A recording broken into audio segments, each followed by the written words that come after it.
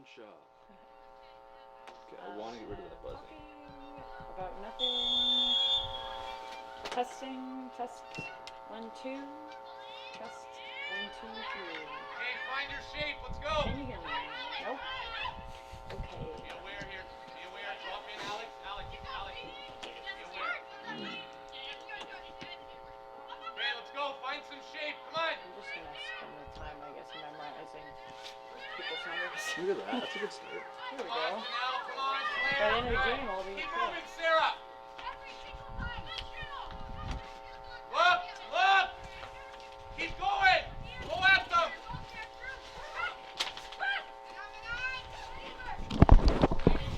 Check, check, check, 1, 2, 1, 2, 1, 2, 1, 2. Check, 1, 2, 1, 2, 1, 2.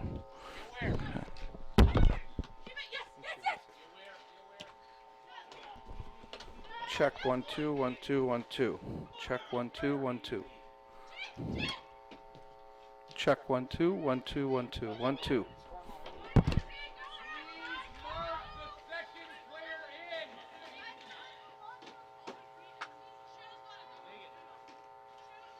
Luz, Toasty was looking for you. Did you find him? Talking. Oh, there he is. Non-stop. Just talking lots of soccer. Non-stop talking about soccer. You know Toasty. Hello, I'm I talking think you guys have him on. about soccer. Just a little bit. Okay. Okay, I hear stuff. Oh, it cut out, but I was in. Sarah, easy. Keep talking. Hey, how's it going? Ready? Claire? Okay. Soccer talk, lots of it. Check, check, 1, 2, 1, 2, 1, 2. 1, That's 2, good. 1, 2, 1, That's good 2. progress. Making progress.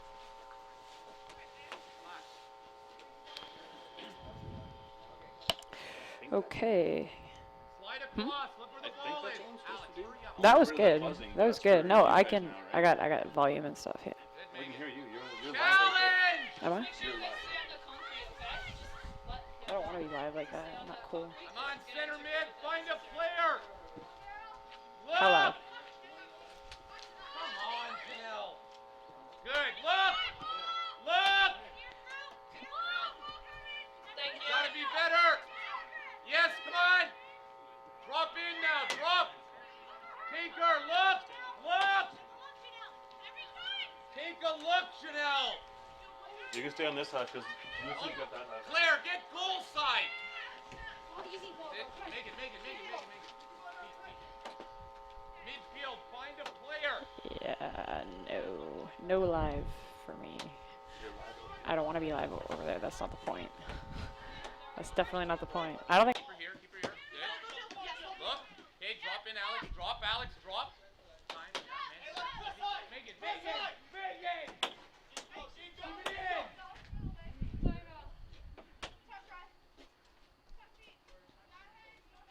Slide over.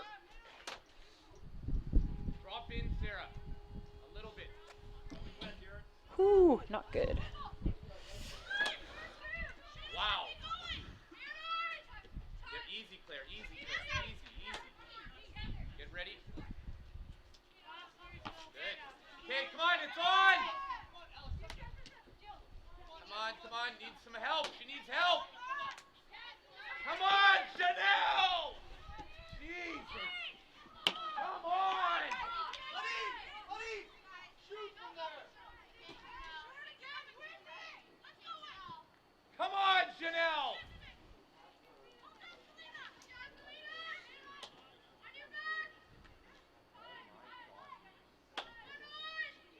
Come on, Dana. 1v1.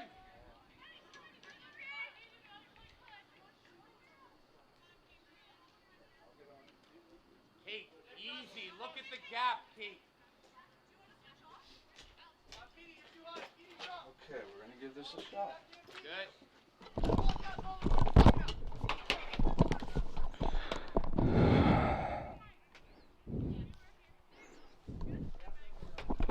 Keep moving up.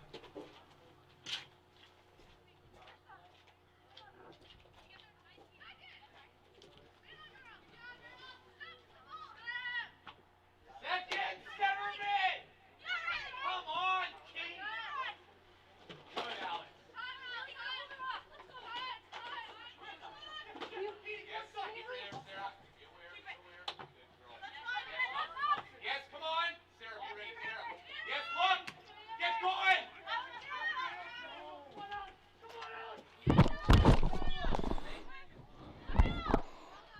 Hello, hello, hello. Sarah. Drop in, drop. Good job, Tim. Good job, Claire. Hey, hey, face, face. Claire, come slide over. Good. Leave it, good job. Make sure he doesn't go by 1v1. Okay, Dana, yeah. That's it. Good. Slide across, slide, please. Slide, just Dana. Easy.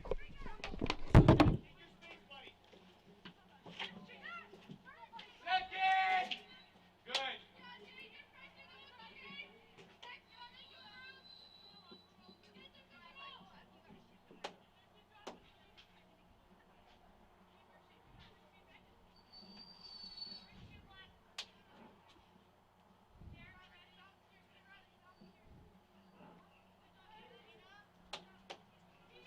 Okay. Look around now. All the balls out.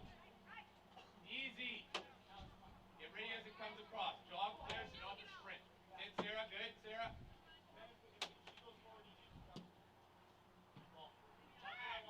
Yes, that's better. Come on, Marissa.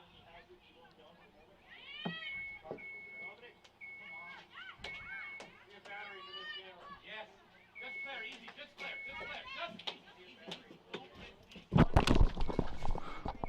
Check 1 2, check 1 2, check 1 2, testing 1 2, testing 1 2. Test, test, test. Good, Sarah. Testing 1 2. Easy, Claire. Easy, Claire.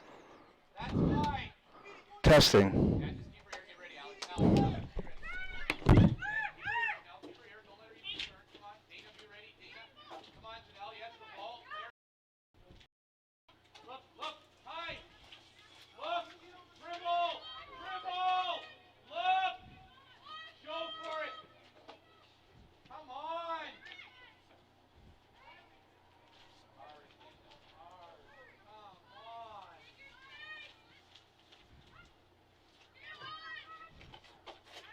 Easy. Fast. Key.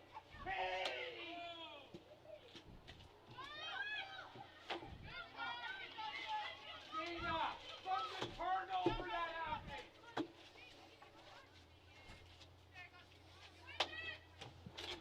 Good, Megan. Please help. That might be helpful for you. Look. Starting lineups. Wherever there's an S. It's starters, starting. And then obviously you scratch it. Yeah, that's good stuff. Okay. Ball's out. Look around.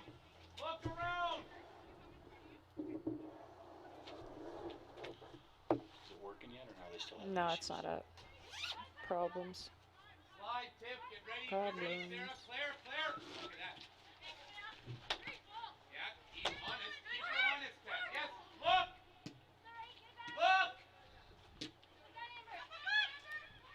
Yes. Keep going, Claire. Come on. We're getting beat in the middle. Good, Dina. Who's in the middle? Easy, yeah. Alex.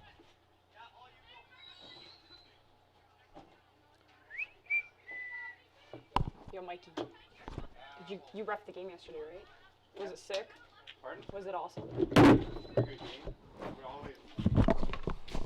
Check, check, check, check.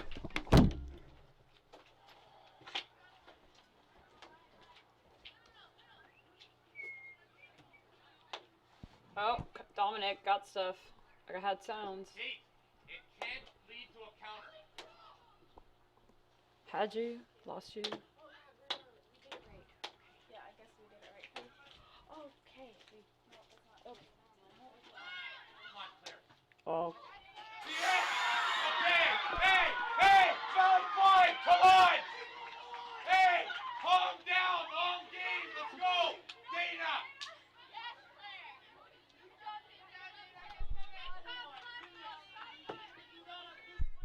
Hey! Lots of time! Hello. Let's go! Focus! Good. Come on. Alex, Janelle. Crackles, Same small thing. noises. Crackles, small noises. Not a chance. Can't. Check, check 1 2, check 1 2. Lots of time! Fast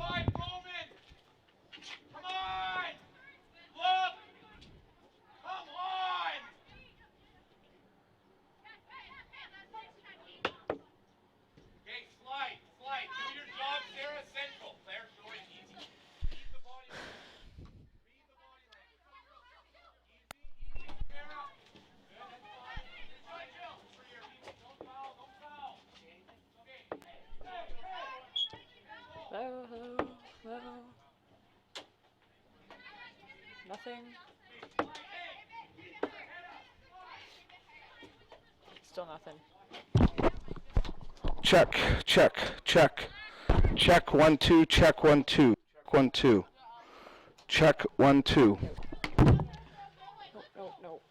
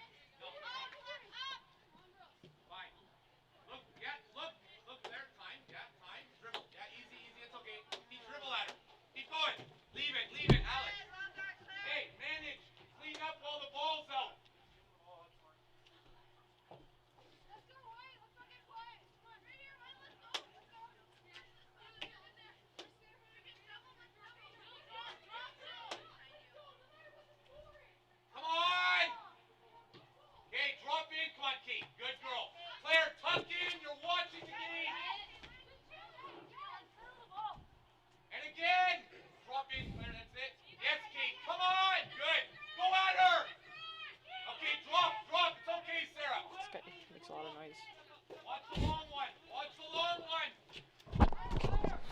Check, check 1 2, 1 2, 1 2. Testing 1 2. Nothing?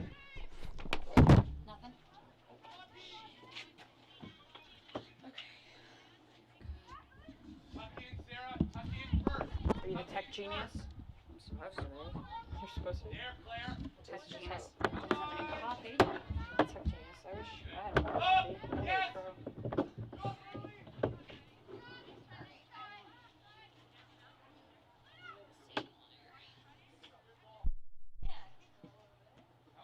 Come on. Good girl, Kate.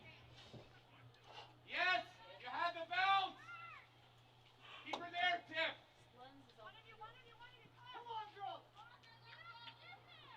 Look. Are we at least putting out a feed right now? In, Sarah.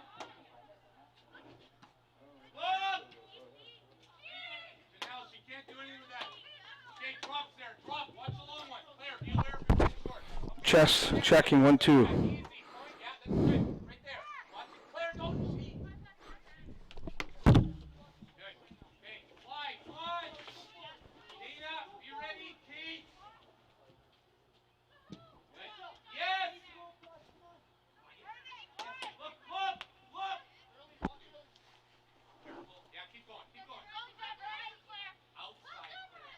Yes. Come on. Clean up. Nice. Easy. Yes, Pete. Yes, Pete. Stay here. Stay here, Pete. Keep her here. Keep her here. Keep her here. Keep her here. Good girl. That's better. Okay. Catch your breath. That right here. Slide in.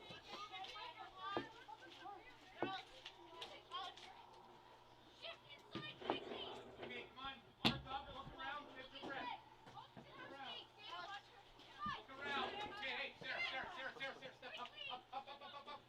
Good. Keep her there. Come That's good on. sound. It's too easy. That's good sound. I can hear myself, but yeah. Yeah, very clearly.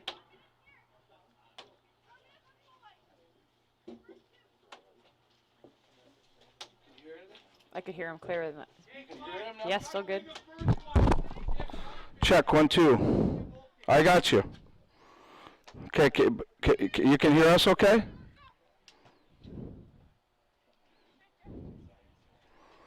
All right. Now, Kara and I still can't hear each other. I can hear you. No, I just can hear No, him. not through the intercom. She can't. She can hear me just.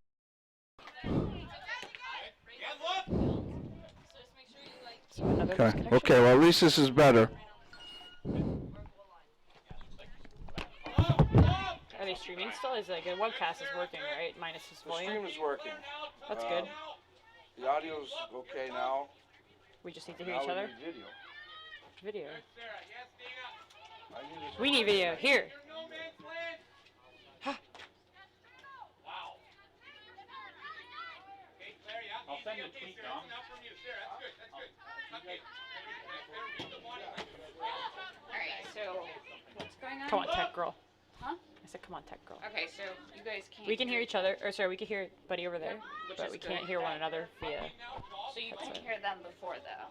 We couldn't clearly. Now we can hear him clearly. Alright, In fact, I couldn't hear him at Is all. this the other one? That's Dom's. Okay.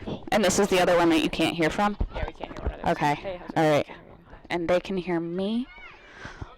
I can hear myself all But weird. you're Okay. hearing through like. Yeah. Hold on. This is hooked to here. What is? That's When an you solve this intercom. problem, you're very impressed. What? I'm gonna be so impressed when you solve this. Don't say when. That's never good. No, it's for sure gonna happen. I hope. No. Cause that's how it works. Like that's Murphy's Law, you know. All right. Let her go back. What am I hitting to? I'm so new to this equipment. Let's see. On. All right. This is hooked to. Oh, it's just like following I'm wires. totally new, so you're on your own, buddy. Are you an intern too? No, I don't even. You're just new. All right. Let's see. Our audio work? No? No, that has nothing to do. That's good. Okay, good. Because I was confused. So it is just this thing then.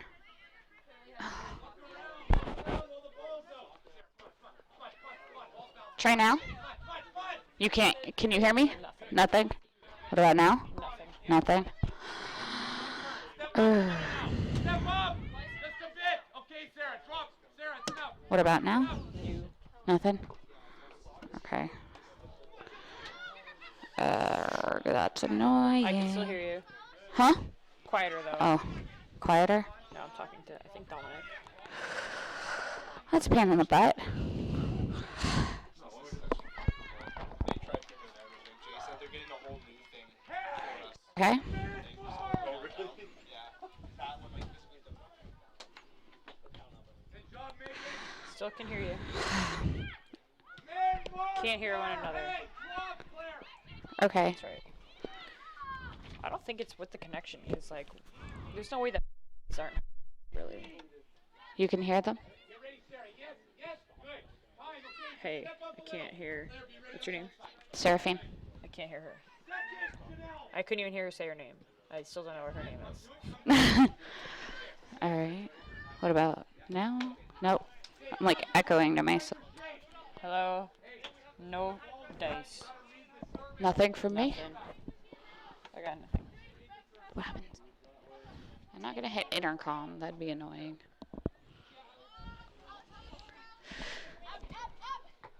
I can barely hear him. He says the problem's over there now. Okay. Drop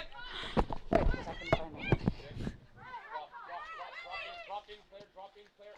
Drop in, Claire. Drop in, Claire. There you go, Sarah. Okay. Yep. Where's the pink? I know it's supposed to be out.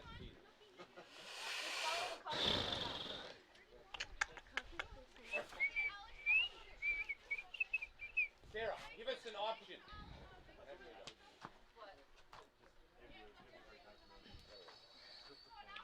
Screeching Good. sounds. Easy, easy. Fine. Drop. It's okay. Come on. Oh, I heard that. Hey.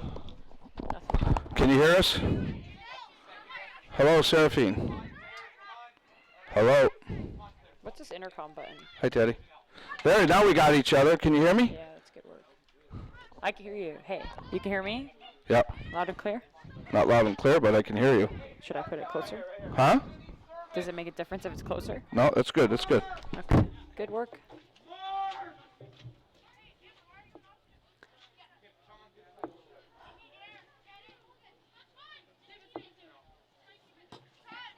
Keep going. Yeah, easy. Show her ahead. There you go. Show her ahead. Get ready, Dana. I can still hear you. Tuck in a little bit, Sarah. There you go. I can hear myself. Kind of. I can hear you. And that's it. Okay. Audio's good. Are we still working on video? Huh? Are we still working on video? That's the fun part, isn't it? That's the important part. Yeah. We could just commentate the whole game.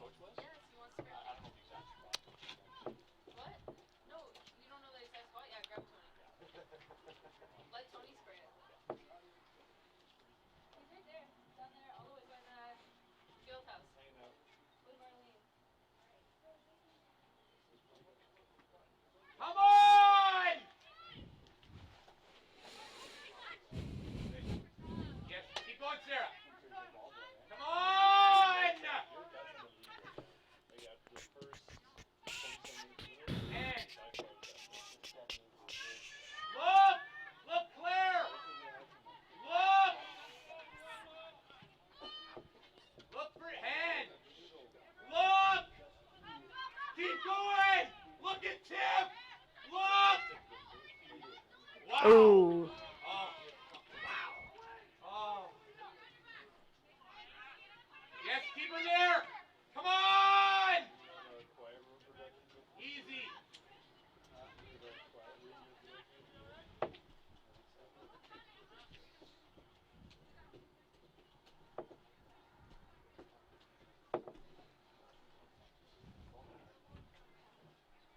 Kelsey and Morgan warm up.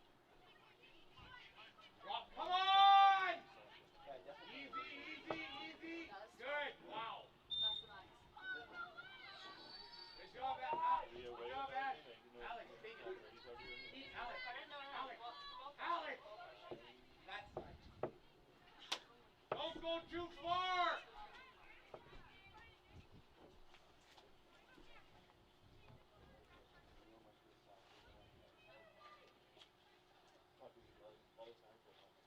Sarah, do you want another coffee? Yeah.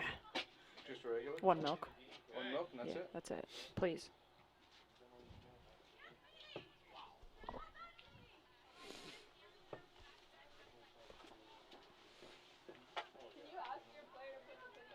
Morgan, put the penny all the way on. You can't see it. Easy, that's it. Easy. Just keep her on his steer. Good. Okay, you're sliding in. Show her in. Don't get another 1-1 drop. Drop. Yes, keep her there. Keep her there. Keep her there. Come on. Yeah, okay. Easy, easy. Good. Good. That was just St. Clair. No, no. It was all the same team. Mark! Look! Mark! Sarah, you drop in here. This side. Okay.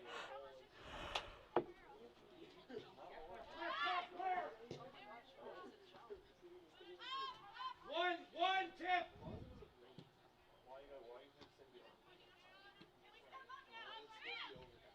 On! Megan, be ready. Megan, easy. Feet, feet. Easy, feet, feet. So what's the problem with video? Not a clue? Is there like something like obviously wrong? The feed's not going through to our TriCaster. We're not getting any pictures back. So weird. You got everything then? If everybody's talked to done all of that, them, yep. All right, I'll be back. Hustle up. Oh, the car You know is what? up. I should get my bag. It's got my license in it.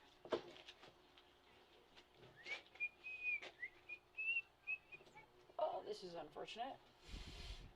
I knew it. I knew it. I knew when we came here last night we were gonna have problems. You came to set up yesterday? We brought all the equipment last night. And They what had was nothing, the- They had nothing ready last night. They Alright, had we'll nothing be ready this morning. Back real soon. So this is just like the tech crew that's like not assembling, not on point, What's that? getting a little cocky. Think they.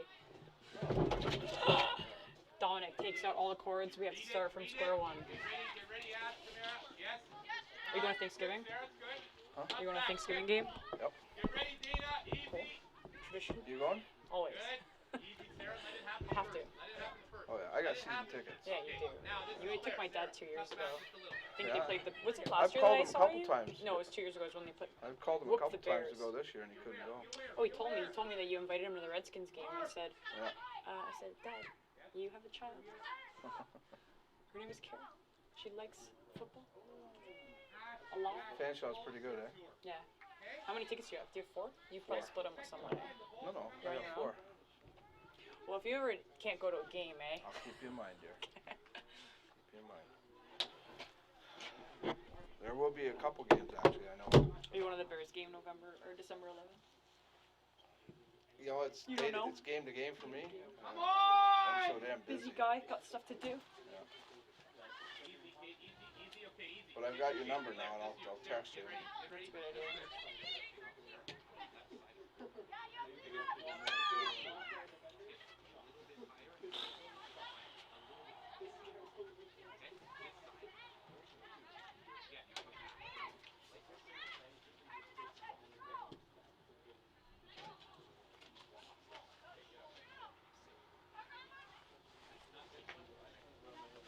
Stay with the assistant over there. Yeah. Back off, back off. Who are you taking off? What number? I'm number 8. Pardon? Number 4?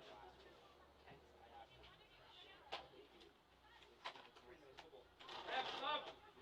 No, Joey, no! No? Oh, You gotta wait for the sub, but go ahead. There. Morgan, baby. Just wait for your sub to come on out.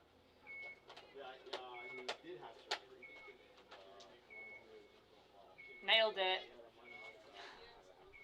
Okay, get in there. Come on, get in there. Up top with Tim. Good job.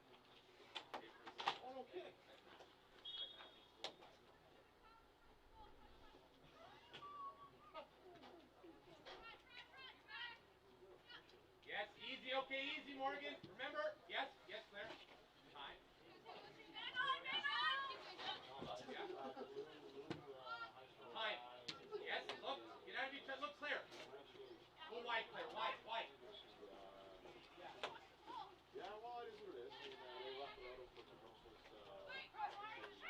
Drop, Claire, drop. Come on, Morgan. Up.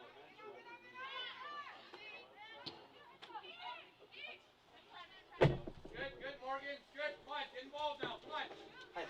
Good. You?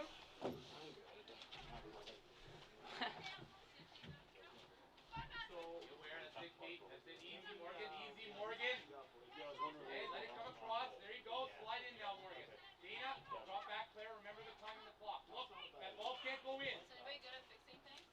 No, out. Nice. This little section.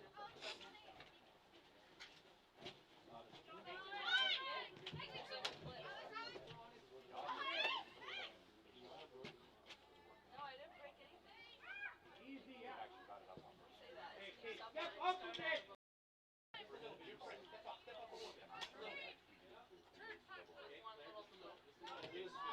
Slides across.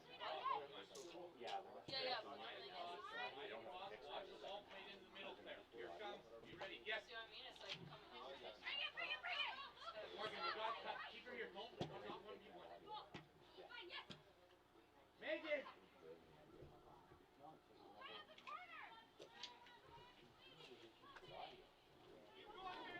Hey, wide. Come on.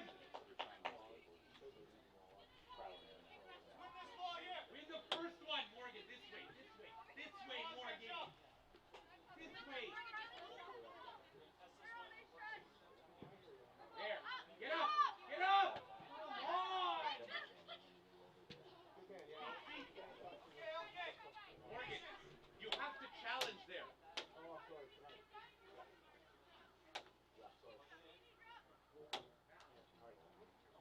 Yes or no? It's really not snapping in, eh? That's better. Come on.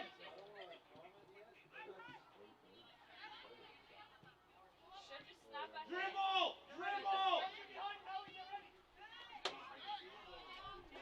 Keep going. Go at her. It's okay. Keep it there. Keep it there.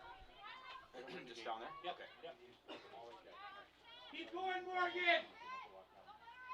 Hey. Drop, Morgan. Drop.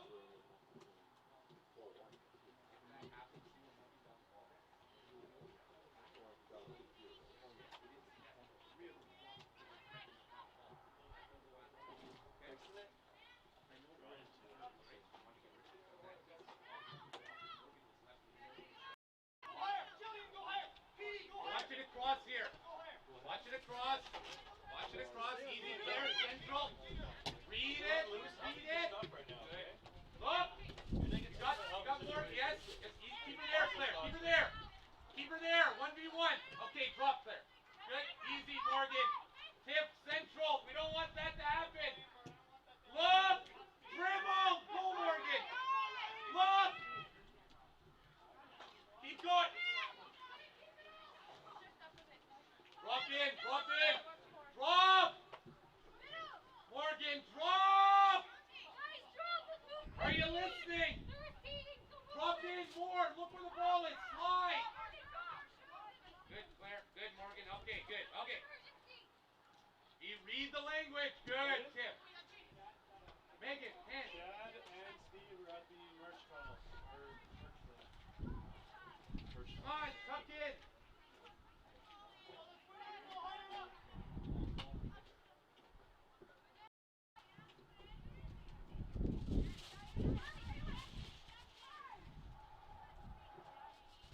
Easy, easy. Yes, Kate. You got to step.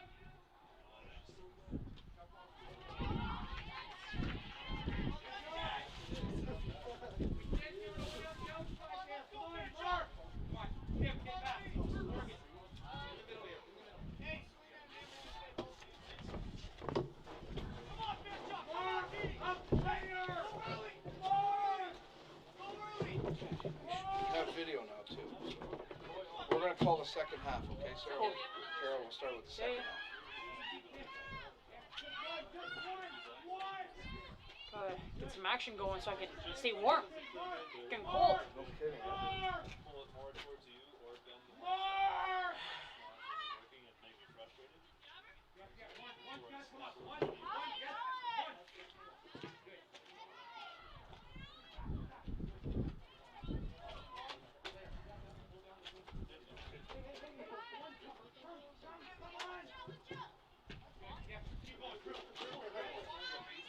That's fine. That's all you can do, Claire. Good. Okay, easy, easy. Good. Okay, find your shape. Come on. Read it. Get ready, Megan.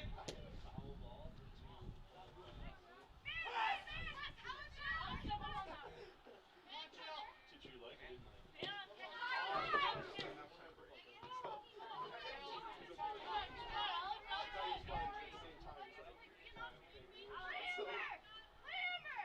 Okay, Claire. Just Claire. Come on, come on.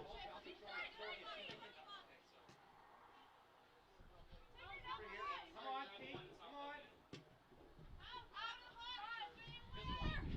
Yes. Come on, Morgan. Okay, easy, easy. Step up a little bit. Watch the deep one. Get ready, Claire. Claire. Yes, Morgan, step up, Claire. Get ready as it comes across. Claire, be ready. Morgan, you got to step there. You got to step there. Come on, Kate.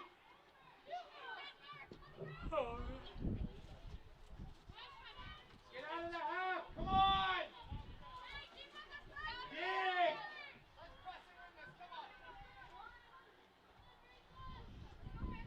Hey, you have to win the first one. Challenge. Keep it open. Come on. Look around. Look. Yes, Morgan. Yeah, you can go. You can go. Go, go. Ball's bouncing. Ball's bouncing. Good. Okay, now tuck back in. Good. Easy, Dana. Easy. Watch the middle, Claire. There. There. Look, feet. Player feet. You had Morgan right there. Yes. Good, Morgan. Good. Come on. Morgan. Keep her here. Easy, Alex. You're jumping too high. Easy. Don't dive in. Look out wide. Look. Wow. Wow. Wow. Easy, Alex. Easy. Easy. Easy. Look. Good. This way. Yeah. No. Come on. Fine. Okay. Just the center mid. Fine. Time. Man on. Easy. Keep her in front. 1-1. Make I'll be it. able to go for the second half. So I heard. This way. Hi. Come on. socks. 2 pairs of socks. Not getting it done for me right now. I bought thermal socks at I should have. Dollarama. What a regrettable decision. I need 10 pairs of socks. Battery socks. Something like that. Shoe warmers. Okay, come on! I'm back. Mark! Welcome back. Morgan, tuck in the middle. You're not left wing. Yes, there. Use her, use her. Go tip. Okay, it's okay. Good, Morgan. That's better. It's okay. Easy, clear. Easy, clear. Slide. Come on, Morgan. Dig deep. Come on.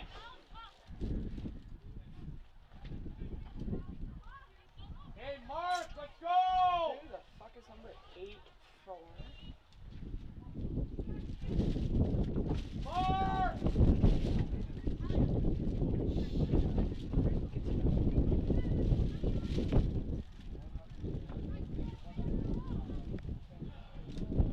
Cambrian. Come on, Morgan. Come on. Yes, keep going. Keep going, Morgan. Come on. This guy's very loud. Ball, the He yells ball, way guys, too the much. ball. I'm gonna have to like control myself. Like, I'm like this guy. I was trying to like this guy talks so loud.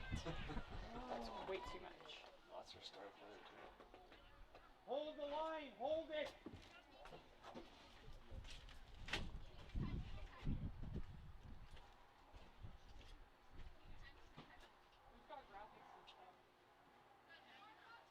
Mark up. 4 on the wall. Let's go. Mark. Everyone else, Mark. Morgan, get back there and mark.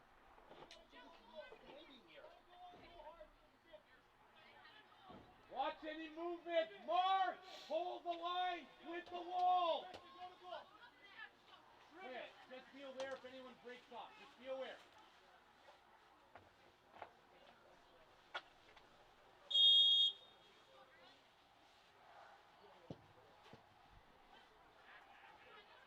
This I gotta go for a fucking start doing wind sprints or something. Mark.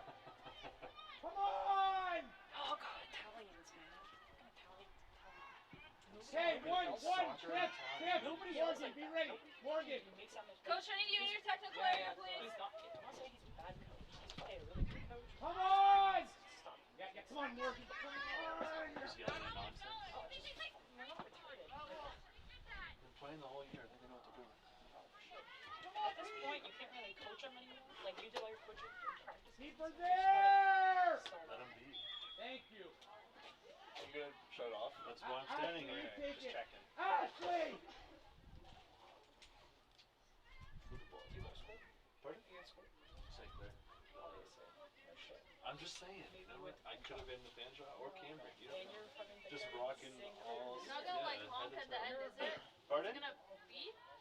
We're gonna stop it at 1 minute and let the ref take care of the rest. Okay, excellent. Unless you want us to do that, but. Yeah, stop it, stop it, stop it, stop it. Hey, watch the quick. Morgan, tuck in. Okay, we'll see if we can get it in.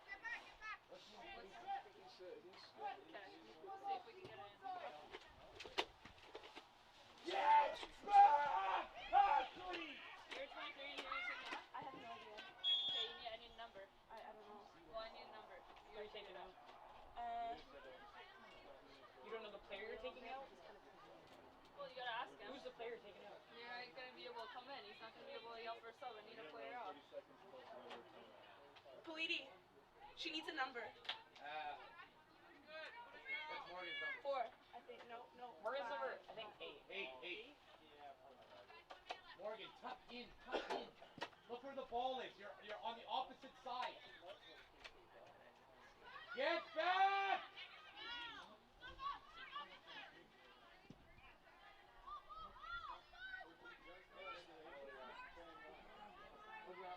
I know. It's a sub. This is extra time. Mark! I understand He's one, just one. Morgan, let it go. what was going on? I was just Come on, too easy. I don't want to say anything. It's like, oh my God. Probably won't get this. Morgan, come on! Okay, easy. Okay, yes, clear, keep her here. Tuck in. Good. Now you can step. That's better, Morgan. That's better. Yes.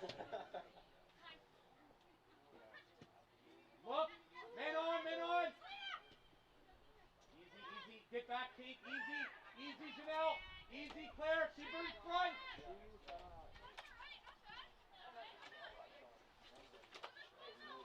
Keep it to the outside. Slide.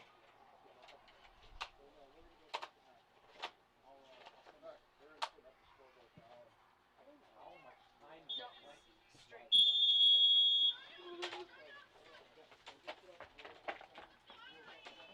Buzzes or not. Probably. They said it doesn't. You ready to go now? Second half? I've been ready. You've been ready for an hour.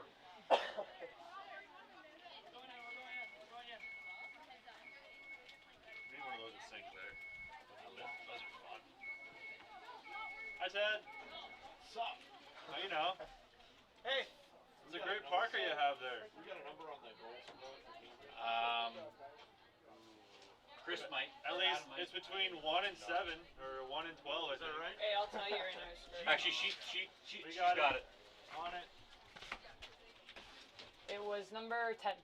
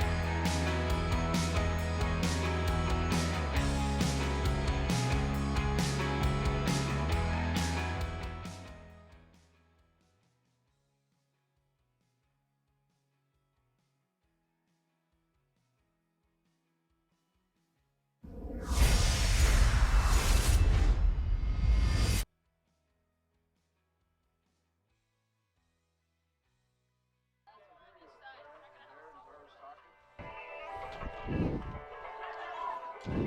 use it. I'll use this.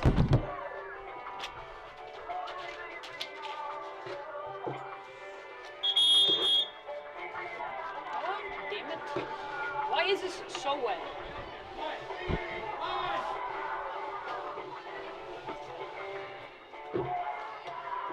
Can you hear them? I don't know. Hey, what's up? Are you there? Hey, come back. Push the finicky cord back in. Come on. Hello? Disastrous. Disaster. I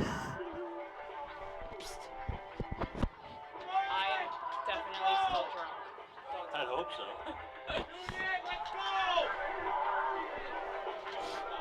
It's my secret. Don't tell anyone. Hello. I got nothing. Darren, D money. Check, check, check. Check. Nothing. D Rizzle. Check. I got nothing. Darren. Darren. Darren, come back. Where's Seraphine? We need Seraphine.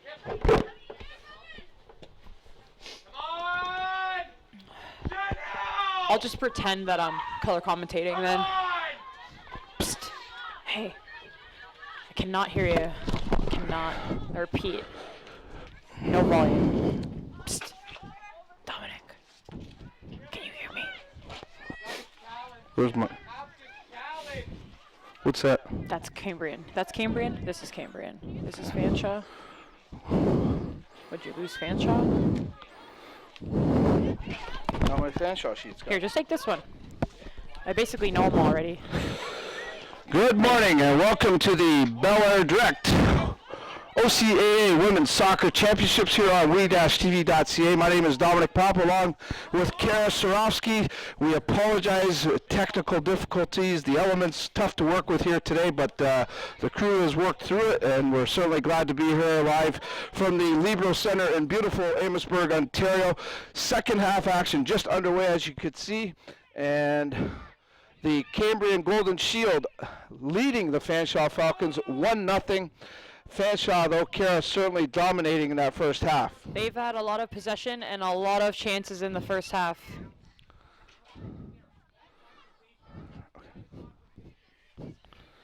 All right, so Fanshawe wearing the white and red. The Cambrian Golden Shield, obviously, in the black and gold.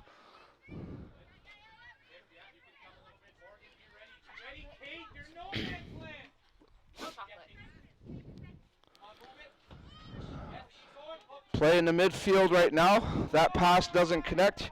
Here's Fanshawe's number 13, Jennifer Begley. She moves it over to Riley Vanderreit. Out to the right side over to Alex Clements. Her pass attempt inside doesn't connect, and it rolls slowly to the Cambrian goaltender.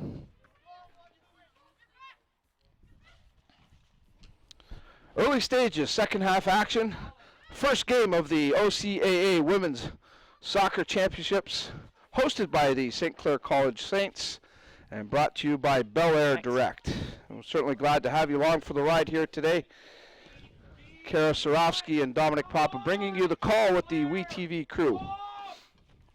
Fanshawe now continuing to press here, as mentioned, Kara, in the first half. They were dominant in the first half, but couldn't find the back of the net. Cambrian took advantage of maybe one of maybe two chances and found the back of the net, and that's the difference in this contest so far.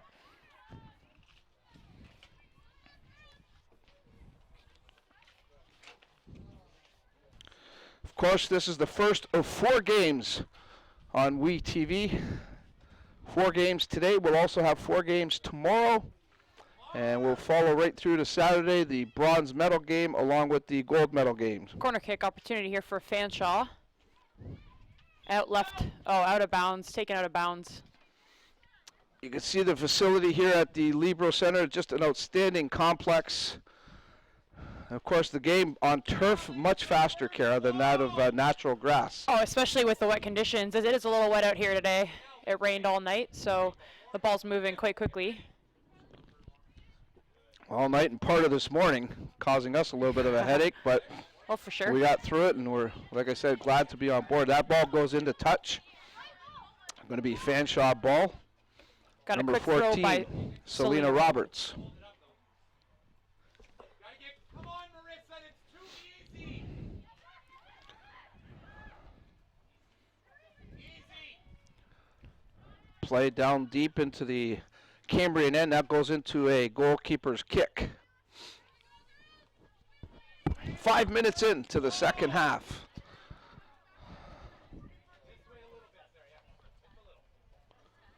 The Cambrian Golden Shield under the guidance of Giuseppe Politi. He's in his 7th year. The Fanshawe Falcons coached by Mike Marocchia, his first year with the Falcons.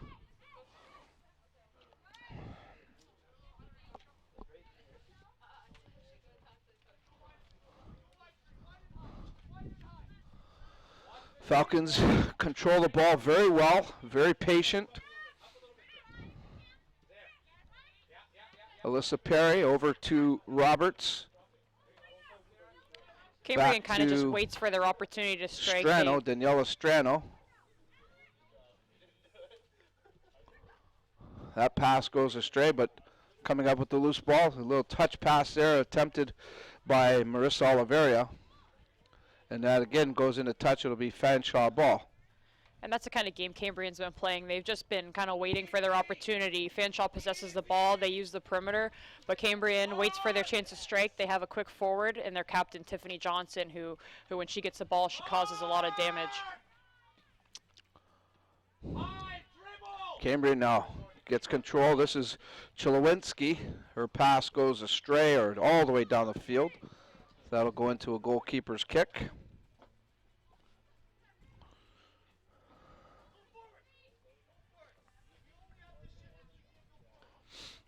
Player to watch for the Fanshawe Falcons, number 9, Jade Kovacevic. 23 goals this year in 10 games played. Obviously very dominant, and she was also named the OCAA Player of the Year at the awards banquet last night. There she was. She just took a shot, but it was blocked by a Cambrian defender. Kept in on the end, on the goal line. There's a quick touch. Headed out of danger for a moment, but Fanshawe pushing again. Ball right in the zone area, in the red zone. And Fanshawe again controls here.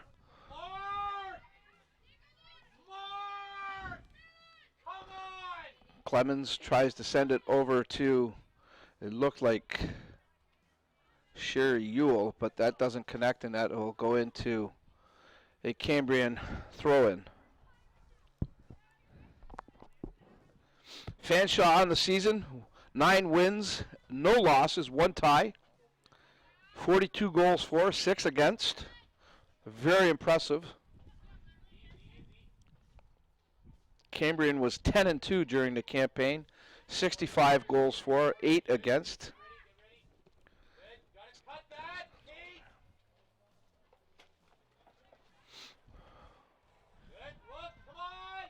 Hard to tell, though, Cambrian playing up north against different competition than what Fanshawe would normally play against, Kara. Oh, for sure. But Fanshawe is really showing why they had an undefeated season right now, because they do possess the ball quite well. Cambrian's not really touching the ball. Selena Roberts, her pass doesn't connect, and it goes into touch. It'll be a Fanshawe throw-in.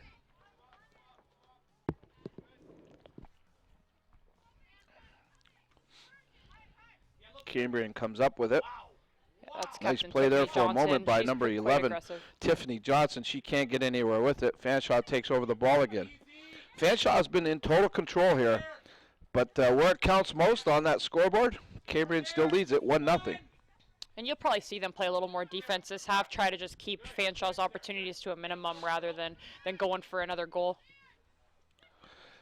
Cambrian certainly has been tested, but they haven't. They've bent a little bit, Kara, but they haven't broke. That's they've right, been very Dominic. stingy around their own net, not allowing Fanshawe to get a good, clean shot. Yeah, and sometimes that's what you have to do. You know, you're up 1-0. You might as well just stick to playing good defense for 45 minutes.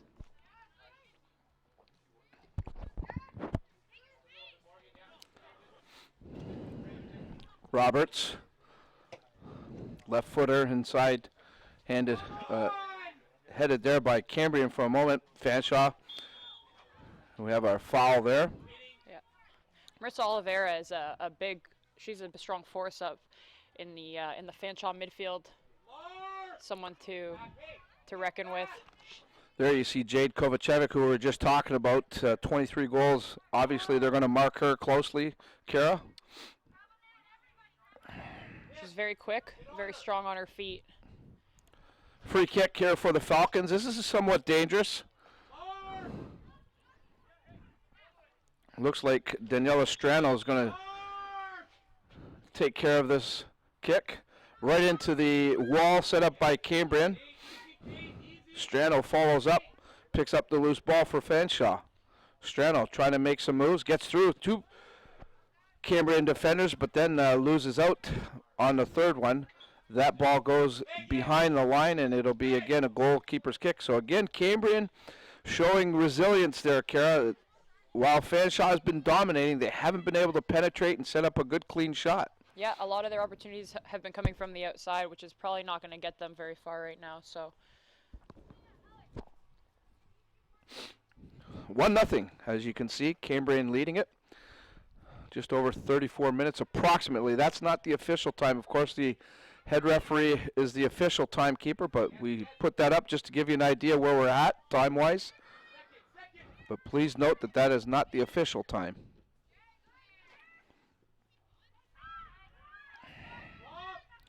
Fanshawe on another run here. This is number 7. Alex Clements on the right side. Sends it inside. Cambrian there to defend, and they come up with the loose ball. Golden Shield try to get something on the move. That doesn't connect. Roberts over to her teammate, number 10, Vanderite. Cambrian center backs are doing a really nice job of keeping Jade Kovacevic and Marissa Oliveira at bay. Not a lot of opportunity down the middle for now, but I'm sure there'll be a couple opportunities where they'll break that defensive line. Fanshawe forced to go back and regroup.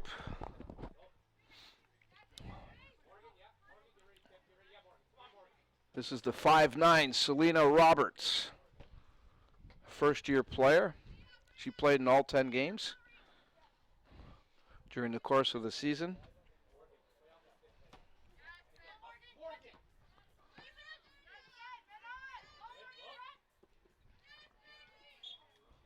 Nice Foul effort there. That was a nice effort there on the sliding pass by Sarah Chulowiski.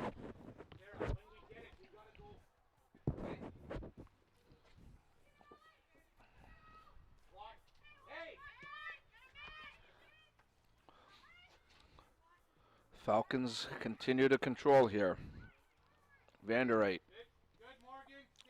to the right side, and there's where you talk about this fast field right there. A little touch pass like that, Kara, and this ball is just taking off right now. So different on the natural or on the turf than natural grass.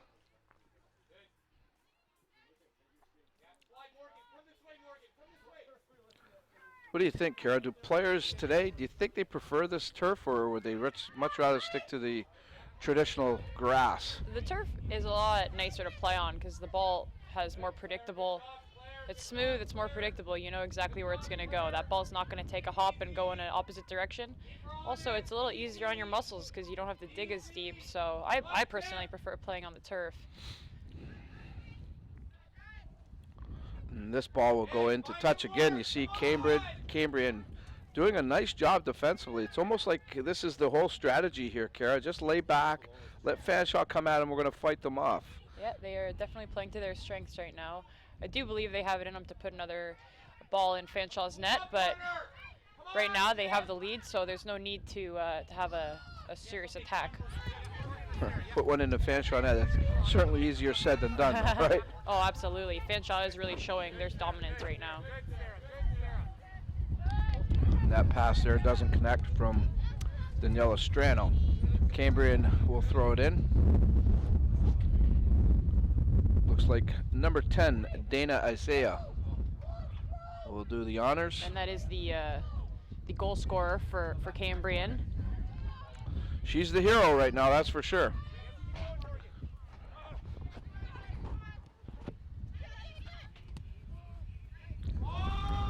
Oh, here's Jade Kovacevic with the ball. She's one man against a couple Cambrian defenders. Here's Kovacevic. Showing how she scored so many goals. Yeah, she was using that left foot that time and just blasted one just wide of the net.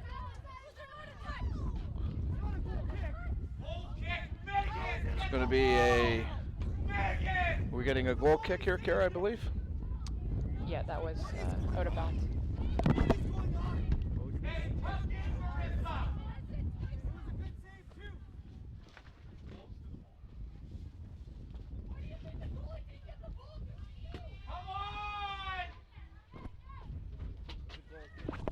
Jade Kovacevic turning with the ball, attacking the, and taken down by Tiffany Johnson, the Cambrian captain. Very aggressive tackle, and I'm sure number 9, Jade Kovacevic, gets a lot of that. For sure, but this is a great opportunity for Fanshawe to get a good shot on goal. So we'll see what they come up with here.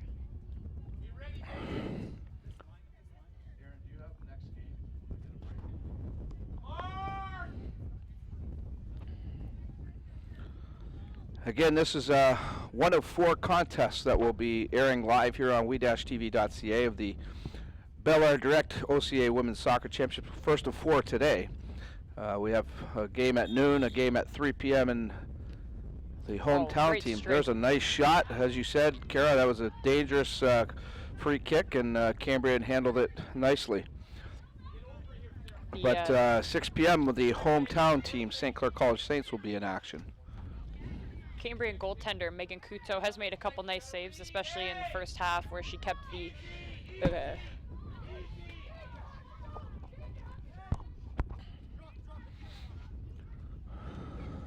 Cambrian College in the game.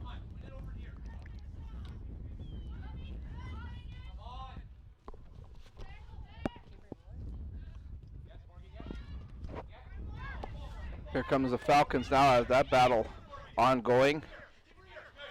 And it goes into touch.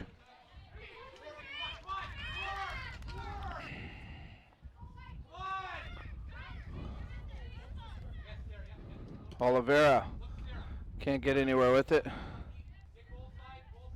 Jennifer Bagley sends it back over to her teammate. That's Amberly Hodgins. Hodgins to Strano. Roberts. Selena Roberts tries to send it in deep. That's intercepted. Here come the Golden Shield. This is number 11, Tiffany Johnson.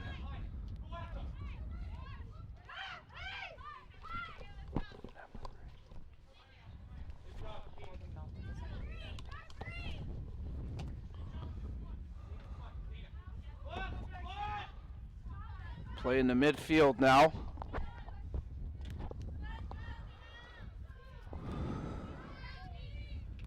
Cambrian certainly does mark up tight, Kara. They're right on top of Fanshawe as soon as the ball is moved.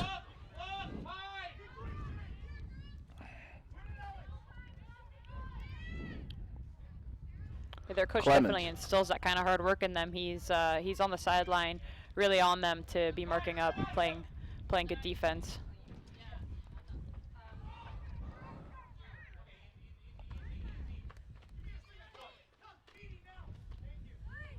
But Fanshawe does continue to possess the ball quite nicely during this second half. With 26 minutes to go in the game, we have a goal scored by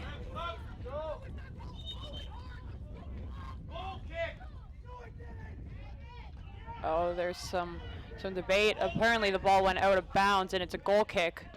So it was believed to be a goal. However, it did go out of bounds. There was no goal on that play. A little disappointment for Fanshawe. They're going to have to recoup. And so that goal disallowed as Kara. It went out of bounds, I believe.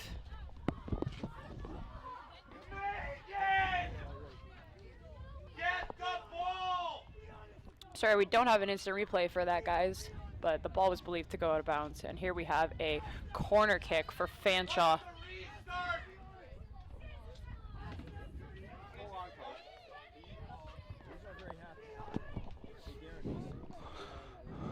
both coaches very heated on the sidelines right by us here, Kara. Obviously not understanding what the call is. Oh, we are still debating on what. Okay. There you And can they see call it a goal. that's Coach Mike Maracha, who's not happy, obviously.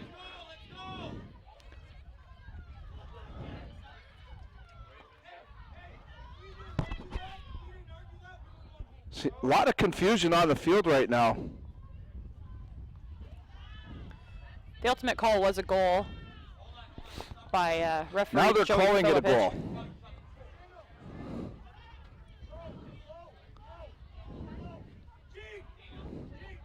So it looks like this game is going to be tied up at 1 after some confusion.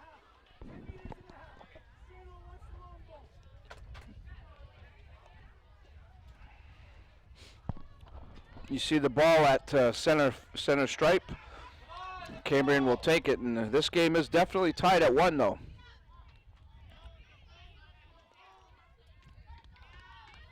So Fanshawe finally finds a way to put one in the back of the net after dominating for most of the contest. Cambrian will now have to change their tactics a little bit here, Kara. Yeah, we can expect to see them press a little more now. See if they can gain some possession back, because this half has been really dominated by Fanshawe. Roberts couldn't connect with her teammate.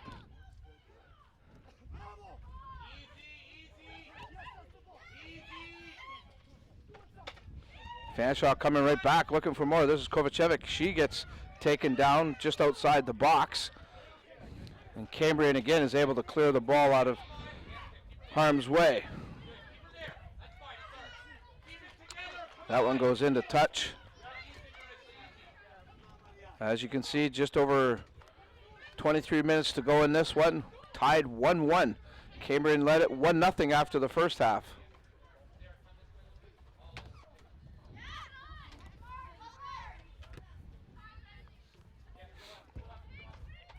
Good touch there by Captain Tiffany Johnson for the Golden Shield. Cambrian trying to play the long ball.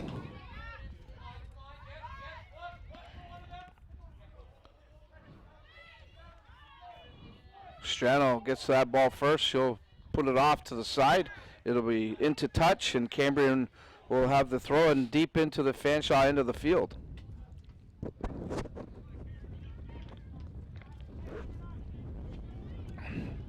A very cool, damp morning here in southwestern Ontario.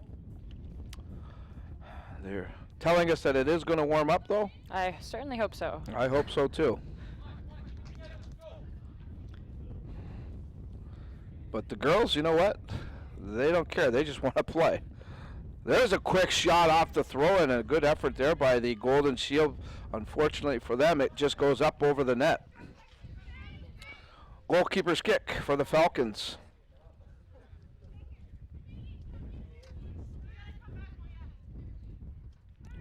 Short kick. Hodgins moves it up to Clemens, back to Hodgins. It almost seems as if that quick marking that you were talking about is starting to disappear for Cambrian. Maybe they're starting to get a little bit tired, or after the goal scored against, a little discouraged, but they're going to need to step it up a little bit if they want to keep in this game. Thrown by the Falcons. Comes right back to Clemens. She just boots it. Golden Shield are able to move it out again. Hodgins. You see the Falcons trying to get it into Kovacevic there. Into touch, Fanshawe ball. Selena Roberts. Again, the Fanshawe player taken down hard. Kovacevic being watched closely. Like you said, they are sticking on her quite tightly, and any opportunity to get in on her real aggressively, Cambrian is taking advantage of. They certainly don't want to let her turn on the ball and set up a scoring opportunity. Seen she has some quick agility with the ball. She moves very quickly.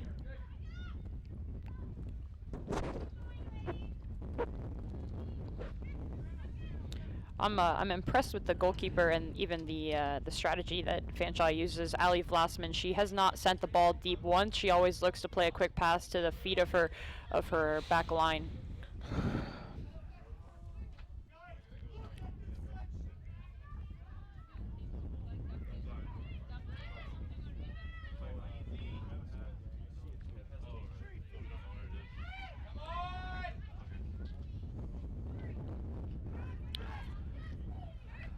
That pass intercepted. Cambrian having a little bit of trouble clearing this time. Fanshawe comes up with the loose ball in the midfield now. Roberts over up the left side to Alexandria Pete. That pass intercepted. Roberts having trouble handling that ball. The ball is taken off, Kara. The field must be somewhat slick still. I don't want to talk about the soccer ball too much, but this tango ball that they're using right now is probably one of the best soccer balls that you could possibly play with. It always moves.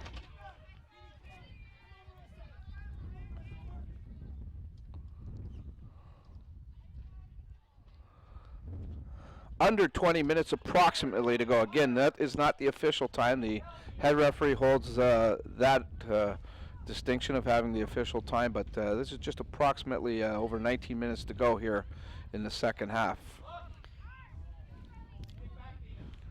Falcons now moving upfield quickly. This is Vandereit. Her pass to Kovacevic goes off her foot and into touch. Cambrian ball.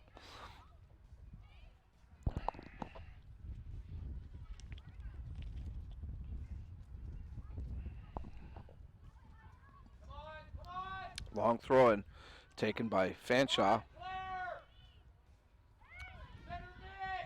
Since the Fanshawe goal, Kara, I have to say Cambrian has pushed a little more and are starting to move, getting Fanshawe away from all that control that they had.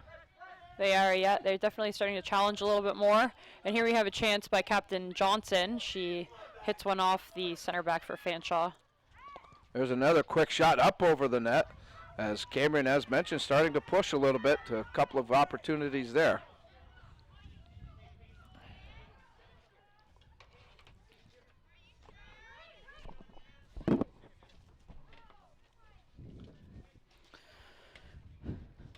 The goal kick is going to be taken by Daniela Strano.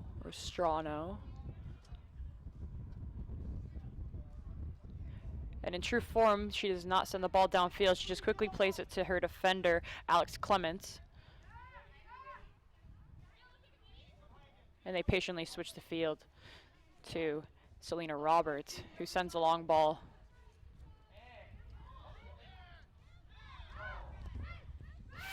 Coach Politi is disappointed because supposedly there possibly was a handball there. And a quick strike. Great save. Wow. Megan Kutu, the goaltender for the Golden Shield, got up pretty high on that. It went over the net, but she looked good doing it anyways, Carol. Oh, absolutely. She has made a couple nice saves to keep her team in the game. But that shot by Alex Pete hit the crossbar and went out of bounds.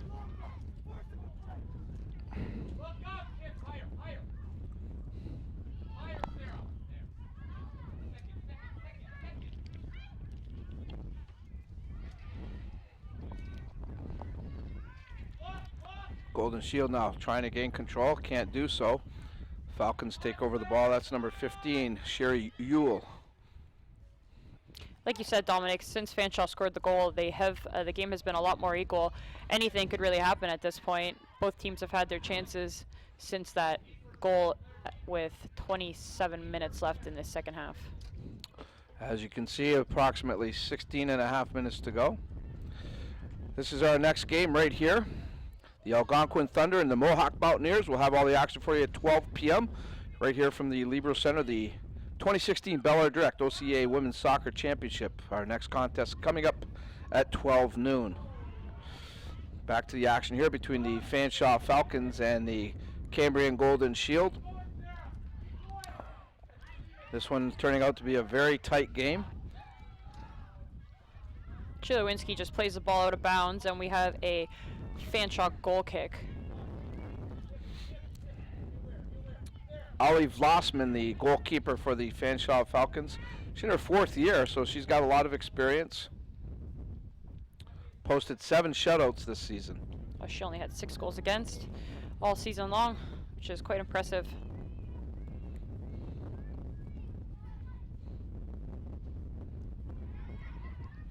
Golden Shield now taking over the ball. That pass intercepted. Here come the Falcons. Kovacevic gets a foot on it. That's blocked. Roberts moves up on the play.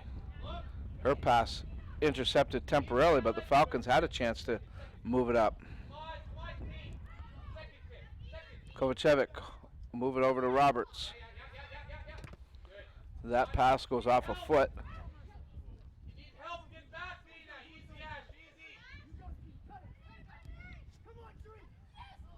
Oh, right in front of the net as the Falcons had a chance to take the lead there. But I believe the goalkeeper, Kutu, had a chance to get a hand on it.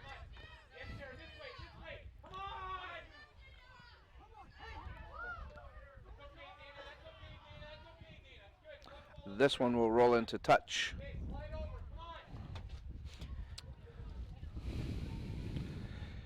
There's the draw for today. As I mentioned, at 12 noon, Algonquin will take on Mohawk. At 3 o'clock, the Seneca Sting and St. Lawrence Vikings will play. And 6 p.m., the St. Clair College Saints will take on the Humber Hawks. That's our day of soccer here at the belairdirect 2016 OCAA Women's Soccer Championships. A good day of soccer ahead of us here, that's for sure. That's some good patience shown by Johnson in the midfield, and ultimately she loses the ball, picked up by Roberts. Roberts has been very busy, Kara. She's been up and down that left side here. Kovacevic now goes on a run. Kovacevic with some speed, going one-on-one here. Kovacevic tried and get around. Good defensive play there. Nice job. I can't quite make out the number of the Cambrian player. I believe it was Tamara Johnson doing a nice job of marking up Kovacevic.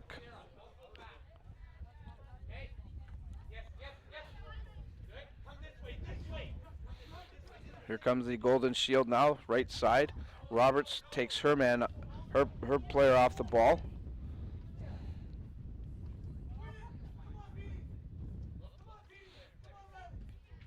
Lots of empty space for Cambrian right now to progress the ball down towards the Fanshawe goal.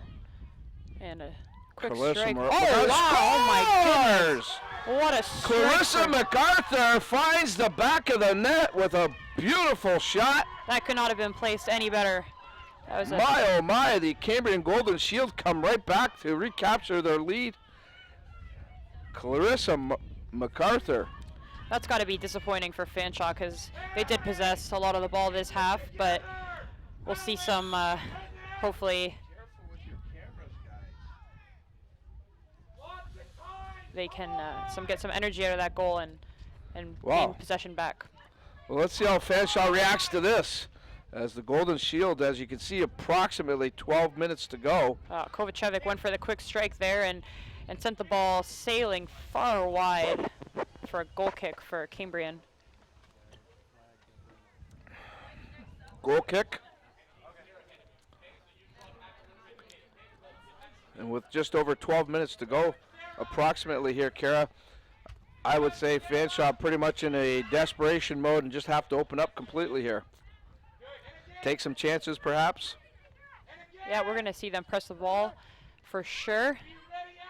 And possibly Cambrian's going to just sit back and hope to play some good defense and keep Fanshawe to the perimeter like they've been doing for most of this half. Again, that ball goes into touch. It'll be a Fanshawe throw-in. I think we're going to get looks like we're going to get a substitution here. Coming into the game for Fanshawe will be number 6, Katie Rowe. And she's going to replace number 7, Alex Clemens. So Coach Maraccia goes to his bench, Kara.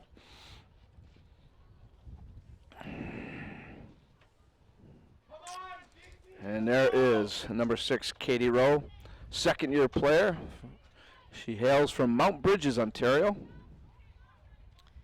Let's see if she can help swing some momentum towards Fanshawe and perhaps help them tie the game up with only 11 minutes left to go.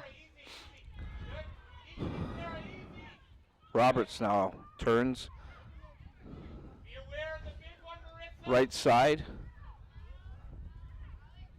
Fanshawe can't get anywhere there. Now you can see Cambrian has totally backed off again though, Kara, just sending one player up deep. Everybody else is back, marking up players. Fanshawe actually is playing with 3 in the back now, so they've sent more of their players up.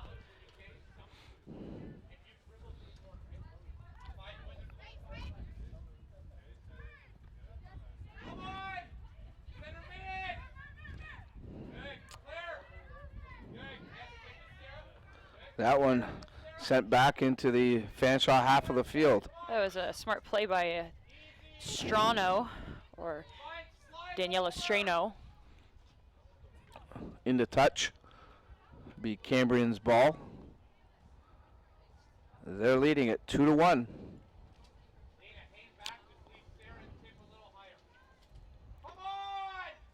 Good touch there by Katie Rowe to the midfield. That ball quickly coming over.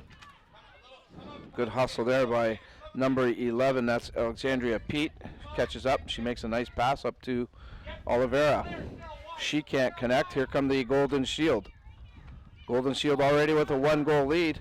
That pass intended for number 4, Sarah Cholowinski, doesn't connect. Golden Shield carry on for a moment, but just into the game, Katie Rowe comes away with a nice steal. Rowe sends it up to the right side. Doesn't connect to Kovacevic. She hustles though. Good hustle there by Kovacevic to take control of the ball. She's really working hard and showing why she's the captain and leader of her team, and also why she has so many goals on the season. Left foot shot, partially blocked. There's another shot blocked right in front. You can see Cambrian with about 5 or 6 players right back in the box, not allowing Fanshawe to get through.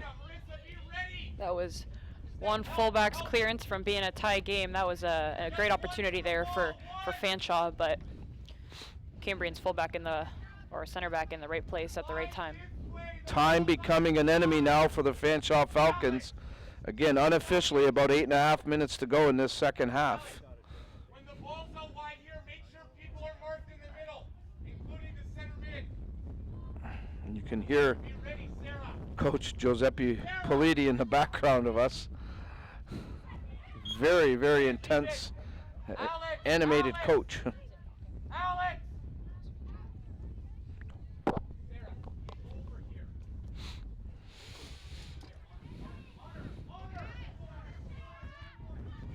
Cambrian now on a run here. The quick chance here. That shot coming off the foot of Cholowinski, and Vlossman makes the save look easy. Yeah, Vlossman at 5'10" is quite tall for a female goalkeeper, but that definitely helps her out, gives her an advantage against shots like that. Long ball on the left side. Falcons can't handle it. It'll be a Cambrian throw-in.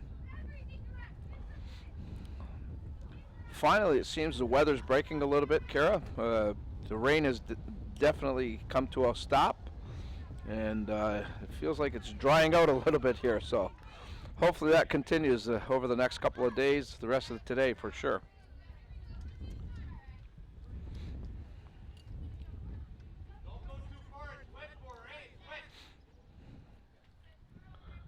Throw in. This throw in handled by Fanshawe now as it goes long. This is Roberts, who's been very busy today. Over to Strano. Strano, a long ball. Gets it up to her teammate Oliveira. She can't control it. This is Vanderite. Into number 11, that's Pete, Alexandria Pete. Gets the ball into touch. Fanshawe throw in quickly. Pete sends it in. Cambrian intercepts here, and that one goes back into touch.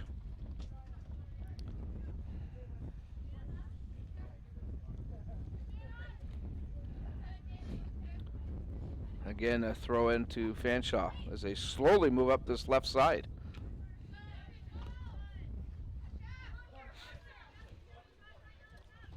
Cholowinski making a couple of moves. She's finally taken off the ball. Fanshawe controls now. And again, time becoming a huge, huge factor. Good effort there by Vandereit to get back and control that ball. You're definitely going to see some desperation from Fanshawe now. With only 6 minutes left to play, they're really going to have to start pushing if we're going to see another goal from them. Fanshawe, who certainly came to this tournament with very high expectations, will, if they don't find a way to tie this up, Carol, they'll move into the consolation round. No chance of a gold medal.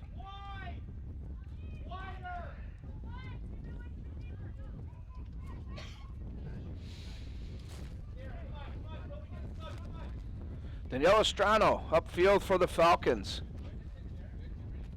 A left foot pass, doesn't connect. Here come the Golden Shield down the right side, no one there. The Shield, I think, are just content, Kara, just getting the ball as far down deep into the Fanshawe into the field as possible, just to kill that clock. That pass intercepted for a moment by Cholowinski, but number 13 of the Falcons, Jennifer Begley, comes back to take her off the ball. Over to Roberts. Roberts' long pass connects to Kovacevic. She can't handle it. She momentarily gets back. A good battle there between her and the Green Shield defender. And again, you can see Cambrian just putting the ball all the way down the field. Yeah, it's a game of time management now. If you can get that ball stuck at that corner flag and maintain some possession over there. Coming up again at 12 noon, Algonquin will take on Mohawk. Seneca and St. Lawrence do it up at 3 p.m. And the St. Clair College Saints will take on the Humber Hawks at 6 p.m. We'll have all the action for you live here on we-tv.ca, the belairdirect OCAA Women's Soccer Championships. Certainly glad to be a part of it. I want to thank the St. Clair College Athletic Department for bringing us on board, and Christy Gatto, the leader there, along with Jay Schufelt, Teddy Beal, and the entire hard-working gang there, just do an outstanding job all year long, and no doubt they're going to make this tournament a great success. Another substitution, this time for the Golden Hawks, coming into the game is number 23, Chelsea Sargent. She replaces number 4, Sarah Cholowinski. Handball there by number 10, Dana Isaiah. Gives Fanshawe a chance to put the ball in Cambrian's end.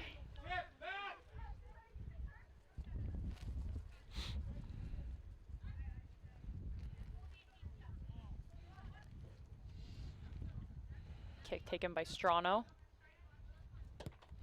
You knew she's going to put it right towards the net there, Kara.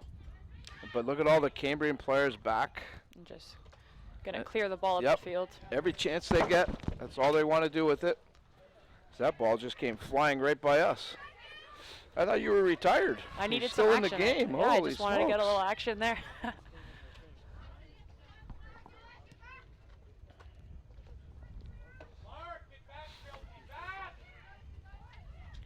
You can see Fanshawe with total urgency in their game now, with just over 2.5 to go, approximately again. Oh, anything could happen in the last 3 minutes of this game, so don't count Fanshawe out just yet. Well, they certainly have the firepower to find the back of the net, but boy, oh boy, you have to be impressed with the stingy defense of this Cambrian Golden Shield.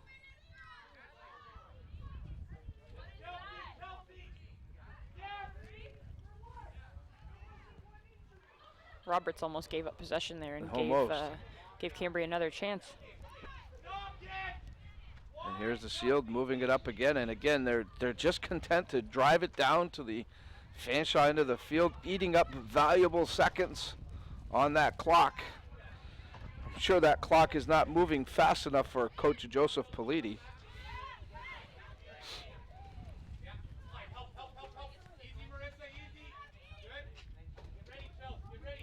Strano now looks over the scene.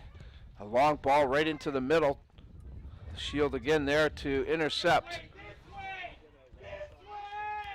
Tiffany Johnson moves it up to Sargent, who just came into the game.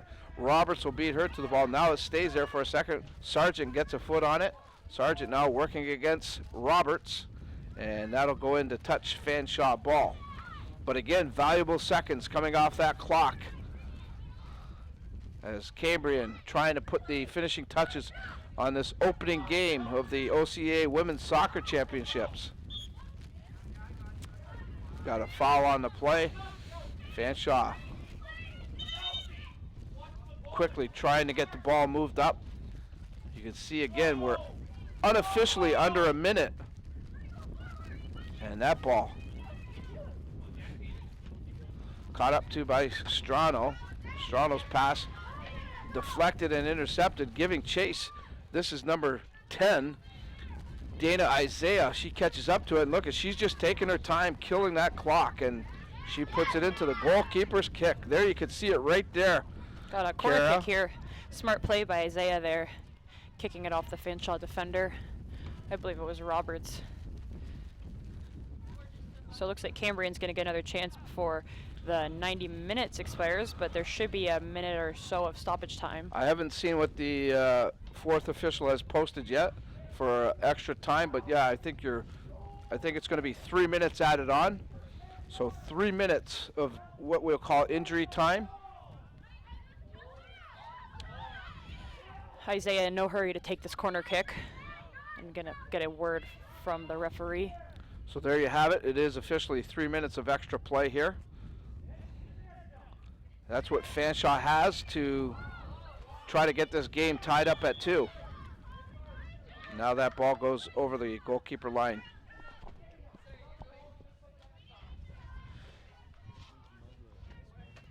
Have another corner kick here. Just going to be shielded by Sargent in the corner of the field and kicked out of bounds by the Cambrian Golden Shield. Fanshawe will get the ball again. Once again, we're into extra time here. It's all in the head referee's hands now. Fanshawe with perhaps a couple of minutes remaining to try to find an equalizer here.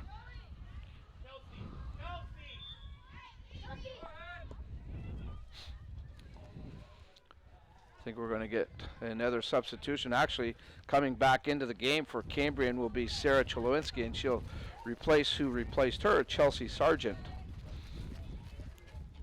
Interesting. Get some fresh legs back in. See if we can, if Cambrian can shield the ball some more in Fanshawe's end, if they happen to send the ball down there with only 2 minutes remaining. I'm not sure if it's 2 minutes, Kara, but we're certainly winding down quickly here, and Cambrian right now in control of everything. They have a free kick. Again, we had 3 minutes of injury time added on to the second half. I would imagine we're at least a minute and a half or 2 into it. Long ball, and again, Cambrian just happy to send it downfield, eat up some of the clock.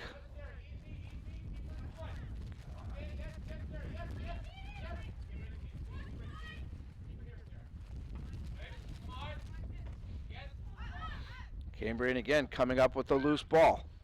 Send it right downfield. Perhaps one last attack here for the Falcons. Again, coming up short right there. This is Cholowinski. She's just going to send it downfield. There you see it right there. Content to do that. Quick goalkeeper's kick by Vlasman. This could potentially be the last This chance could for be, I agree. I Fanshawe. was just thinking the same thing, Kara, that this could be the last rush here for the Falcons. And once again, the Golden Shield able to thwart that attack, but here's the ball to the left side to Kovacevic. That's who you don't want to give trying the to ball get a to. shot up. Nice defensive play as there's a collision just outside the box, but there it is.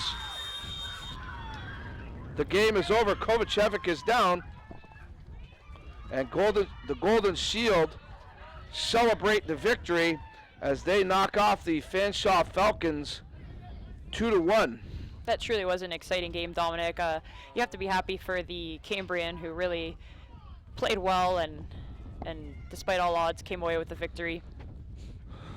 All right, there you can see it. The Golden Shield led 1-0 after the first half. Fanshawe did manage to tie it up in the second half, but in the latter stages, Cambrian again found the back of the net. I believe it was Clarissa MacArthur, number 7, with a tremendous shot that went over Ali Vlasman And that ends up being the deciding goal, the game-winning goal.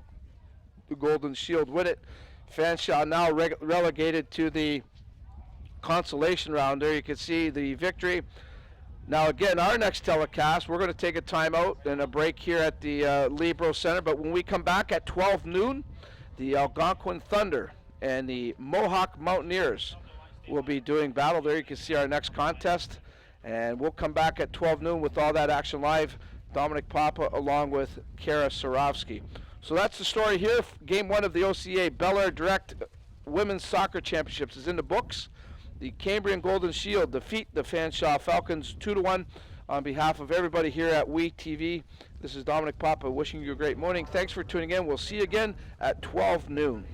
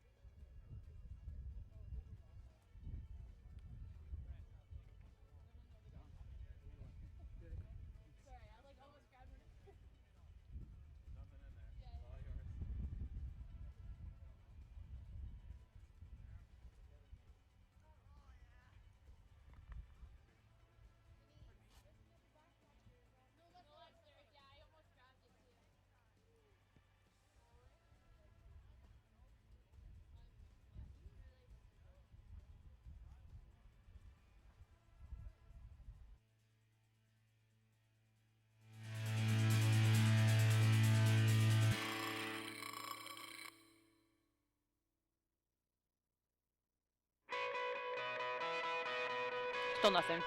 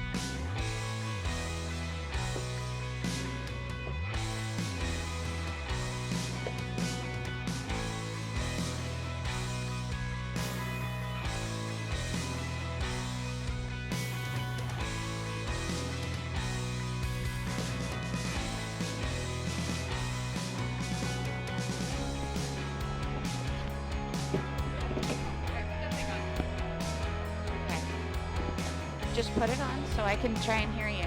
Can you hear yourself? Okay. Interrupt. They reset the system, didn't they?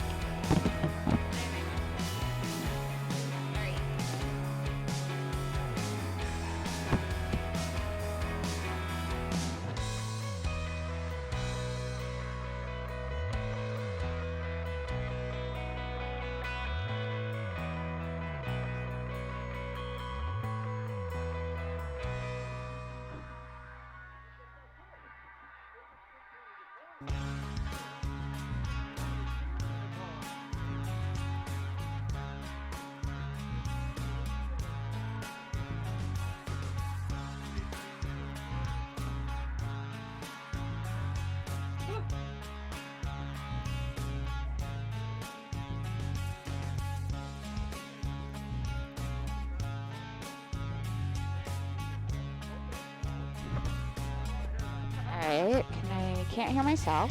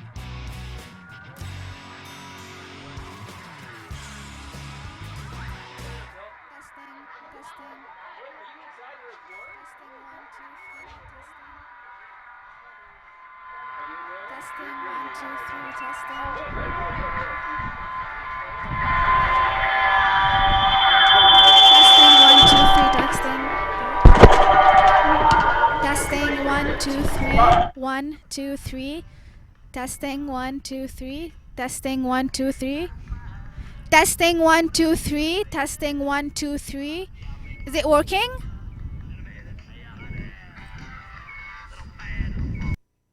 Keep talking.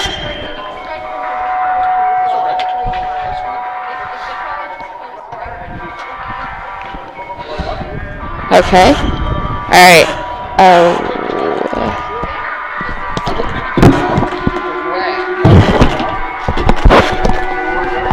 Hey, can you hear me? Oh my.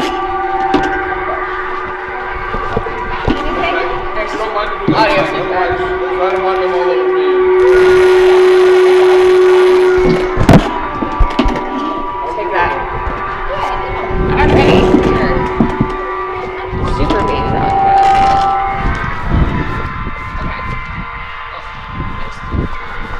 Alright. Is it this one? Alright. We're on. We're being. Stay here. Hold on.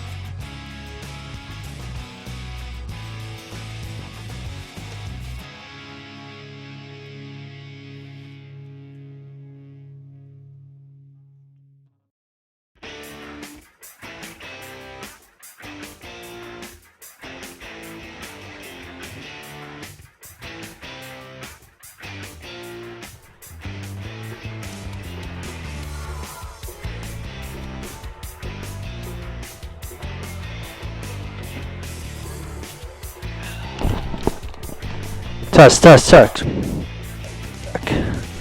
Test, test, 1, 2. Oh. Low, low, low, low, low. No, no, no, no, no, no, no. It's not coming out through here. Test, 1, 2. Check, check, check, check, check, check, check, check. It's coming through the... Yeah, it's coming out through the screen.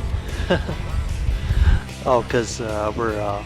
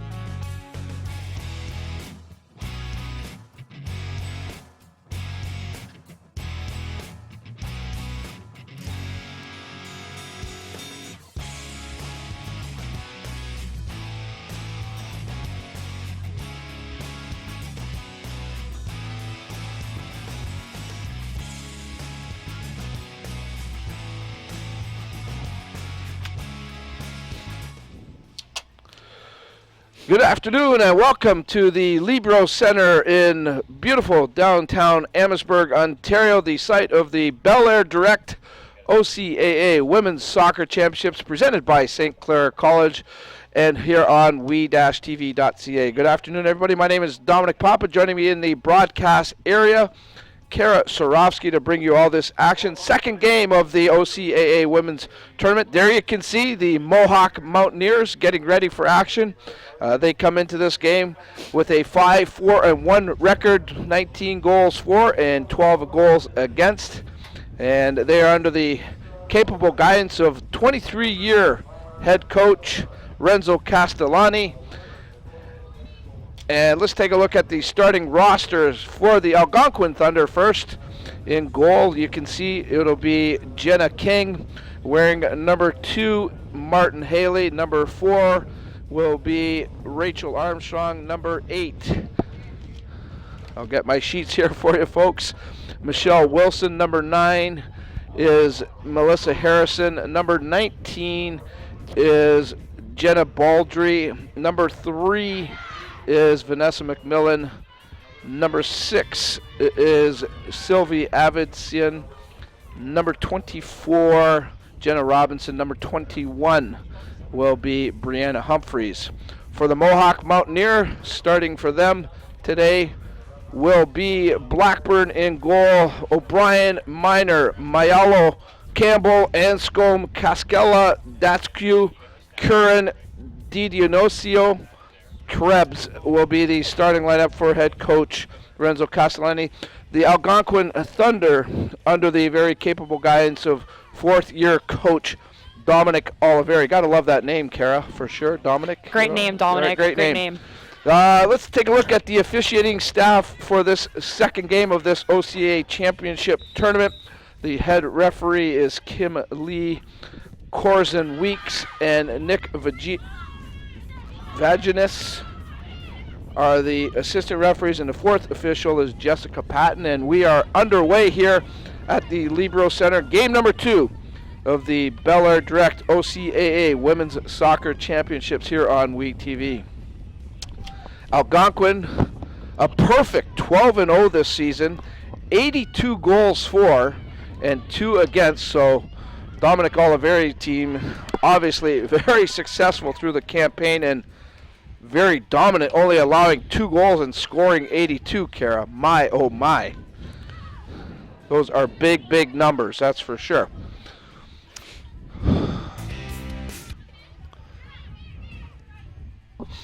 The white uniforms is that of the Algonquin Thunder. The orange and black and white, the Mohawk Mountaineers.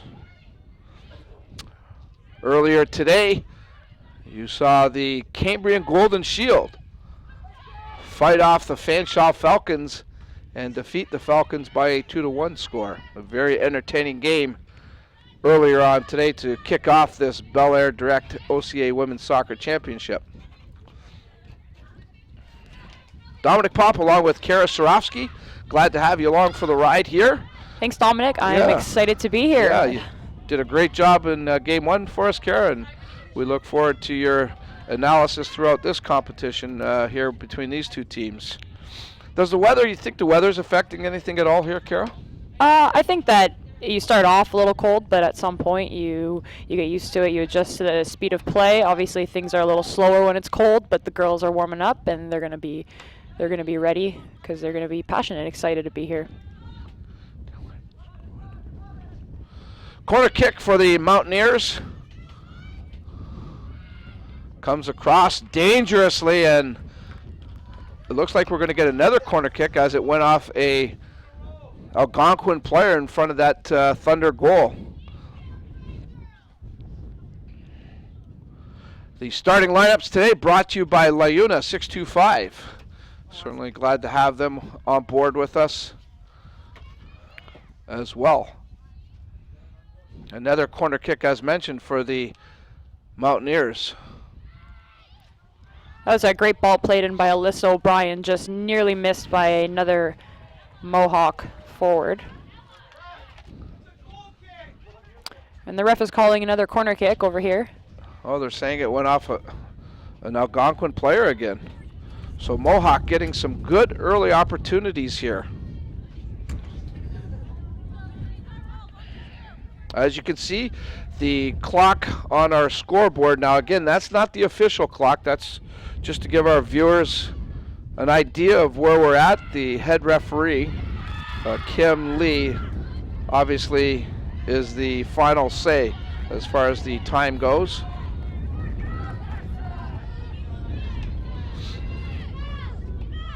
Go ahead, Kara. Alyssa O'Brien, the center back from Mohawk, already getting some work and having to switch sides a couple times to take 3 corners. Here comes the Thunder in the midfield, taking off the ball there. This is number 22, Kagan Curran, her pass. And that ball just goes into touch as Gabrielle Krebs couldn't handle it quite well enough.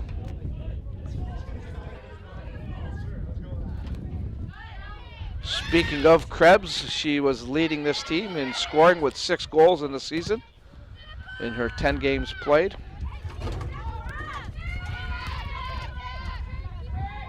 On the flip side, keep an eye on number 3, Vanessa McMillan for the Algonquin Thunder. 26 goals this season, Kara. That's quite an impressive number, Dominic. That's a big total. I don't know if I scored that many goals in my entire career. I have to agree with you there. I don't think I have either.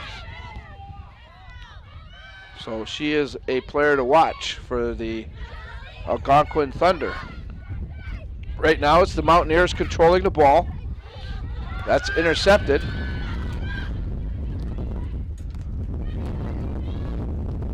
That was Melissa Harrison coming up with it for a moment. This one's going to roll slowly into touch. A Mohawk throw in.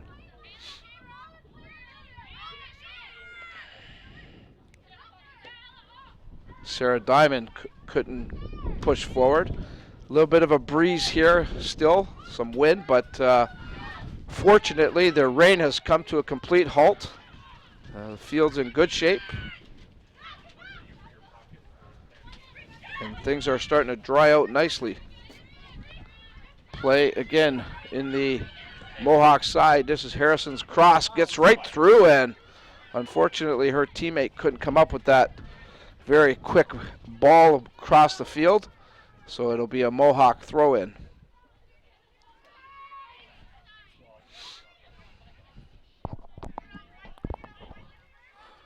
Certainly great event to have in the Windsor, Essex County area and out here in Amherstburg, the beautiful town of Amherstburg, and this outstanding Libro Center, a multi-purpose facility. A great venue to hold a tournament like this. Here comes the Mountaineers. That pass intended for number 14. That was Taylor Campbell. She couldn't catch up with it.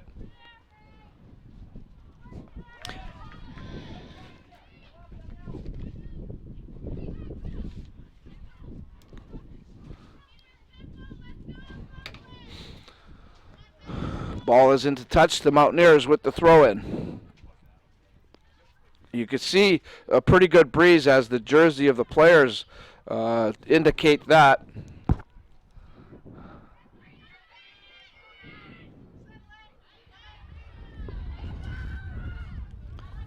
Right now it would be Algonquin playing right into the wind, so a little bit of a tougher struggle for them, Kara. That's a good opportunity for them to keep the ball low on the ground, though, and maintain possession rather than send that deep ball into the wind. Nice play there by Jenna Robinson, getting the ball up on the left side to Harrison, and again her cross pass intended for number 15, Darby Perry. She catches up with it. A quick shot off the one-timer, rebound, and right in front of the net. McMillan gets a leg on it, but fortunately for the Mountaineers, it's up over the net, but we saw the very dangerous Vanessa McMillan right there, right on the doorstep, Kara.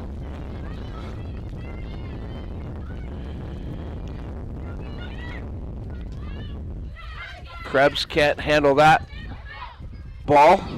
Algonquin takes over.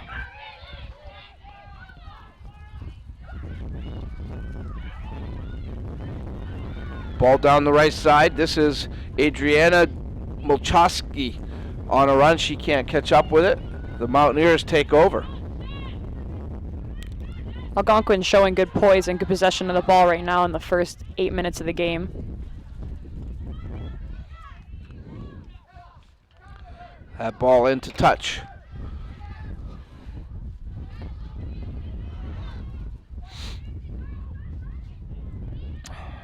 Not a very good throw in there as it goes right to the Algonquin Thunder.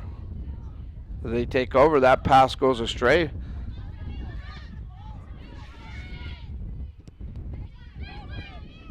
Here comes the Thunder, for a moment anyways. Now Krebs gives chase, almost got to that ball first. She would have been in free. Krebs falls up, but goes off a Algonquin player. And I believe we're going to get another Mohawk corner kick. Yes, indeed. Mohawk already with 2 corner kicks in this game.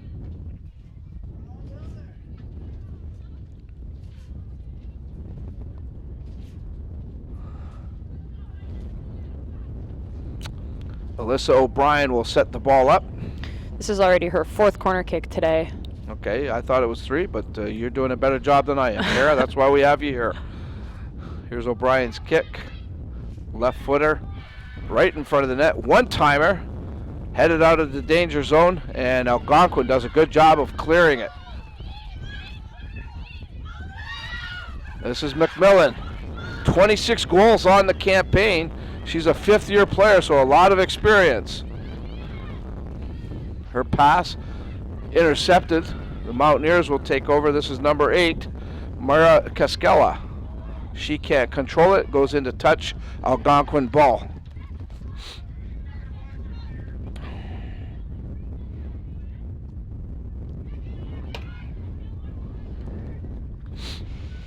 Unofficially, 35 minutes to go in this first half between the Algonquin Thunder. We'll take a look at a play earlier on. This is, I believe, the chance McMillan had that she got her foot on it right there and just sent it up over the net. And the Mohawk Mountaineers dodge a bullet early with one of the top snipers in OCAA soccer, Vanessa McMillan.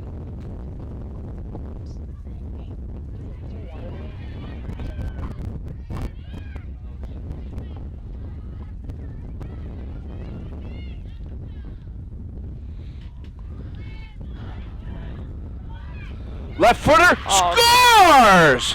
What a beautiful play by Melissa Harrison as she took the ball, got the turn, put a left foot on it, and it's in the back of the net. 1-0 Algonquin. That was an impressive goal by Melissa Harrison. She brought that down so poised, and she just switched it over to her left foot. Wasn't afraid to use it there. Great placement for the goal.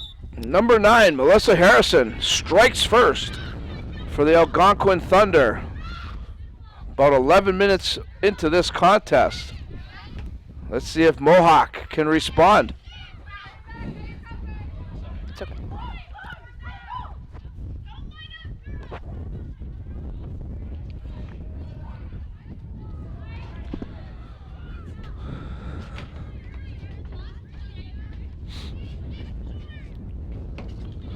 Play continues on here in the first half.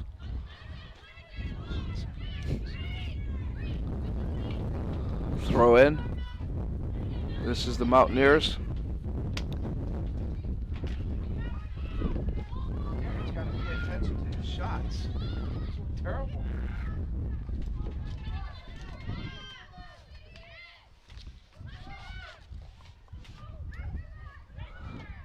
Algonquin now takes control.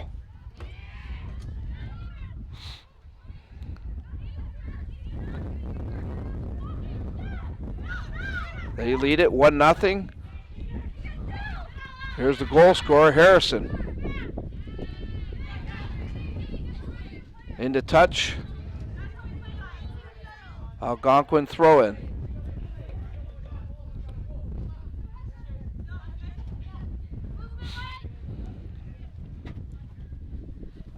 Robinson sends it to McMillan. McMillan being marked closely by the Mountaineers, understandably, with her 26 goals.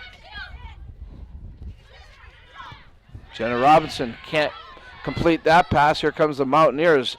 This is number 14, Taylor Campbell.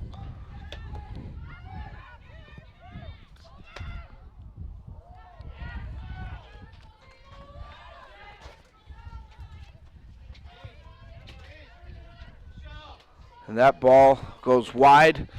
Goalkeeper's kick.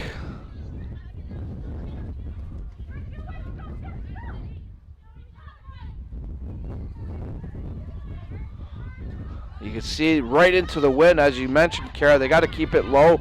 That ball just hung in the air and didn't travel a very far distance. As they're battling right into the wind, Algonquin is, at least for this first half.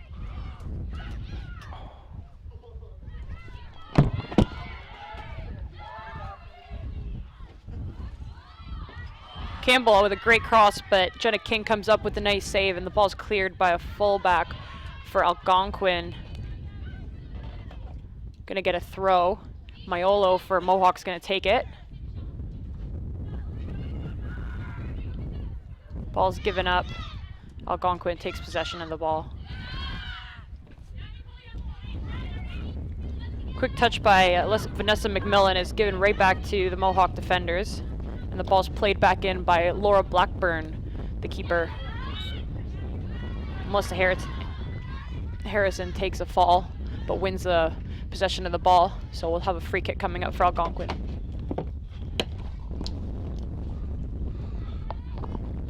Okay, just over 30 minutes again, unofficially, the time remaining in this first half. Free kick coming up here for the Algonquin Thunder, no doubt. They're looking to add to that 1-0 lead. Mohawk able to get ahead on that ball and move it out. This is number 22, Kagan Curran.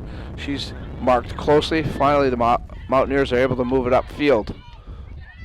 Aggressive defense there by Brianna Humphreys for Algonquin Thunder.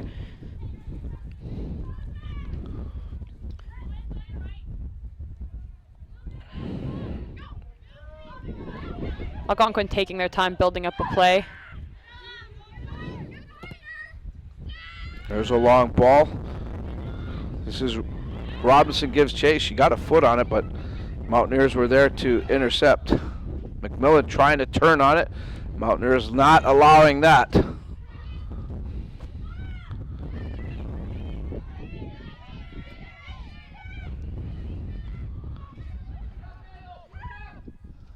Milchalski slowly turns. Algonquin very methodically moving this ball up into the midfield now. With a 1-0 lead, they're in no hurry to move the ball forward right now. Here's Harrison, the goal scorer. Makes a nice move, left footer. She's looking for her teammate. That was Darby Perry, number 15. She couldn't get it on it, and it goes into touch, Mohawk ball.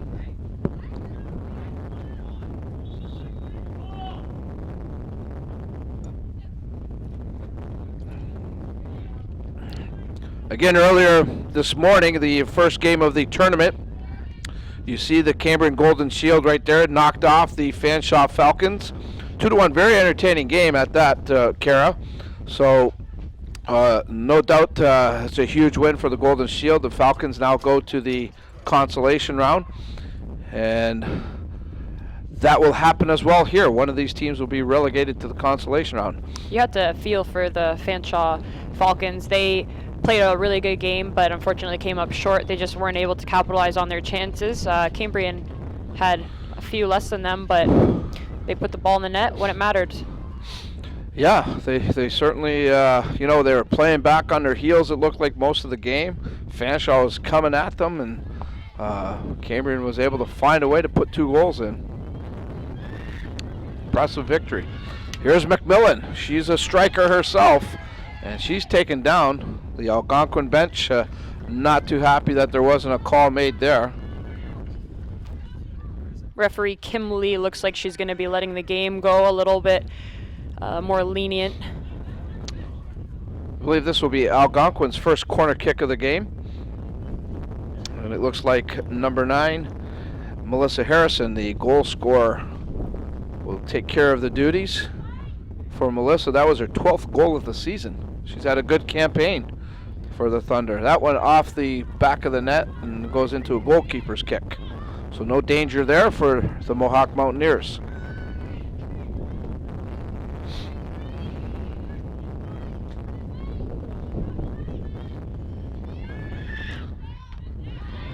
Right away, Algonquin puts it right back, and Mohawk goalkeeper Laura Blackburn scoops it up. A long boot over the midfield stripe. Again, Mohawk working with the wind. You can see it carried that ball pretty good distance. Yeah, it did. It went right to the Algonquin back line, though. I think that if Mohawk wants to win this game or score some goals, they're going to have to play the ball smart in a situation like that. That was Taylor Campbell on a run there for the Mountaineers. Her pass doesn't connect with Krebs, and Algonquin able to break it up. McMillan now for the Thunder. A little push on the back there on McMillan. There was. Robinson, her pass intercepted. And here come back the Mountaineers.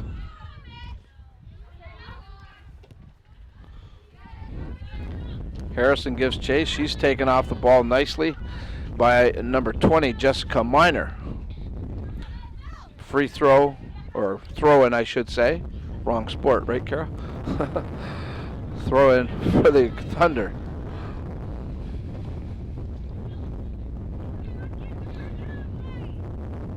Nice to see some fans out for this game. Not sure if they've traveled from the Hamilton area or Algonquin being up north. It's a long drive from Ottawa. Yep. But undefeated record, it'd be a good time to come make that drive to watch them play. There you see some of the fans. They're bundled up too, that's for sure. There's a good breeze here.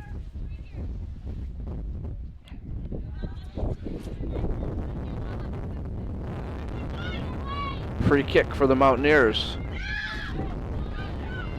It's headed right back. McMillan gets a beat on it. She's trying to get around her defender. McMillan gives chase, battling with number 12 this time, Brittany Pestrak. And it goes into touch. Throw in for the Algonquin Thunder.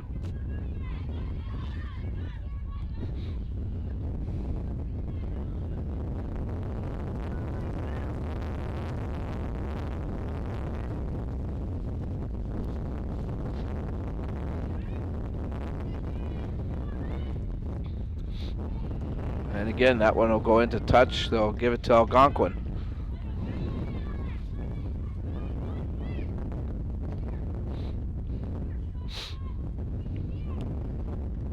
Unofficially, just about 24 minutes to go here in the first half. We haven't had any real delays yet, Carol? No, it's been clean so far. So I think that time should be pretty accurate right now at this point. But again, it's the head referee, Kim Lee, that will make that call. Harrison taking the corner with her left foot. She made good usage of that left foot earlier this half. Yeah, it's definitely an advantage to have a weapon like that on your team. Nice cross right in front of the net. Scores! The Thunder take advantage of the corner kick. A beautiful cross by Harrison. I'm not sure which player got their head on that ball. It might have been number 21, Brianna Humphreys, but we'll wait and see. Maybe we can pick it up on a replay. But doesn't matter to the Thunder who got it. They're up 2-0 now.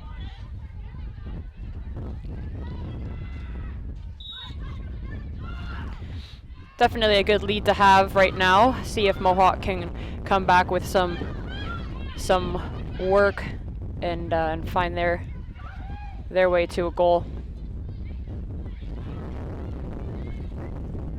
Important that they maintain their poise and their structure right now.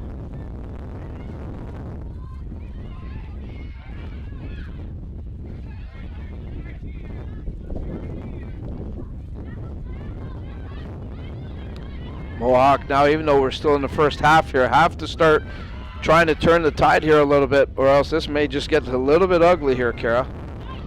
Yeah, being down 2-0 in the first 20 minutes of the game is not a lot of fun. We're going to take a look at the Algonquin goal. Let's see if we can spot who does get the head on the ball here. It goes straight up in the air, and it looks like Vanessa McMillan, it was number 3, yes, the big striker for the Thunder. Vanessa McMillan, her 27th goal of the year, makes it 2-0.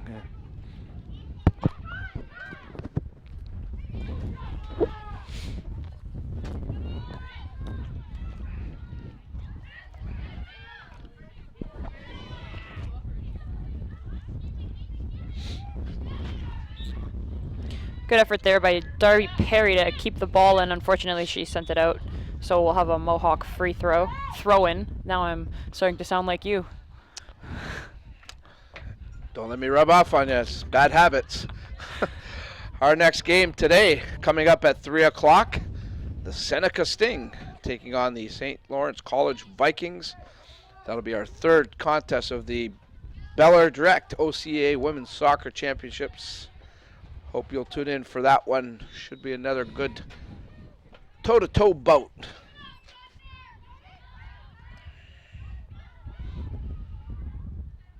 Was it Seneca that won the tournament last year? Do you know? I can't remember. You know, I was trying to do some homework last night, and I just got so tired. I don't know if I got to that point. I was trying to study a lot of the names and stuff like that. And I'm most certain they ended up in the final. I do believe that they ended up winning. Seneca's always one of the premier teams, that's for sure.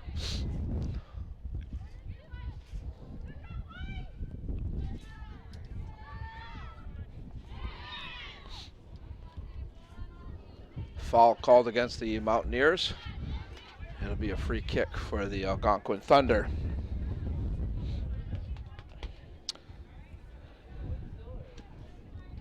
Humphreys is going to take it for the Thunder.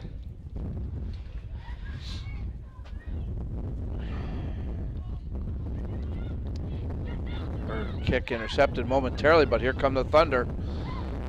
Always dangerous, are they? That ball goes into touch right by us again. They're trying to get you out of retirement. I'm trying to get in. I really am. Through the legs of Michelle Wilson for the Thunder, but they maintain possession of the ball. Haley Martin moves the ball up, finds her teammate, number 15, Darby Perry. She sends number 25, that's Adriana Mochalski, on a run. She can't catch up with it. It goes into touch. That will be an Algonquin, or I should say a Mohawk throw-in, or a free kick they're calling it.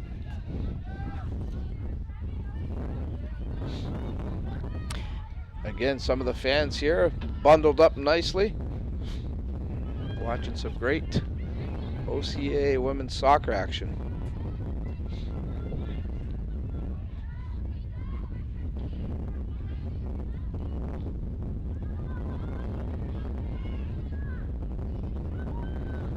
Long throw in there. Doesn't connect though, and the Thunder will come up with the ball. Left side pass over here to Harrison. She's being marked up tightly there by number 16. That was Alessandro Maiolo, I should say. She does a nice job taking her off the ball, but Algonquin now comes up with it again. This is Michelle Wilson to Vanessa McMillan. McMillan trying to find some space, and a huge collision right there outside the box. Play continues on, no call. Now we're going to get a foul. That's going to be charged against Brianna Humphreys. Free kick Mohawk. I really like the combination of McMillan, Harrison, and Wilson for the Thunder. They move the ball around quite nicely, and they have that chemistry where they know how to play the ball and work off one another. Long kick again. Mohawk working with the wind. Haven't been able to take advantage of it a lot though. Going against the wind, we'll see how it turns out in the second half, but maybe Mohawk will find a way to sneak back in this game in the meanwhile. I'll tell you, they're going to have their work cut out though, Kara. As we mentioned, Algonquin has only surrendered 2 goals this season. Well, Their back line has been showing why they're pretty solid so far.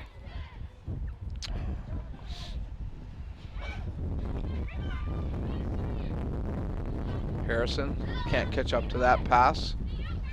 Following up though for the Thunder as they control again. That back end does a very nice job, Kara, of really taking charge. And they find the feet of their players up the field frequently rather than surrendering possession of the ball.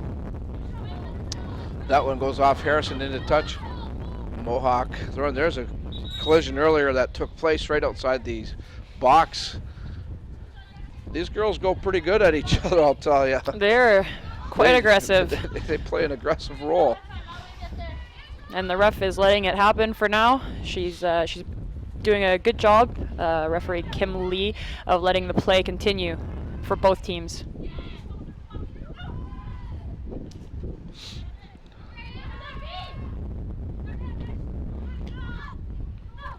Harrison trying to send Robinson on a run.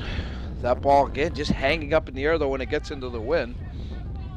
Into touch it goes. Throw in Algonquin. Here's McMillan. Sends it over to Wilson. Perry can't connect there. Looks like Perry got a little knock, which is probably made a little worse in the cold. Harrison can't connect with Perry again as they try to send it over to the right side. Mohawk now able to bring it upfield. That pass intended for Taylor Campbell. She can't catch up to it. And into touch it goes.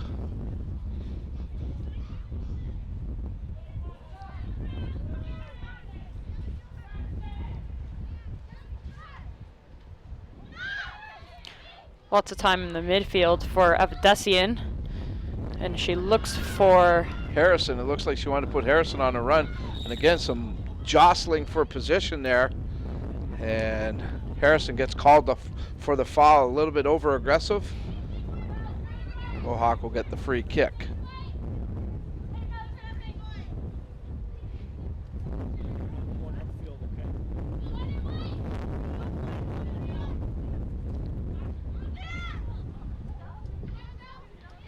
Right into the midfield. Algonquin able to grab possession of the ball. Back end, very impressive for this Thunder team. Harrison. Off the shin. Yeah.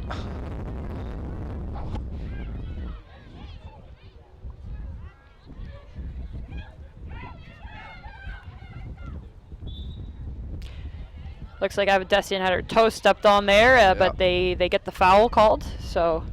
Yeah, she was stumbling a bit there for a second. She'll tough it out. Yeah. Haley Martin gets the ball up to Perry, back to Martin. Here's Harrison. Takes a nudge on the back. Harrison being challenged. She sends the ball back to Jenna Baldry.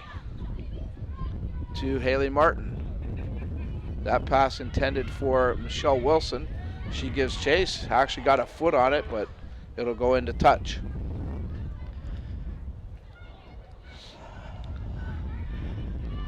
Again, unofficially, just over 13 minutes to go in this first half. Algonquin with a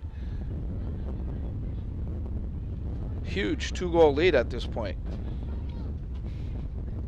Normally 2 goals is not a fun lead to have, but if you're Algonquin right now, you have comfortable possession of the ball, looking to score another one, but Harrison loses possession, regained by Avdesian. McMillan with a nice cut, but ends up losing it to Alyssa O'Brien, and Mohawk comes up with the goal kick.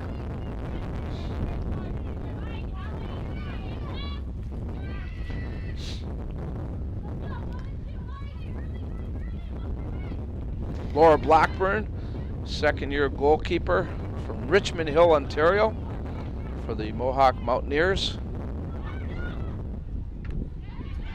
She posted 1 shutout this season. She's played in 9 games, but she's had 10 goals against, so she's averaging a goal a game, which is pretty impressive. Here come the Mountaineers as they're trying to cut this lead in half. No doubt they'd like to try to get one back before the half is out.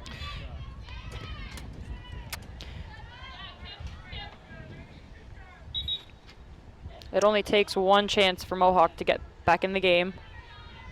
We're getting an Algonquin substitution here. Kara, coming out of the game is number 8, Michelle Wilson, and replacing her is number 13, Haley Robertson. Robertson from Thunder Bay, Ontario, a second-year player.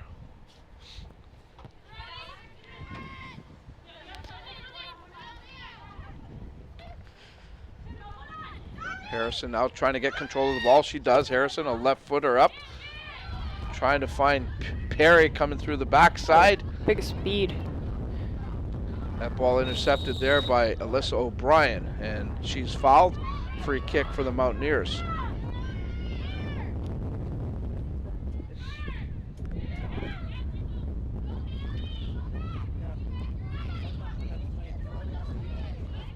Here's Harrison with some space, sends it into McMillan. McMillan on a run, and a good heads-up play there by the goaltender, Laura Blackburn. That was a great way to come out for Blackburn, gain some confidence. Ball just a little too far for Harrison or for McMillan there. She had to make that split-second decision, though, Kara. Handball is the call there, charged against number 14, Taylor Campbell. Algonquin will get the free kick, just about right at the midfield stripe. Just over 10 minutes to go in this first half.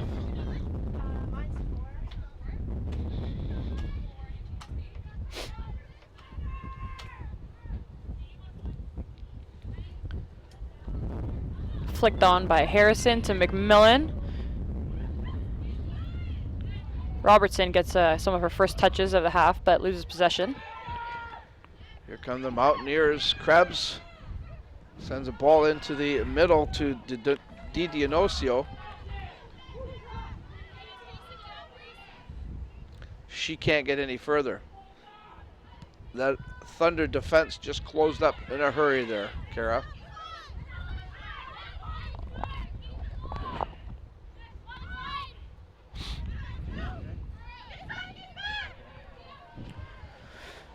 Play down the right side here.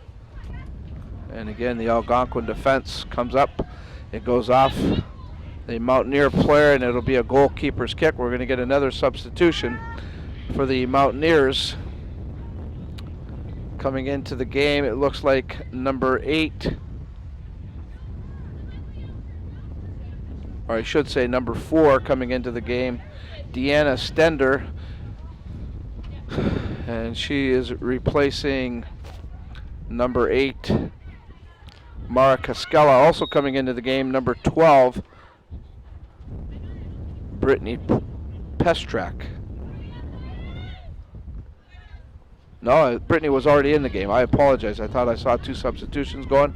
It was just 1. Kara reminded me and put me in my place.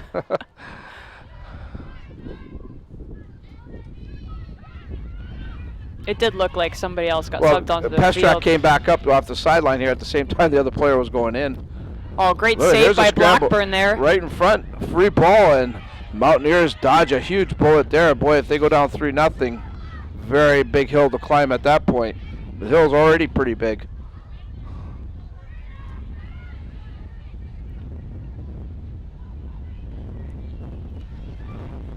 Perry out front, nobody home there for the Thunder. Gotta love that low cross though to the penalty spot.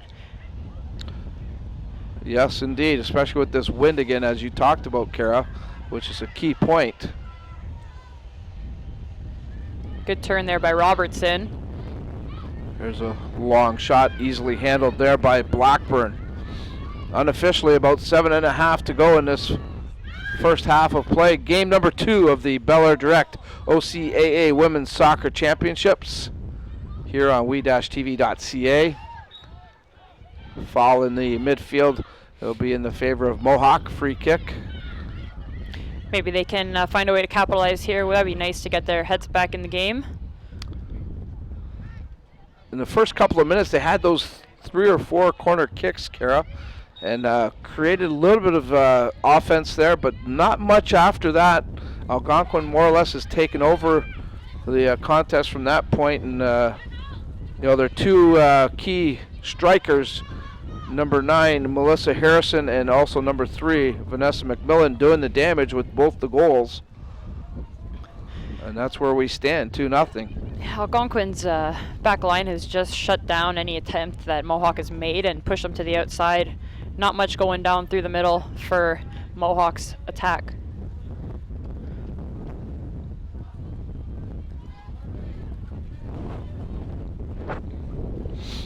Long goalkeeper's kick. Harrison gets her head on the ball, but that'll go into touch.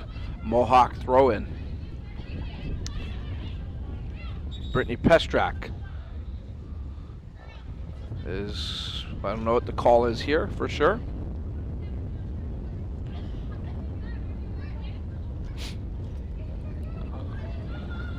Mohawk ball though, they throw it in and they can't get anywhere again. This Algonquin defense, very stingy, very stingy. Only allowed the 2 goals in 12 games. Another ball goes into touch. Ah. I'll cover you, Kara. You stole my thunder. I was excited. Telling you, they're trying to put you back in the game. Ball down the left side here.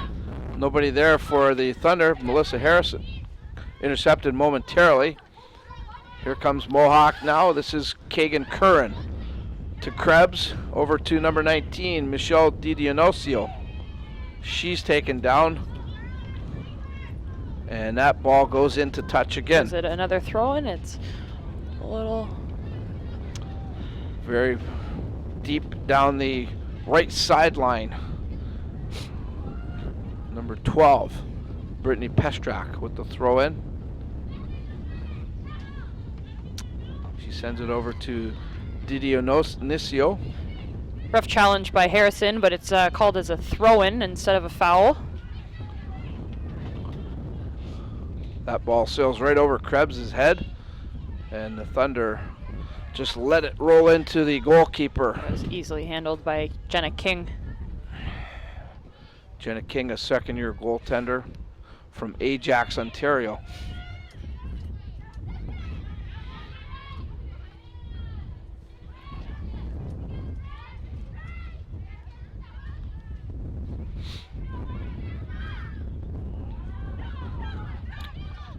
Boy, Mohawk looks just a little bit out of sync right now, Kara. They're just not They're on the same page. Yeah, they get possession in the middle of the field, and they just lose the ball right back to Algonquin. Vanessa McMillan's shot, a weak one that goes wide. Goalkeeper's kick, short one intercepted by Harrison. Harrison nice makes touch a by beautiful Harrison. move, and then she's taken off the ball, but tell you what, number 9 from the Mountaineers, Melissa Harrison, very impressive in this first half. DiDionisio just carrying the ball up the field, loses possession. Not much to pass the ball to. Not a lot of help going up with her. No, there's just not a lot of movement right now for the Mountaineers. They're kind of standing still and almost looking like they just want to get into the dressing room for the half and kind of let's get into the regroup mode there. Got a chance here for That's number a shot. 14, Campbell. Taylor Campbell, the left footer that goes wide.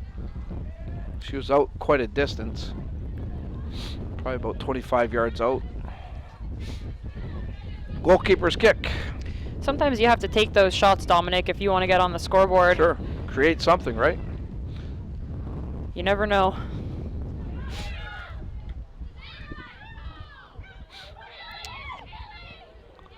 Here's Harrison, left side.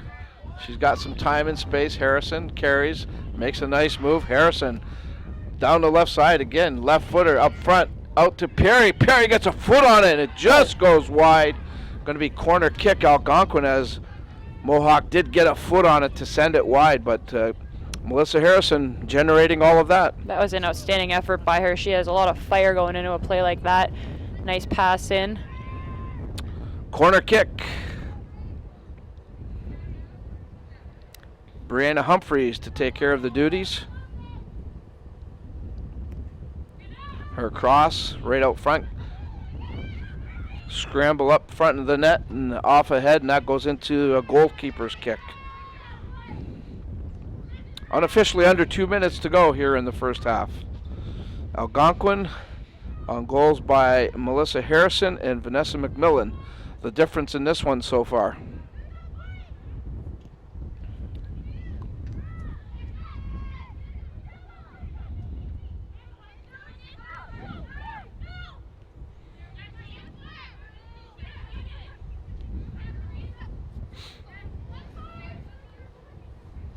Dionisio looking for Campbell, just plays the ball out, so the Thunder maintain possession in the Mohawk end.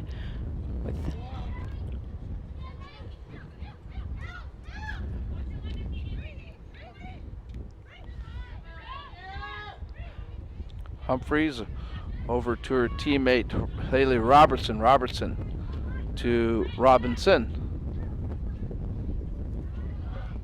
Her pass doesn't connect. Here come the Mountaineers. Mountaineers trying to set up a rush. They can't get much further as number 6, Sylvia Avedesian. A little tongue twister there. I'll tell you. She came up with a good play though to break up the rush. Ball goes into touch. Throw in for the Algonquin Thunder.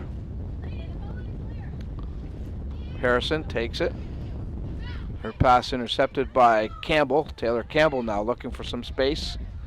Goes left with it. Campbell moves it over to the right side, looking for her teammate Deanna Stender. She can't catch up to it. Throw in Algonquin. Like you said, Dominic, just a little out of sync. Ball's going a little too far. Players aren't making runs for one another. Hopefully they can come up with something in the second half. Unofficially, the first half time has run out, but they've added 2 minutes of extra time, so head referee Kim Lee gives us a 2-minute signal remaining in this first half. There's another left foot long shot by Harrison, and you can see she's not afraid to strike that ball from that position at all, Kara. Mohawk needs to hang on to the 2-goal deficit right now, and a goal going down 3-0 into the second half would be detrimental to their team morale. Well, it may take them out of the game, period. Even though you still have a full half of soccer. I mean, this is obviously a very strong Algonquin team that doesn't give you much. So far, they haven't really given up many opportunities. Dominic Oliveri with a very solid lineup to coach. Renzo Castellani, the head coach of the Mountaineers. 23 years of experience, I'm sure will come into play in that dressing room. Here's a dangerous spot. Free kick coming up here for the Thunder. Looks like it's going to be Brianna Humphreys taking care of the duties, but as you mentioned, Kara, the Mountaineers would, I think, almost need to get out of this half down just 2 goals. This would be devastating if the Thunder were able to find the back of the net here.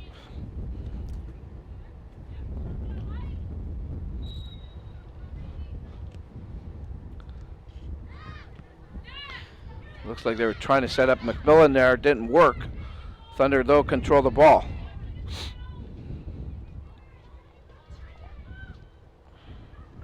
Oh my goodness. I thought that found its way in the back of the net, but just missed. It was close. Surprisingly, it's the Thunder pushing still. You'd think, 2-goal lead, they're going to step back a little bit, but it's the Thunder that are pushing hard right now. They're at their feet on the gas pedal, and they're not letting go. The captain, Melissa Harrison, her cross, rolls right out front, shot, save, still rolling around front. How did it stay out of the net? I don't know, but boy, the Mountaineers dodge a huge bullet. That is it, halftime. The Algonquin Thunder lead it 2-0 over the Mohawk Mountaineers.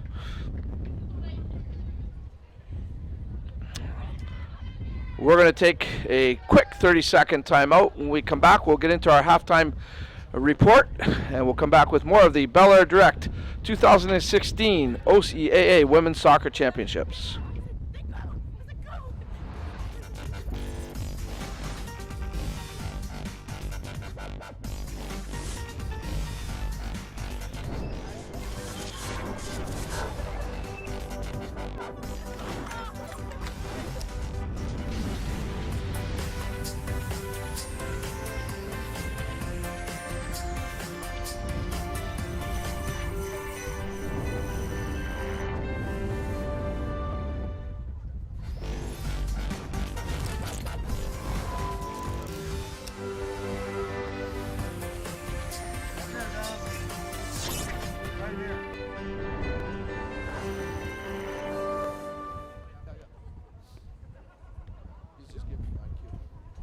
Welcome back to the Libero Center here in Amherstburg, Ontario, the site of the belairdirect 2016 OCAA Women's Soccer Championships. First half is complete between the Mohawk Mountaineers and the Algonquin Thunder. The Thunder leading at 2-0. Dominic Oliveri, the head coach of the Algonquin Thunder. Nice half for you, Coach. You have to be impressed the way your team came out. Yeah, I mean, good start, to be honest. I think, a little bit nervous, actually, for a team that has a lot of experience here. I felt we were a little nervous the first 20 minutes. I think we've settled in now, so I think you'll see even a better performance in the second half from us. You look at your numbers on the season, Coach Oliveri, and very impressive, 12-0, 82 goals for, 2 against. I ask, where is the strength of your team? It looks like both sides of the ball, though, offense and defense. Yeah, we have a complete team. For the first time, I think, in my time at Algonquin, we have, a good 20, 25 players that on any given day can step into a game and play. So I think really the strength of our team has been our depth, and no matter what's gone on throughout the year, we've been able to put players on and not drop our standard of play. Coming into these championships, Coach, quick comment. Obviously, expectations are high. You want to come away with a medal at least, but do you think your team can fight for even that gold medal? Yeah, I mean, that's the goal at the start of every year, right? And I think when you get to this level, you got to perform 3 days in a row, and that's always tough. And you need some bounces here and there as well to go your way, so hopefully we get those. Okay. Coming into the second half, you're up 2-0. Key for your team. What are you going to tell the girls? I know you can't give us all the secrets, but what is going to be key? Yeah, just to relax. I didn't think we had a very composed first half, to be honest with you. And sometimes you just need to get the first 45 out of your system and relax and play. So that actually is going to be the message: is to relax and let's play Algonquin football. All right. Appreciate the time, Coach Oliveri. Good luck in the second half. Thank you. All right, Dominic Oliveri helping us out. His team down 2-0. We're going to bring in head coach Renzo Castellani from the Mohawk Mountaineers. His team with the uphill battle here, down the 2 goals here. And Coach Renzo, come on and join me. And I appreciate you giving us some time. I know you want to talk to the girls, but this is a really good Algonquin team, obviously. And yes. I thought your girls fought hard, but what was the difference in the first half? Well, the difference in the first half is that we had about 4 corner kicks and we didn't capitalize on them. They had 2 good corner kicks and they put in the back of the net. It makes a huge difference. It lifts the team up. All of a sudden now we're pedaling back on 2-0. So we're not out of the game yet. But yes, obviously they're a good team. They don't go undefeated for nothing. Absolutely, I couldn't agree with you more on that, Coach. And it's funny you mentioned the 4 corner kicks. We were talking about that on the broadcast, where I thought maybe if one of those go in the back of the net, it could change the complexion of this game. Oh, definitely. If it happens, they're going to catch up with us. We don't have to catch up with them. But it didn't happen, so we have to continue to play the next 45 and hope for the best. Maybe we get another corner kick, we'll put it in the back of the net like they did. Obviously, they have a couple of players up front, Coach Melissa Harrison and Vanessa McMillan, who are obviously strong strikers. Is that the key to this team? Stopping this team is really keeping them in check and perhaps off the score sheet? They have the 2. I never seen them before, okay? And what I see is it's a team. It's a team as a team. They not only have 2 players, they got 11 players. They can stop the ball well, they can shoot the ball well, they can pass the ball well. It's not the question. It's not the question of having only 2 ladies up front that doing all the work. Of course, they're doing the work, but they have a whole team, all-around team. All right, you've got 23 years of experience, so I'm sure you've seen it all here, Coach Castellani. What do you tell girls, how do you keep them calm, not panic here, and how do you get yourselves back into this game? Well, we already said that, Bob, obviously we're going to change the lineup a little bit. But you got to trick it. If you don't keep calm as the coach, then the whole team panics. So you keep calm as a coach, encourage them and say, hey, look, you know, they scored 2 goals the first 45. Nothing wrong for us scoring 2 goals the next 45. So keep focused, play the ball on the ground, because they're obviously, for what I've seen, they're better than us on the air. Okay, they all go up for their ball. So you keep them calm and say, hey, look, finish the game. Hopefully we'll put in 2 goals. And that's all you can tell them. We can't play the game for them.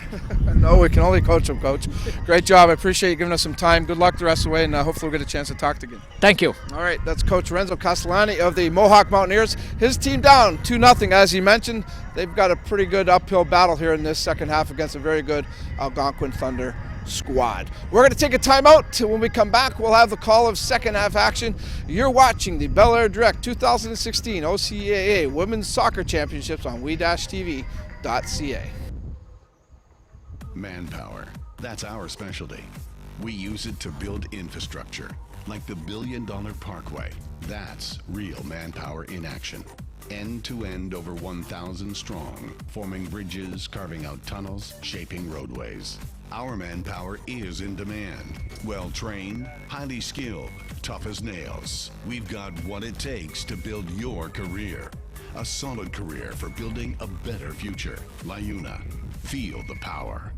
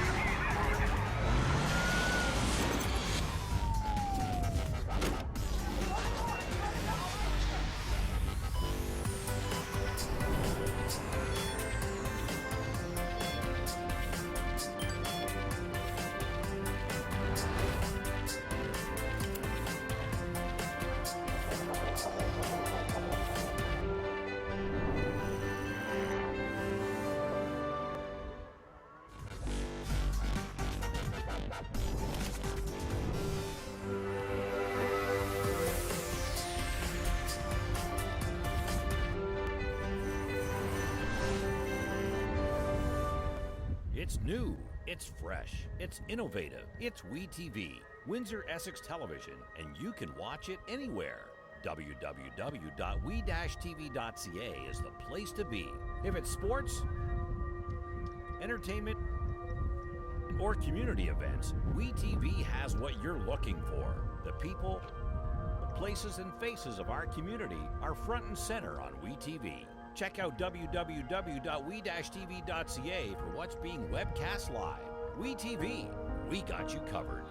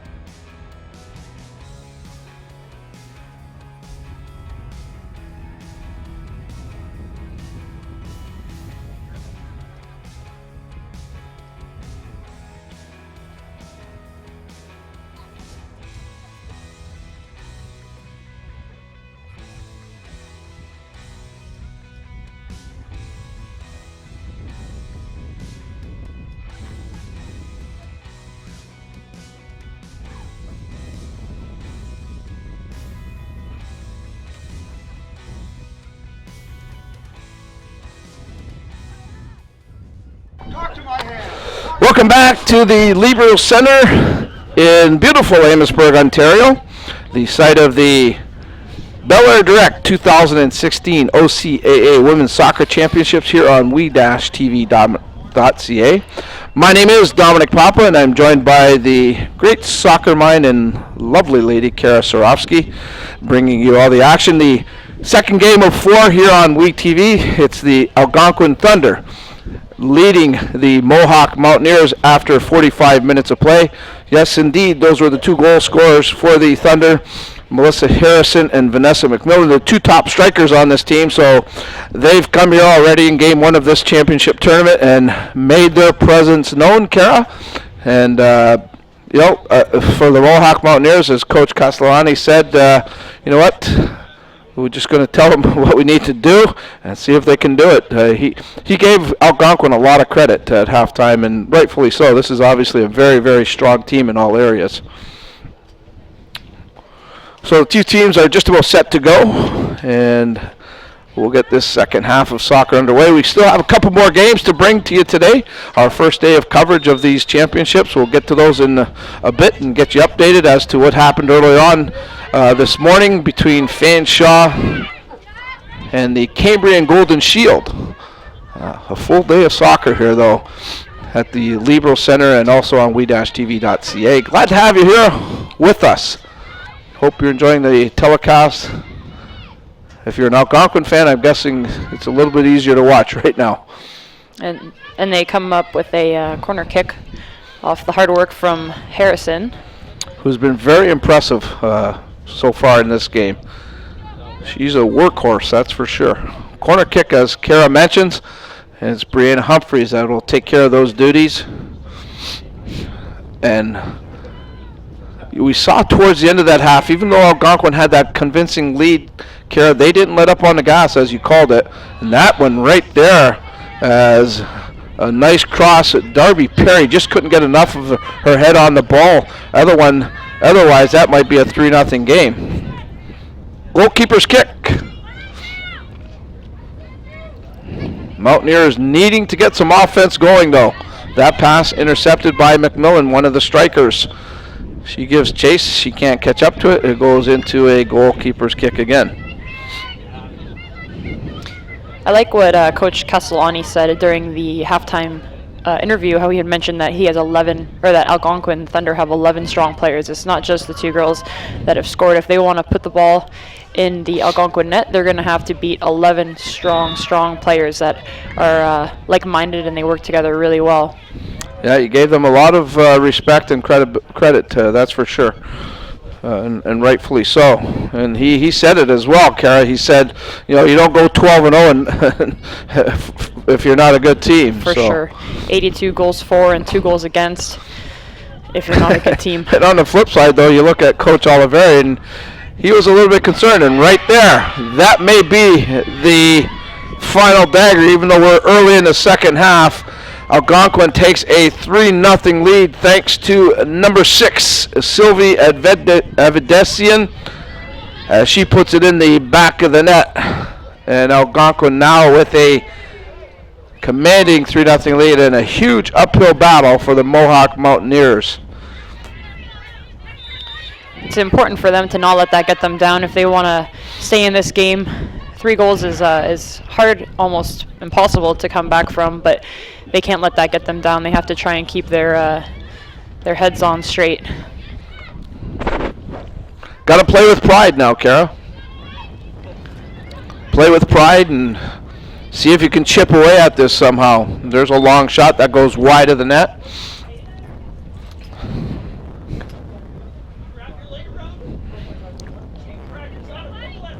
Goalkeeper's kick. So Algonquin comes out in the second half right where they left off in the first half. Kara, they were carrying the play, pushing. I like the way you put it. They had the foot on the gas, and I don't think it's left the gas for a little while now. Definitely not.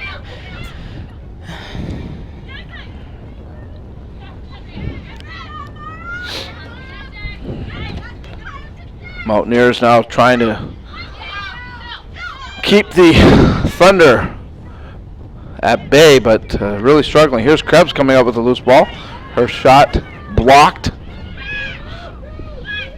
The Thunder playing with some pretty good confidence right now. Perry goes for a run.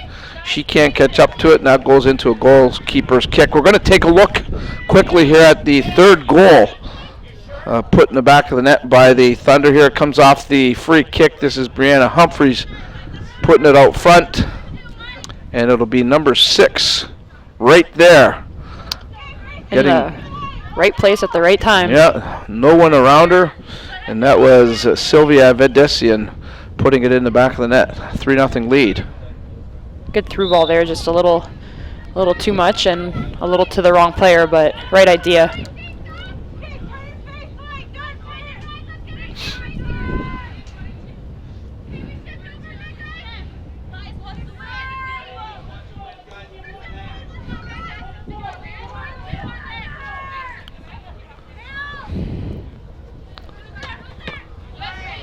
Again, Algonquin just all over these Mohawk players. They don't have any time or space at all.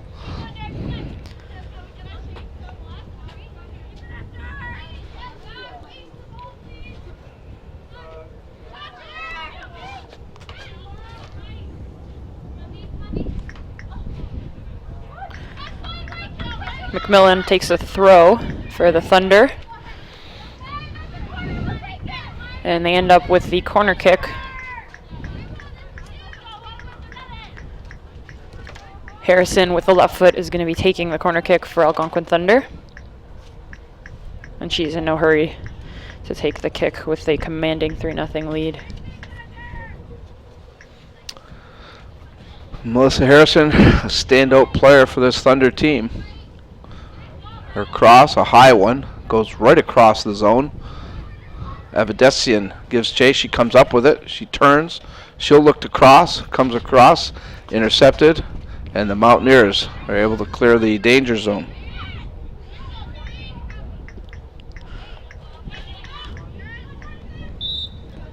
Good idea by Humphreys trying to create something, but just sends the ball a little too far right.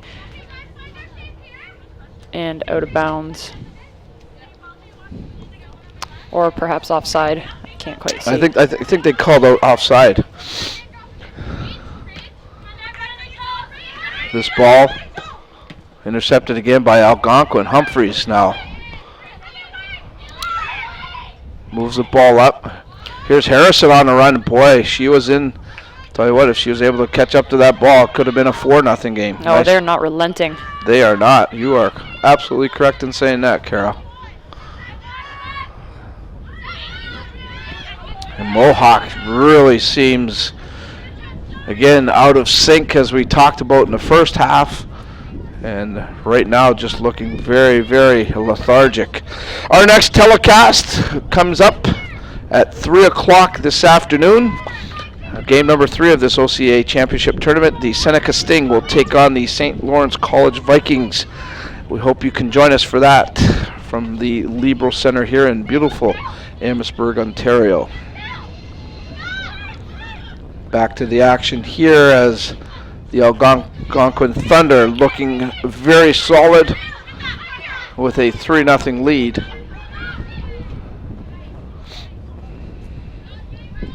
Long ball here as catching up to it is number 24, Jenna Robinson. She can't quite get there. Into touch it goes. A Mohawk throw in.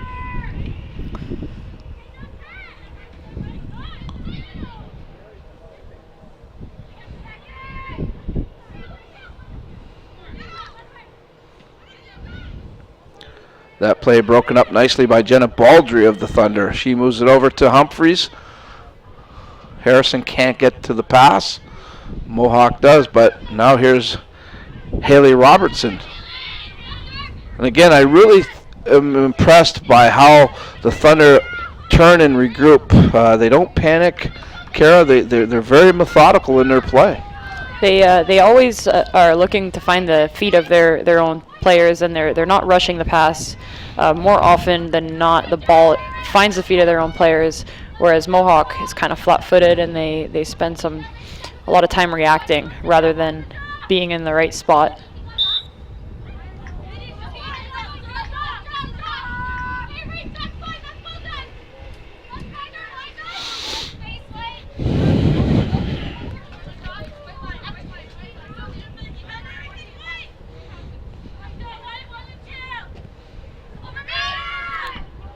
Free kick taken. Avedesian comes up with it for Algonquin to Harrison. Harrison's on the run. Finds McMillan. McMillan's loose. Will she get to it? No. A good play there by Blackburn coming out of her net. That was a great tackle for Blackburn.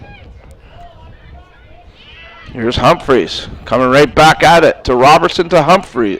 Back to Robertson. She was looking for Avedesian. That gets intercepted. Krebs gets a foot on it.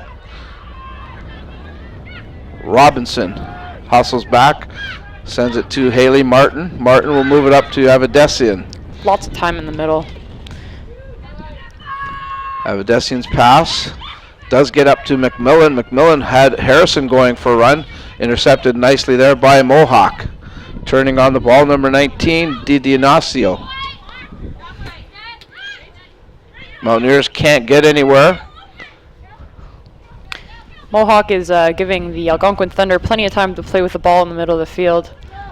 Not pressuring those girls, Humphreys and Robertson, they have plenty of time to make a decision. Here's Harrison with some time and space now. Down the left side, Harrison, a left footer out front. Perry gets ahead on, scores!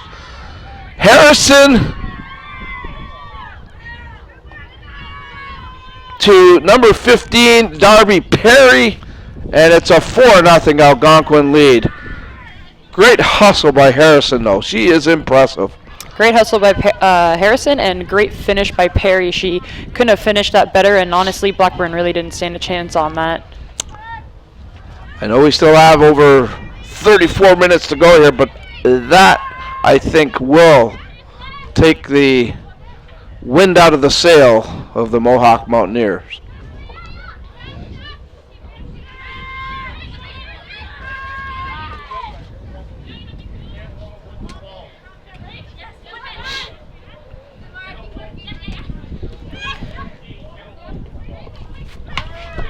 Humphreys with plenty of time to play the ball, and she looks for her teammate Harrison, who comes up short with it, but really battles it out. And it's surprising that there's no call there, as Harrison is pushed down.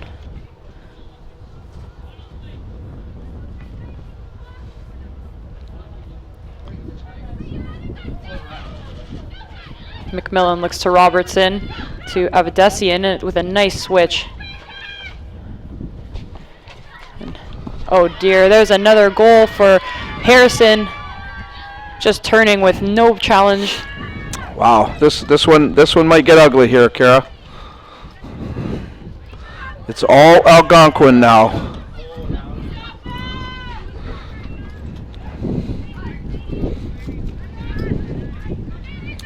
And you look at some of the Mohawk players, their body language speaking volumes. Oh, you come into the tournament with high hopes, and you don't want to lose the first game, and you definitely don't want to lose the game, and there's the replay. Harrison using the right foot that time. Her first goal in the first half was a strong left footer. That time she gets the right foot on it and puts it home. Very impressive. Yeah, that shows why she's captain of the team, because she uses both her feet, and she is a tremendous workhorse, as she's shown throughout this game, that's for sure. Right.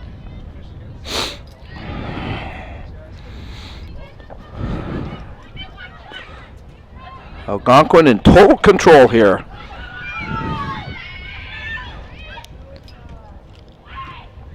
Now for Jenna King, the goalkeeper for the Algonquin Thunder, it's a challenge to see if she can preserve the shutout. Well, she certainly hasn't been tested this half. We'll see if Mohawk does get some offense going. That pass there goes astray. Or no, it doesn't. I'm sorry. And there's the curse of the commentator. The cross. Yeah, yes. My oh my. I didn't see Taylor Campbell coming out of my left eye there, and she made a great play. So Mohawk showing a little bit of spirit here, though. And they get a foul and free kick coming up for the Mountaineers.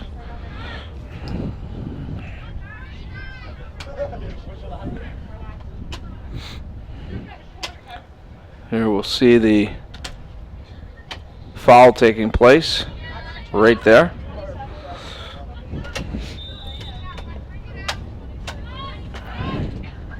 Free kick goes wide.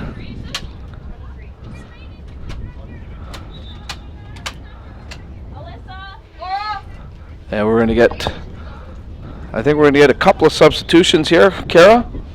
Looks like the goaltender, Laura Blackburn's going to come out of the game. And also Brittany Pestrak coming back into the game. She's replacing number 3, Alyssa O'Brien. Still coming up today here on WeTV, we continue on our coverage of OCAA Women's Soccer Championship. Seneca will take on St. Lawrence at 3 p.m. And then the hometown team, the St. Clair College Saints, will be in tough with the Humber Hawks. That game starts at 6 p.m. Hope you can join us for those broadcasts right here on WeTV. Right now we're being entertained by the Algonquin Thunder and the Mohawk Mountaineers, and it's been the Thunder bringing it today as they lead at 5-0. Unofficially, 30 minutes to go in this second half.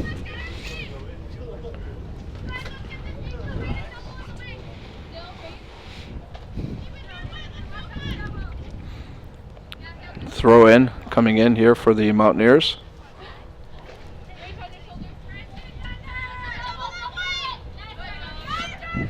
That's intercepted. Now the Mountaineers do come up with it and then move the ball out. Here's Krebs. She can't get a foot on it. Algonquin takes over. Avedesian finds her teammate Baldry. Looking for McMillan. That doesn't connect.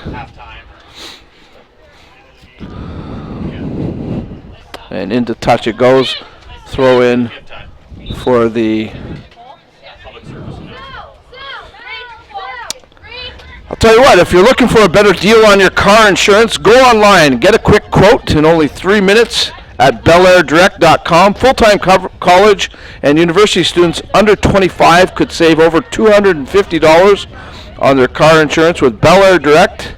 That's a $250 savings on car insurance for full-time college and university students. Get a quote today. I wish I was still in college or at the university, but those days are long gone for me. But what a great offer by Belair Direct, and you know, they hopefully will have some people take advantage of that. It's a great, great deal.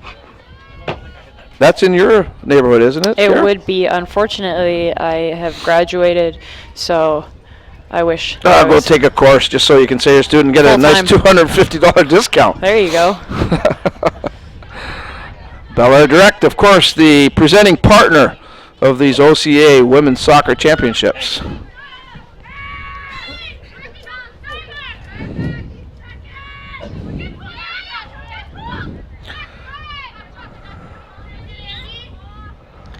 Alyssa O'Brien taken down in her own end. Mohawk with the free kick, and she's going to take it herself.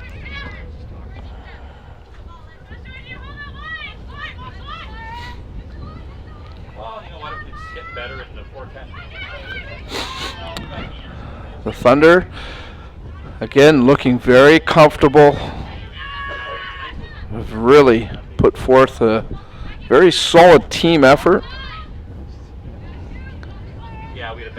Keeping any chance for Mohawk to the outside, any chance, which is not coming very frequently.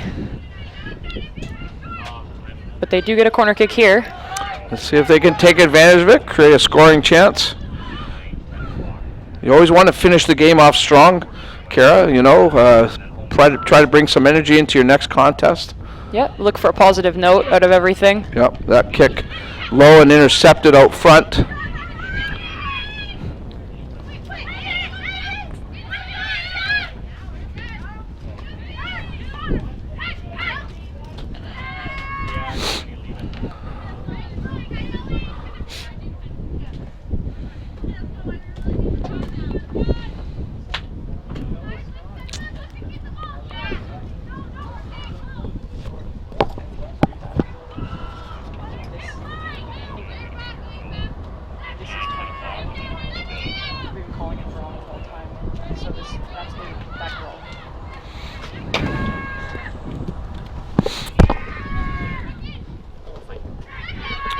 Play in the midfield area now.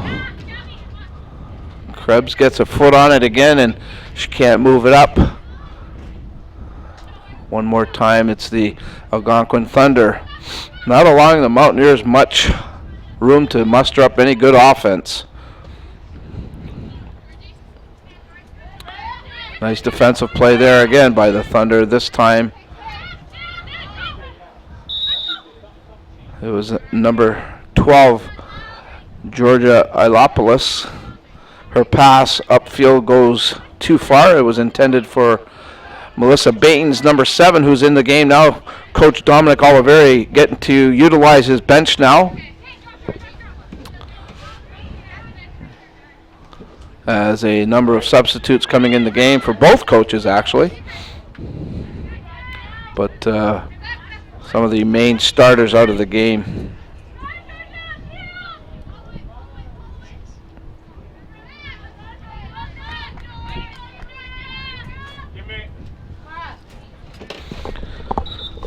And we're going to get a substitution again. Mohawk's going to bring in number 9, Julia Sturm. And she will replace, I can't quite make out the number just yet. Looks like she will replace number 8, Mara Cascella. So again, both coaches emptying out their bench, giving everyone a chance to play.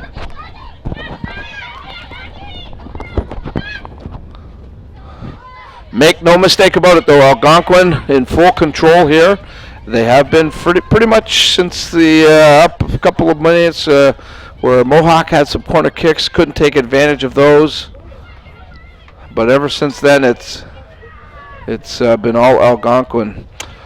Earlier on today, it was the Fanshawe Falcons taking on the Cambrian Golden Shield, and you could see right there in the LaUna standings, or our LaUna scoreboard, we should say, the Cambrian Golden Shield winning 2-1. A very entertaining game in that one, that's for sure.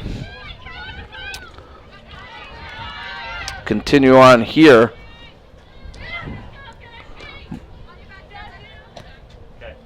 As the Thunder trying to get something going offensively. Again, no doubt they'd like to at least take that shutout away.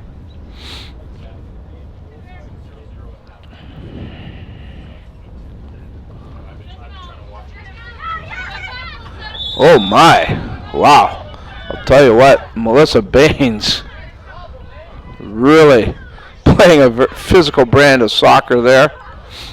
We'll see if referee Kim Lee is going to at least issue a warning, as she manhandled to a degree Alyssa O'Brien.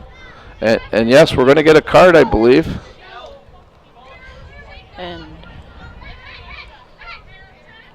Melissa Baines, right there, you saw the aggressive play. And Baines gets into the referee's notebook. just like that, it was a quick entry into the game and quickly into the notepad, like you said, Dominic.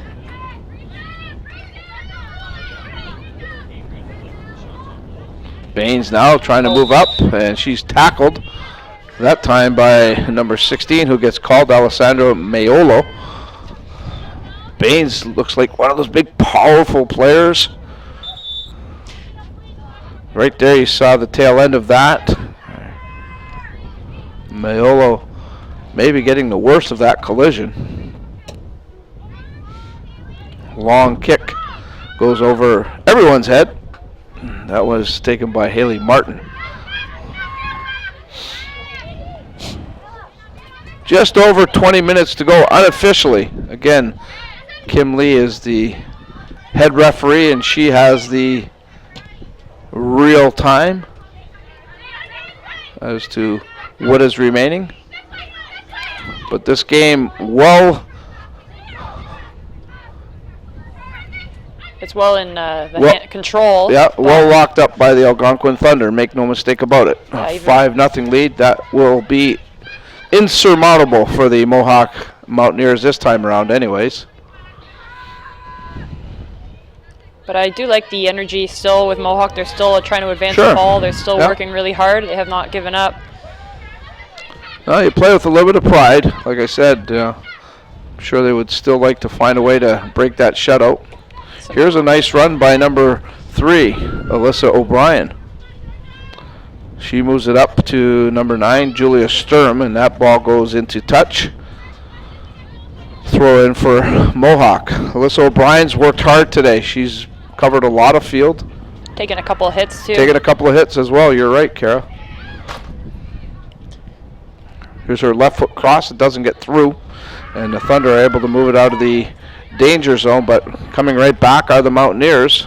Here's Krebs now with a run downfield. Krebs trying to get to the front of the net. Krebs, a shot and a cross. That was over the head of her teammate. And Algonquin dodges that bullet. Algonquin has taken off a couple of their starting players, and Mohawk's trying to take advantage of the situation. There's a look at some of the action. Again, a very aggressive tackle there by number 10. That was Becky Lease of the Thunder.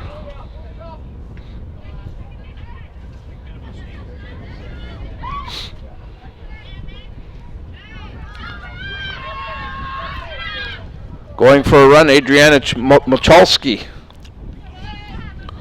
number 5. And she can't catch up to that ball.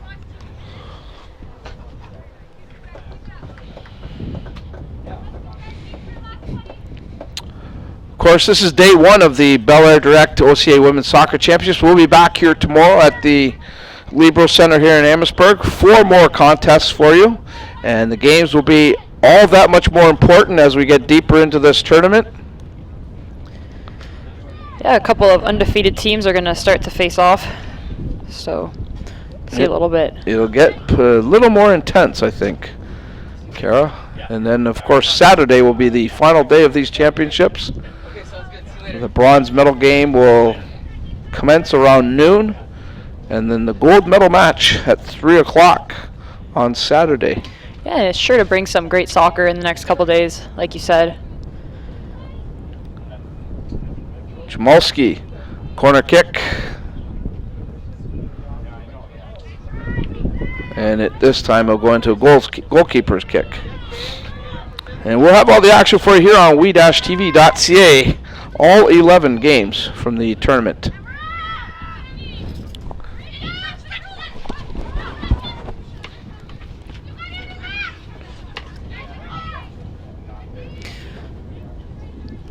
All controlled by Iliopolis, but given up and brought back up by the Mohawk back line.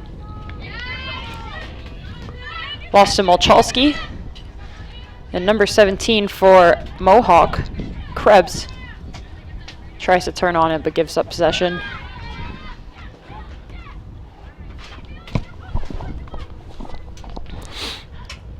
A quick throw there to number 22. Keegan Curran, as she gives up possession as well, but the Mohawk goalkeeper. We'll see if it warms up a little bit here this weekend, Kara, too. Today, a very cool day. A blustery fall day here. We're looking for it to heat up a little bit, aren't we, in the next couple days? It's supposed to get a little warmer. Supposed to, yeah. That's what they're calling with the weather. I hope so. I hope so. I mean, I'm glad I'm here, but boy, it'd be nicer if it was just a touch warmer. Maybe if the sun comes out. Well, it's late. You know, it is getting a little brighter, and like I said, the best thing, though, is that the rain has stopped. I'll tell you what.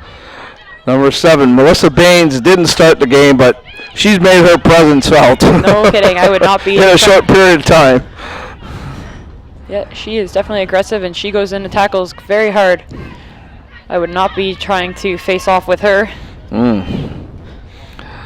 She said, "Coach, put me in. I'll let them know that I'm here."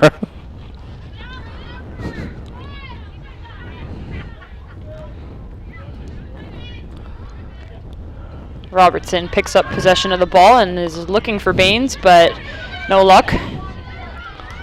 There's a nice strip of the ball. Krebs now sends it over.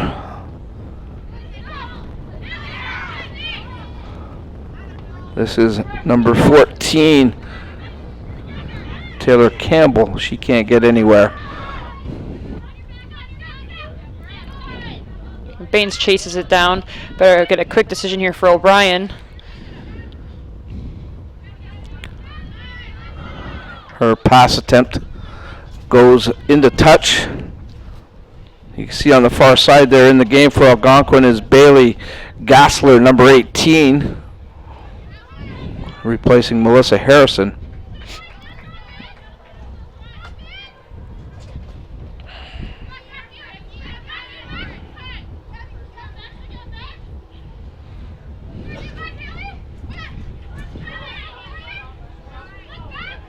Algonquin just possessing the ball now, moving it around calmly. Gassler goes for a run, trying to catch up to the long pass. And that ball picked off. Unofficially, just over 15 minutes to go here in game number 2 of the OCAA Women's Soccer Championships. Into touch that one goes.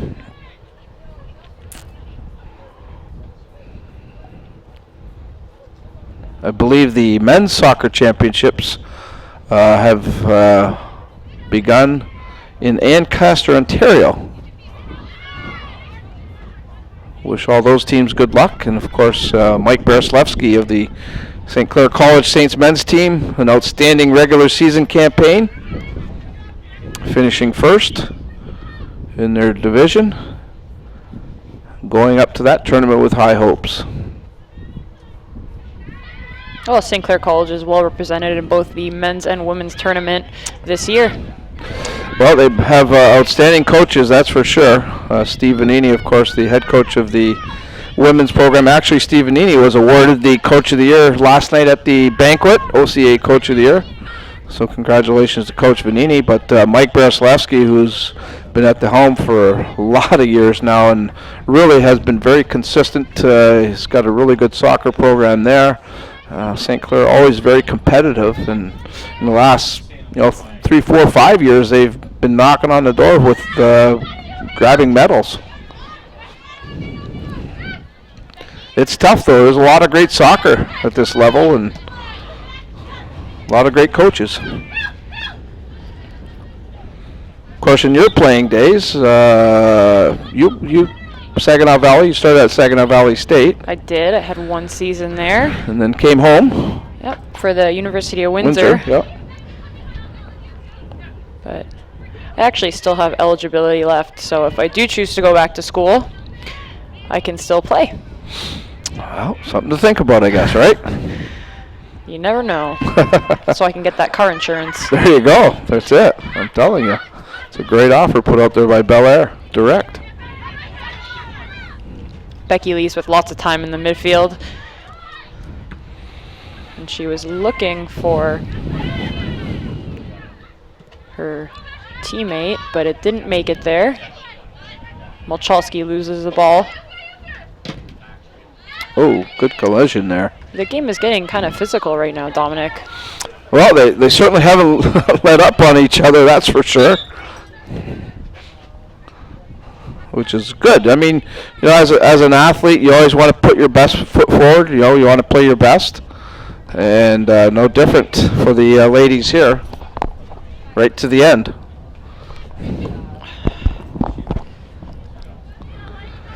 This one rolls slowly into a goalkeeper's kick.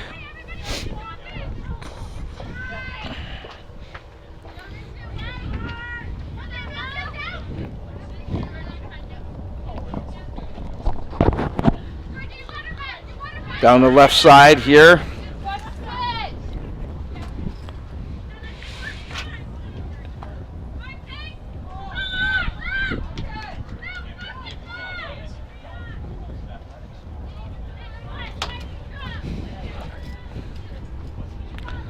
Well, here's a chance for the Mountaineers, Kara, as they get a free kick just outside the penalty box. And it's from a right really in nice front of the net. I would like to take a free kick from there. That's a great opportunity for Mohawk. Let's see what they do with it.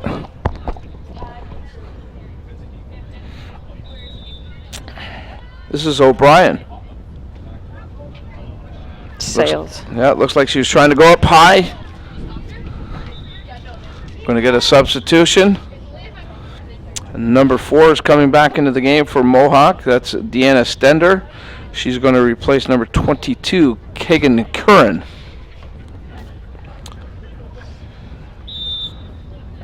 Let's see the foul here that brought on that penalty kick. It's been some aggressive tackling, Kara. Another example of it right there. Yeah, these girls are very physical and they are not ready to give up.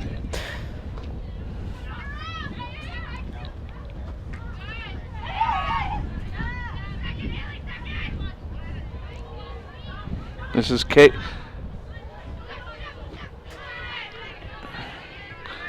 That was Krebs, I should say.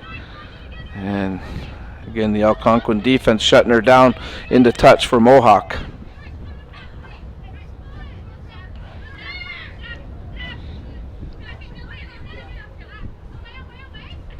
Since coming into the game, I have to tell you, Haley Robertson's been very solid, number 13. She has. Absolutely, I agree with you. She's very patient with the ball, and she looks to find the feet of her teammates.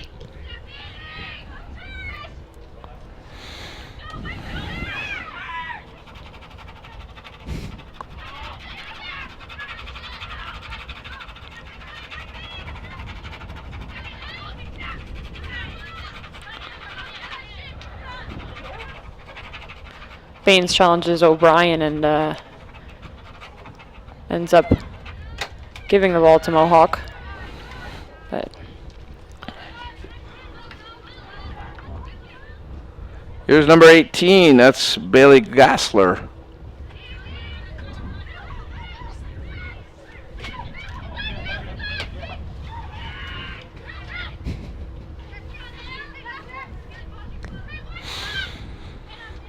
This one just playing itself out. Just over 9 minutes to go, unofficially again. should be a couple minutes of stoppage time. There was a few fouls in this game, but like you say, it's up to the referee's decision to see what the added time is going to be. It won't make much of a difference at this point. Obviously, Algonquin with the commanding lead, 5-0. Yeah, this one's all academic at this point. As Gassler's taken down, good tackle there by the Mohawk defender. I believe that's again the player that we've talked about quite a bit for Mohawk today. I think she's been the best player for the Mountaineers, Alyssa O'Brien, who's worked extremely hard.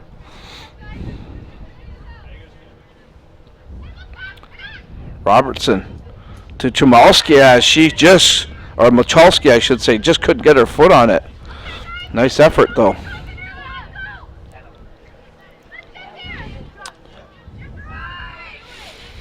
Take another look at this.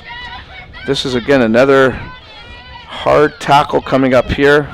That's what we've been talking about, and that's Alyssa O'Brien. And she has the ball right now too. All over the field, Alyssa O'Brien has been. I think she's been Mohawk's best player overall. I have to agree with you there on that. And there's a quick shot and steered off to the side. It'll be a corner kick for Algonquin. For the Thunder, I'd have to vote Melissa Harrison, the captain, perhaps as the player of the game, but we don't decide that.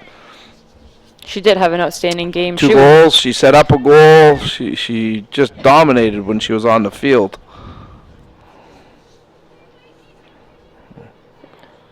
Speaking of player of the game, stay tuned right after this contest. We'll talk to Dominic Oliveira, the winning coach.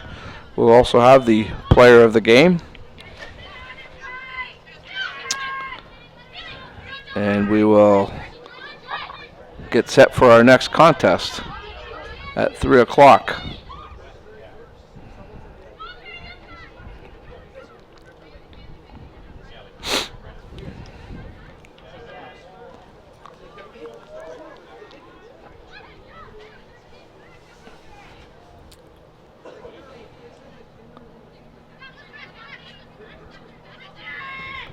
Here's a long ball for Baines as she goes on a run on the right side. That's going to go into touch. It'll be a Mohawk throw-in. Speaking of our next game, Seneca Sting will take on the St. Lawrence College Vikings at 3 p.m. We hope you can join us for that one. That'll be our third contest of this 2016 OCAA Women's Soccer Championships.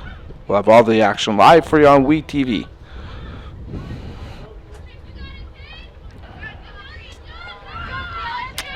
Ball rolling down the left side here. This is number 14, Taylor Campbell. Campbell going out front with it, looking for a man. Couldn't connect. I shouldn't say man, should I? I should say teammate.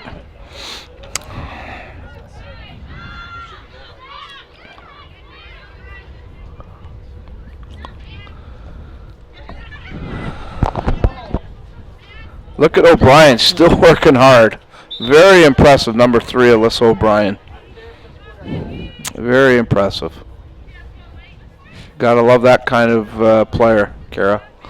Well, you know, it's a long season, and these players worked very hard to be here. Almost every day they've been working, trying to get better and improve to get to this point. So they definitely shouldn't just give up. And they're as you can see, O'Brien is showing that they're not giving up, and it's a lot of heart. Here's Gassler down the left side, left foot cross, intercepted nicely. As I believe that's Alyssa Bernacki in net now. She's shaken up on the play. She may have twisted her ankle. Yeah, she just went down. I don't think there was any contact, so I have to agree with you. Just possibly landed awkwardly on her foot. Here's another look at it. Gassler will go down the left side here. She does a nice job getting the cross over and right there. And I think you're right, Kara. I think you're absolutely correct. She may have just came down.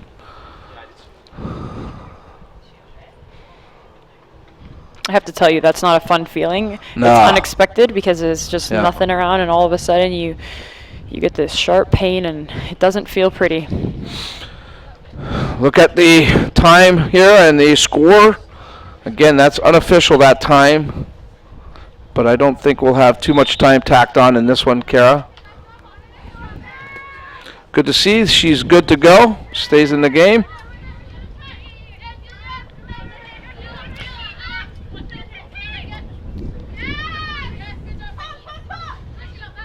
Didi Panicio there with the ball. She's been working quite hard as well. Yeah, I would agree with you on that. She's made her presence known out on the field and hasn't allowed the score to dictate her play.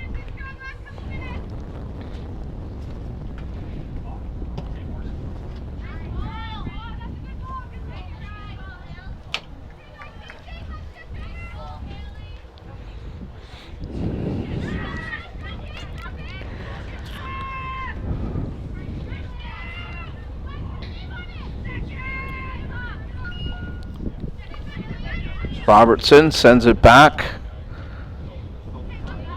to Martin, to Baines, and she's fouled. Free kick for the Thunder.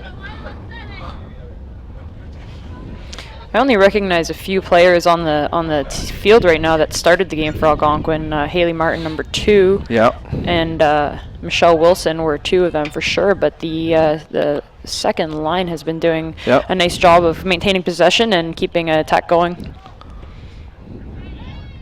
Long shot right on net. Great save. Rebound just wide as number 19. That was Jenna Baldry with a chance to put one in the back of the net, and it just went wide of the net.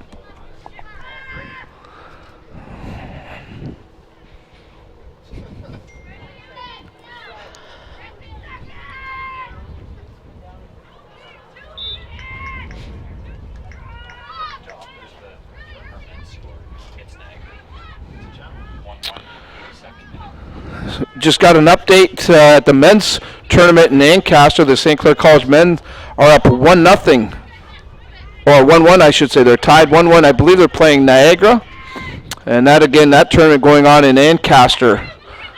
So the men's team here at St. Clair in tough with Niagara. Some good ball movement by Algonquin Thunder, but ultimately given up. Krebs gets ahead on the ball, but she can't get any further with that.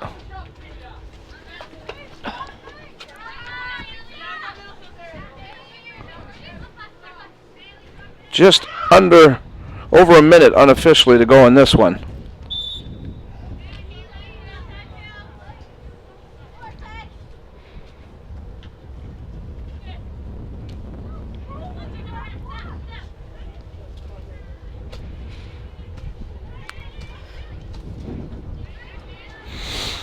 Speaking of Alyssa O'Brien, she played for Coach Stefanini and also played on the indoor team here at St. Clair that won a gold medal.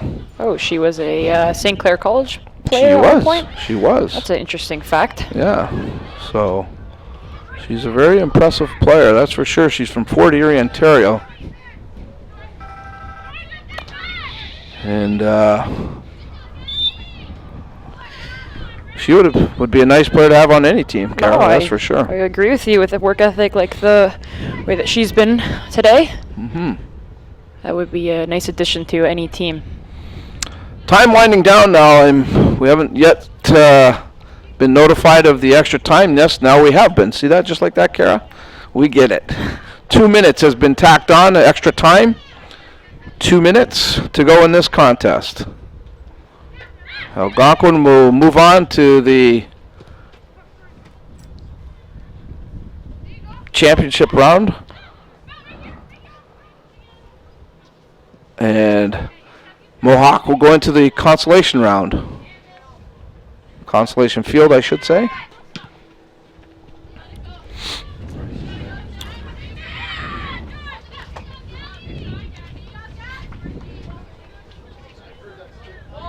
Stay tuned right after the game. We'll have a post-game report for you. Talk to head coach Dominic Oliveri. We'll also have the player of the game for the Algonquin Thunder.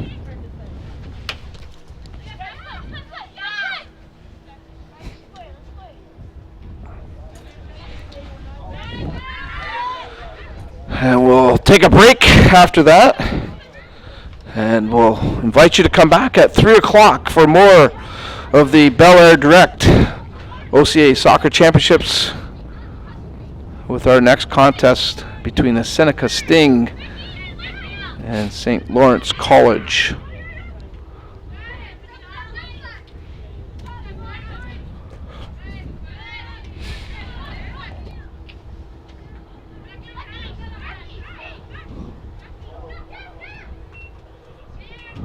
Gassler just gets a foot on it. That ball spins into the Mohawk end of the field.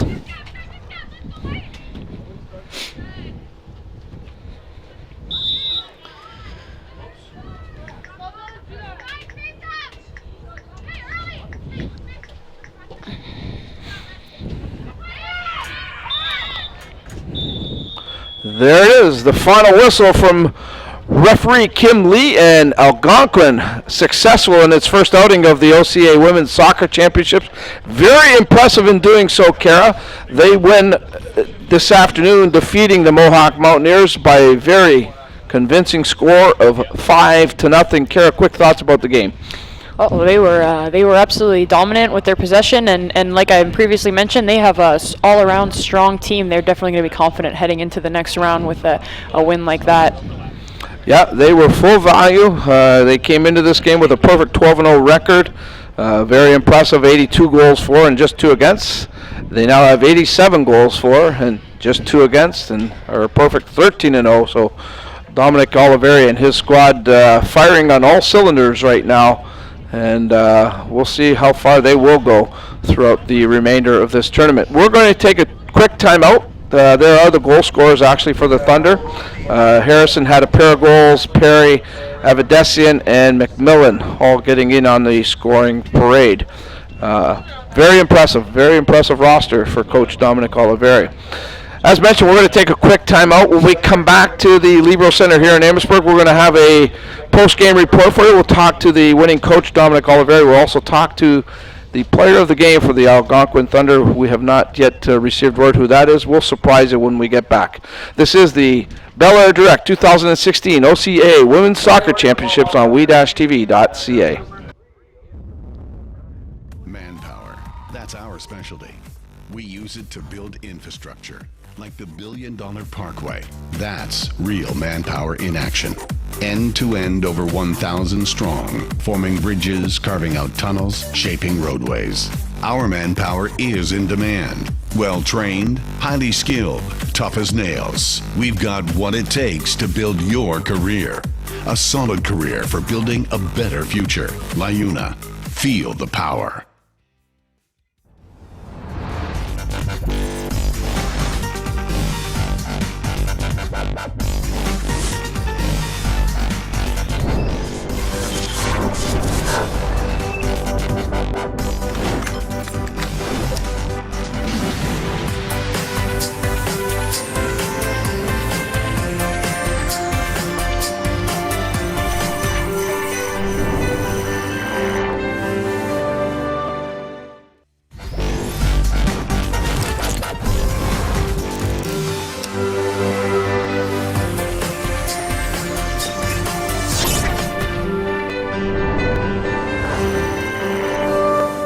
Center, the site of the 2016 OCCA Women's Soccer Championships. Joining us in our post-game report, the winning coach Dominic Oliveira.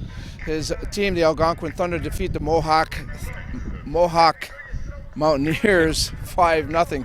I got a little brain freeze going here, Dom, but pretty impressive victory to start this tournament. Have to be pleased the way your team played.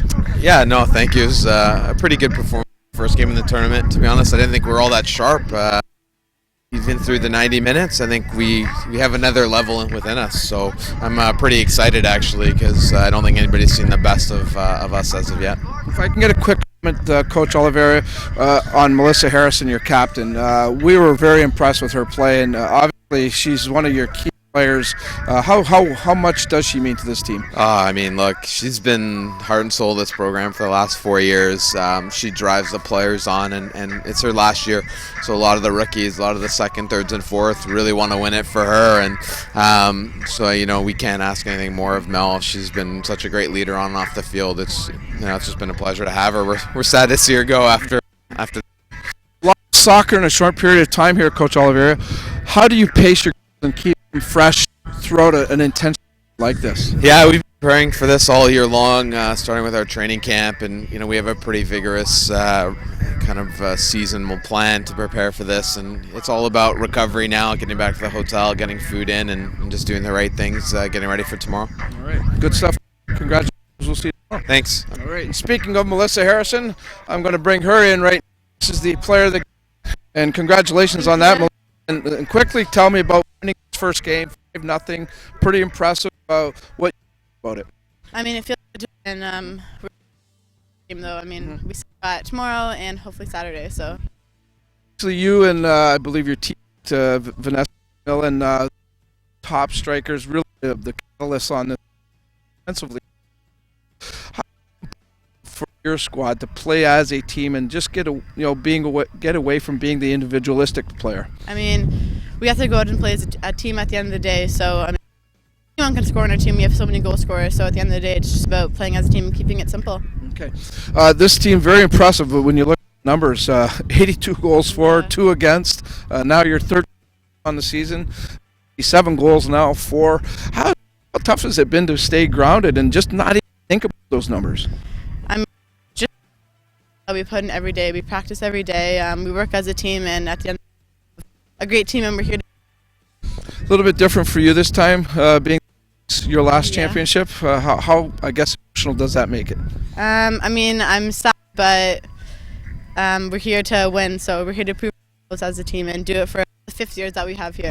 All right. Well, good luck with that, Melissa. Congratulations on this win. Thanks very much. All right. The player of the game for the Algonquin Thunder, Melissa Harrison, very impressive here this afternoon. Her team overall very impressive. They win it 5-0 over the Mohawk Mountaineers. That's the story here. That's our second game in the books. We're going to take a break now. We will invite you to come back at 3 p.m. We'll have more of the belairdirect OCAA Women's Soccer Championships. Until then, though, this is Dominic Papa wishing you a great afternoon. Thanks for tuning in. We'll see you all again very soon.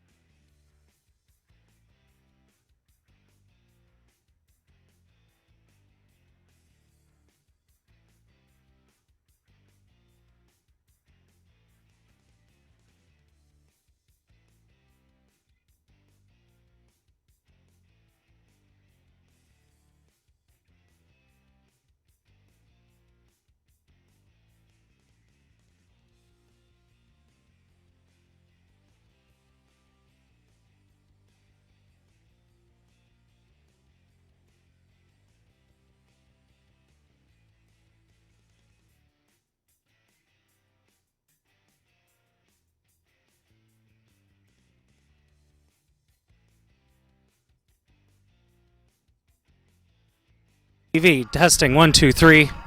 1 2 3, testing 1 2 3. I'm standing right here in the middle of the 50 talking about soccer.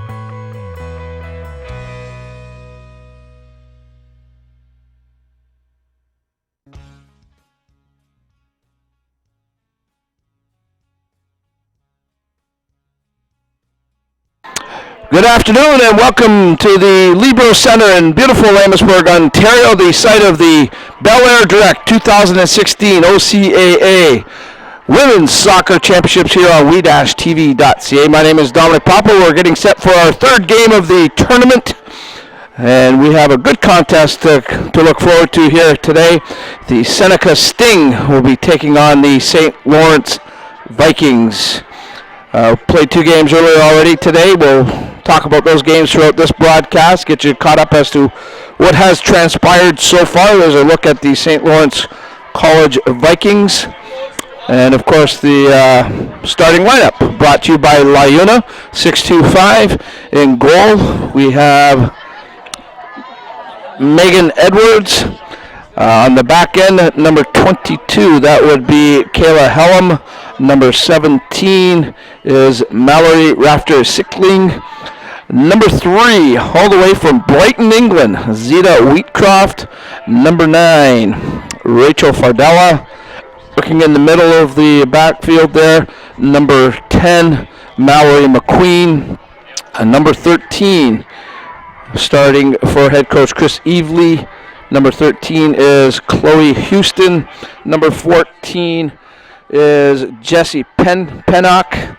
Number 23, Nicole Cathcart. Number 24, Megan Simpson. And number 11, Caitlin Dunseith. That is the starting lineup for head coach Chris Evely, who is in his first year with the St. Lawrence Vikings.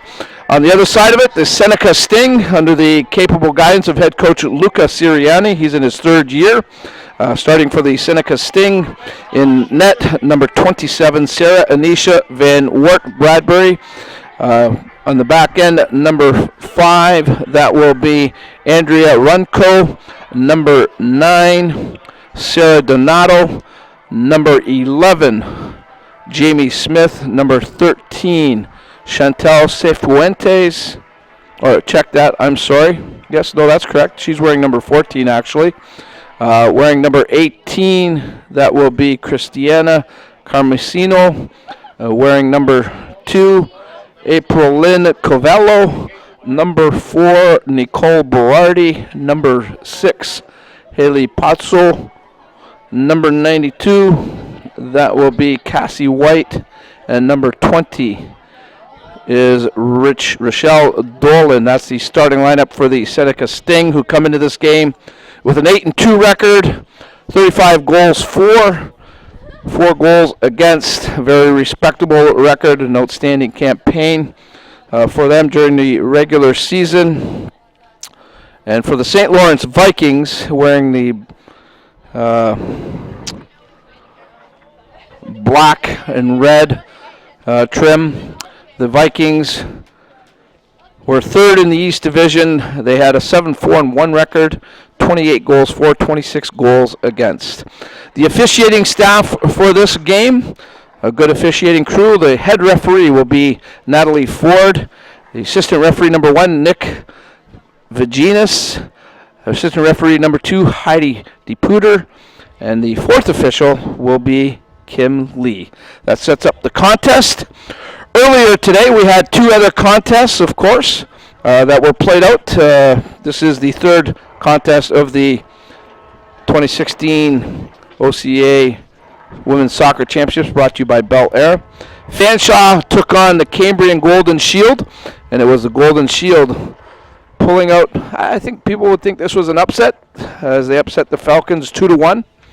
And then in the last contest, which you watched here on WeTV, Algonquin Thunder looking very strong and very convincing over the Mohawk Mountaineers, 5-0. You could see the other games today.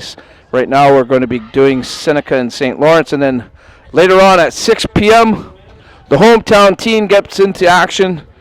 The St. Clair College Saints, under head coach Steve Vanini, will take on the Humber Hawks. Certainly glad to have you along for the ride here on We-TV, and want to give a shout out to the St. Clair College Athletic Department, led by Christy Gatto, also assisted by Jay Schufelt, Teddy Beal, the entire great crew here at St. Clair College, making us feel very good and at home. And certainly we here at we-tv.ca are very proud to be working with St. Clair College and the OCAA athletic gang for sure.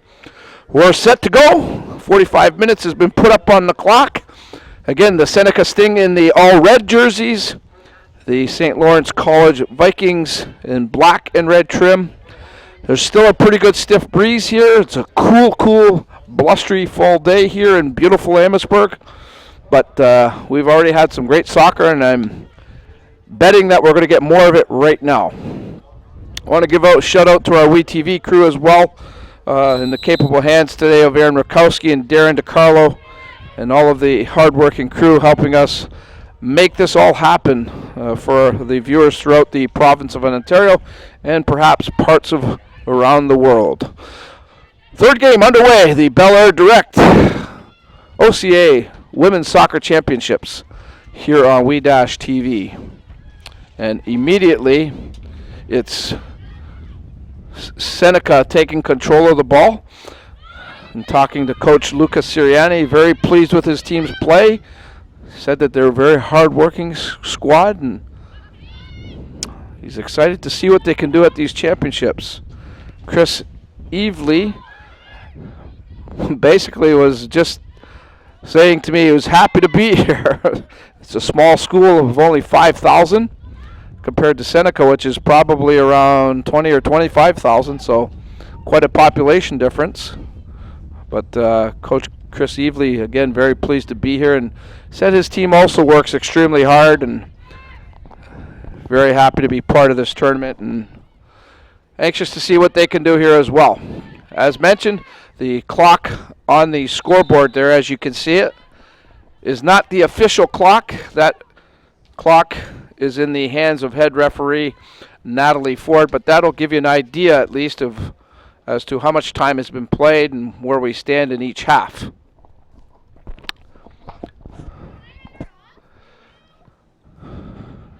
St. Lawrence sends a long ball upfield. It's number 10, Mallory McQueen, trying to put it out front. It rolls slowly to the goalkeeper, Sarah Anisha Van Wart Bradbury. I'm going to have to shorten that, though, Sarah, because that is one heck of a name, I'll tell you.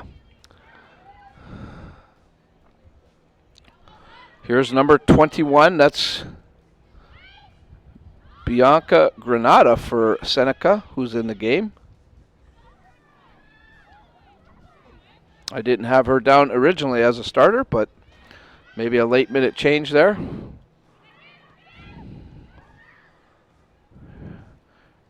Here comes the Sting. That ball intended for number 5, Andrea Runco. Runco was onside. The St. Lawrence team thought she was offside, and they all stopped, but Runco kept going.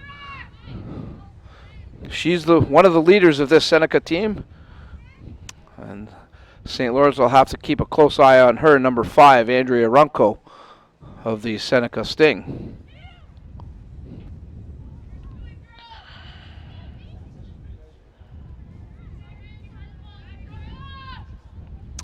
Megan Edwards, the goalkeeper of the Vikings, boots one to midfield. A little bit of a collision there. Pennock moves the ball up to her teammate. That's Rafter Sickling. That play into the middle of the zone doesn't get anywhere. Here come the Sting now. Number 21, that's Bianca Granada, moving the ball up down the left side, and Edwards, an outstanding play, taking the ball away. A good judgment there by the goalkeeper, Megan Edwards, and she keeps this game scoreless.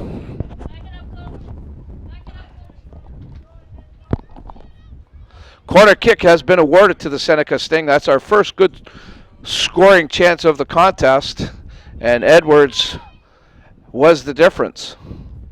A low ball across, and that goes wide out behind the goalkeeper, so it'll be a goalkeeper kick.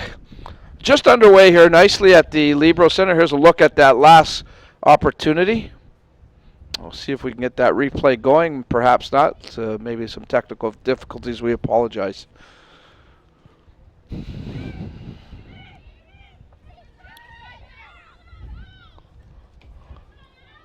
McQueen moves the ball up. She was looking for her teammate. Couldn't quite make that number out. I'm on the other side of the field here, unfortunately. I apologize, but we'll get it going. Actually, that was McQueen, number 10. Mallory McQueen, fourth-year player, one of the key players for Coach Chris Evely. She has 6 goals this season. 3 of those goals were game-winning goals.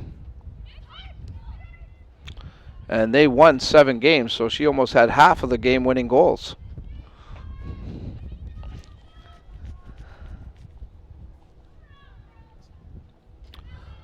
The news out of Ancaster, Ontario, the site of the men's OCAA soccer tournament. Not good news there for the Saints as they were defeated by Niagara 2-1 in extra time.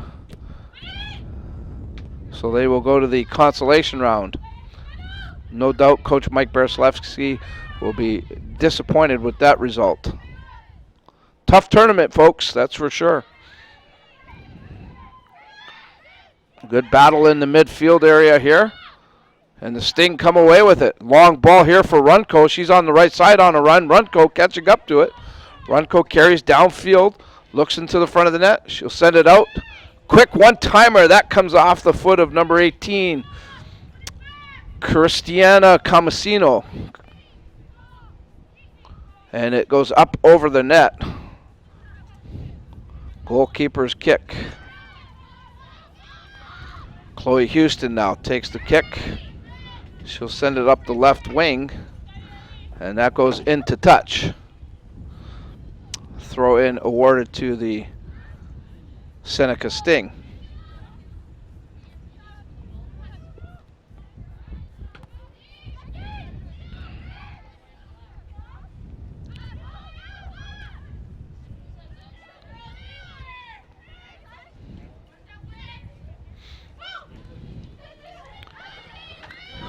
Good run there. Runco taking out her man.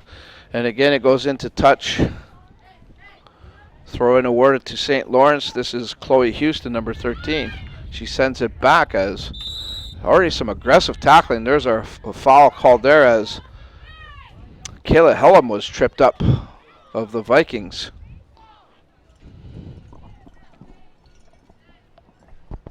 Free kick awarded. Hellam sets it up. Sends a long ball into the Seneca end of the field. There's a head on the ball there. And right away it's sent back. There's a chase now here. Hustling downfield for Seneca, number 4, Nicole Berardi. She sends it back. There's a long shot. Scores! Wow.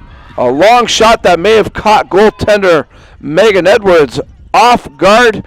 Makes it a 1-0 game in favor of Seneca. I believe Haley Pozo will be awarded the goal. Coming in at about 7 minutes into the game. Let's see how St. Lawrence responds to that.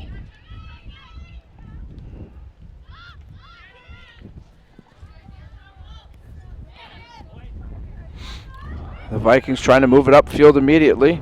And that one kicked into touch. Sarah Donato getting her foot on the ball. There's a look at the goal, the long shot.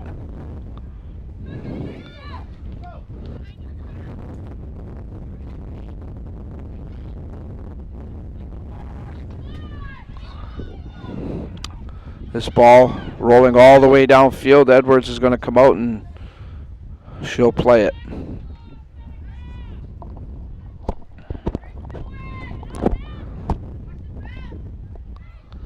Seneca right now has the early edge, that's for sure, as they've been controlling most of the play.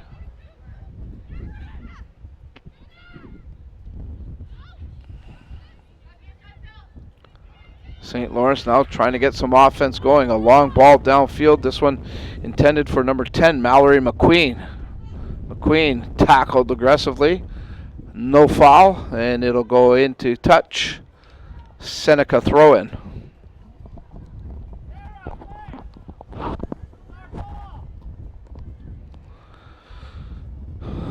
Are they calling it a goalkeeper's kick?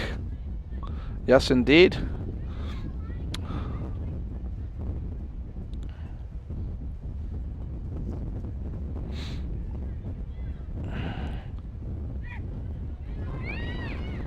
Sarah Van Wart Bradbury gets the ball moving. St. Lawrence comes up with it though. Long ball that goes off ahead. Now the Sting trying to control it. Vikings pick it up for a moment. Play in the midfield. Here comes St. Lawrence now. Left side pass. This is Rafter Sickling. Her pass goes astray. Moving up on the play, Megan Simpson. Simpson on the right side, can't get anywhere with it, and it's booted it into touch.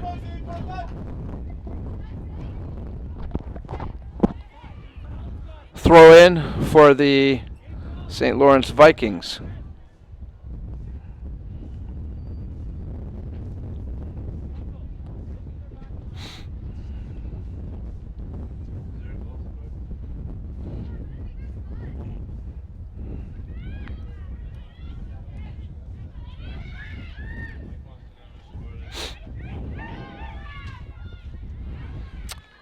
On the turnover, Seneca now leads the rush. That pass intercepted.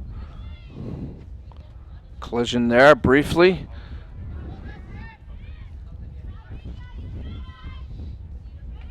Here comes the Vikings. On the left side, number 17, Mallory Rafter Sickling.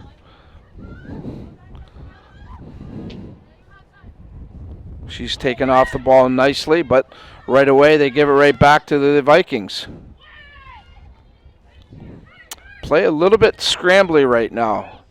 Neither team really controlling the ball much.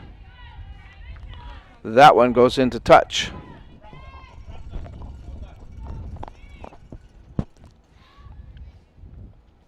St. Lawrence throw in. Oh my, what a collision. Couple of players going down, and looked like Nicole Berardi running into one of the Vikings defender. I couldn't make out the number there, but pretty good collision. It looks like she's favoring the shoulder area. That's number 11, Caitlin Dunseith. Here's a look at the foul. No doubt about it, hit from behind, and then took the knee in the face area. Wow, that's tough soccer. Good to see Dunseith is up on her own power and remains in the game. She'll try to help her team get back into this one as they're down 1-0. This is McQueen, Mallory McQueen. Her run runs out of room, but they do get the corner kick. St. Lawrence does, so this is an opportunity to get a crack at that Seneca Sting net.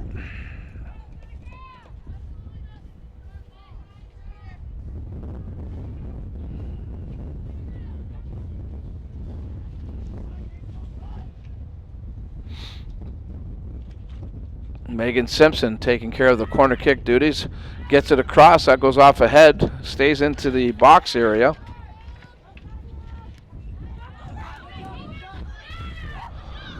Here come the Sting. This is Runco. Runco now down the right side. Gets past the first defender. Runco now stays to the outside.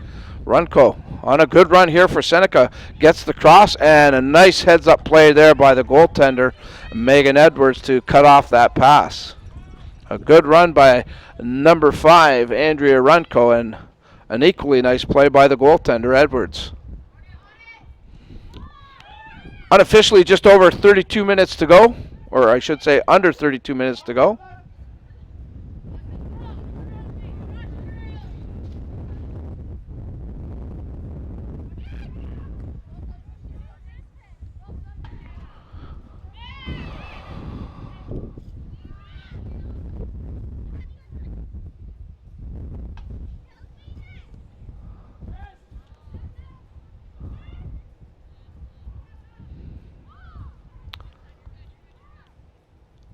Sting, again, getting into the danger area. Runco got a foot on it but couldn't control it. St. Lawrence is able to clear. Chantal Cifuentes can't move the ball up. St. Lawrence putting up a good defensive wall there. Here's Megan Simpson now. She'll take over, and actually she's going to be called for a handball as it bounced up and hit her in the hand area. Free kick coming up here for the Seneca Sting.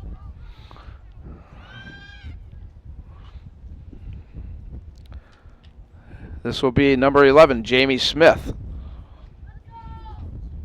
She looks over the situation. St. Lawrence moving the defense up, trying to draw the offside. Edwards is going to handle that one. No traffic in front of her. And immediately, everyone moves out. Edwards kicking into the wind. You can see how it's holding up that ball. Cifuentes moves it back up using that wind. But a little bit of a ping pong match going on.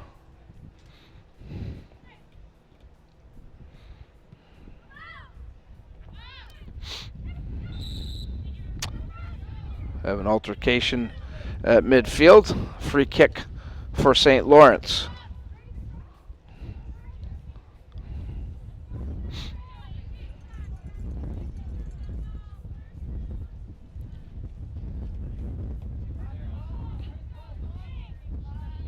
Dunseith, her kick off ahead.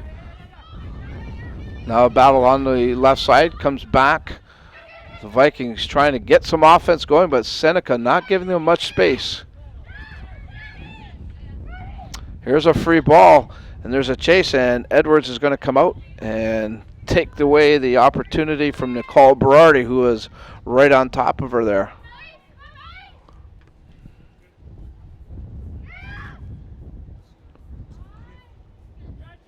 Smith moves the ball over to Covello. Covello up the left side. Try to move it into the middle. That doesn't work, but Seneca able to come up with the ball again. Donato's pass doesn't connect, and the Vikings send it right back. Here's Donato.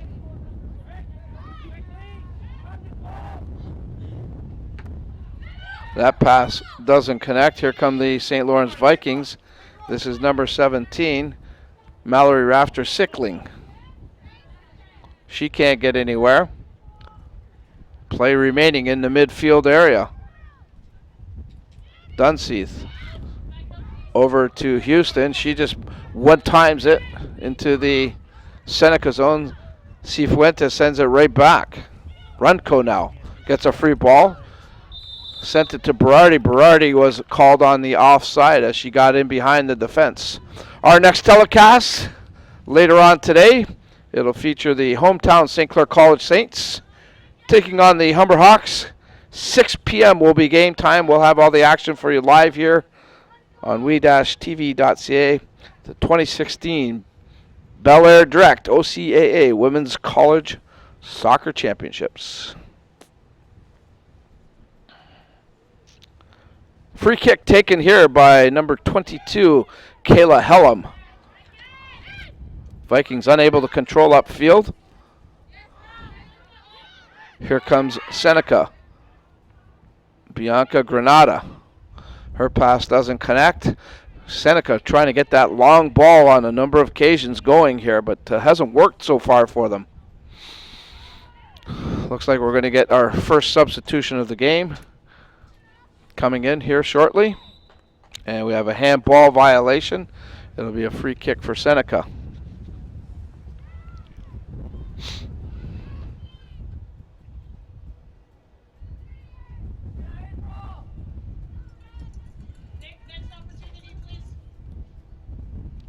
Free kick taken. St. Lawrence able to clear it. Now Smith makes a nice play, and she's on a run. Sends it up to number 10. That was McQueen back to Smith. Smith down the right side. Or Simpson, I should say. Her cross handled nicely by the goaltender, Van Wart Bradbury. St. Lawrence had a chance there. Cifuentes having some trouble. And St. Lawrence, for a moment, had a takeaway, but Seneca gets it right back. Here come the Sting. A long ball there. That's a good one. Down the field is number 6, Haley Pozo. Her pass doesn't make it through, intended for Berardi. Following up on the play, Covello. She can't get anywhere with it, and St. Lawrence is able to boot it out of the danger area. Megan Simpson is called for a foul. She doesn't like it. Seneca will get the free kick.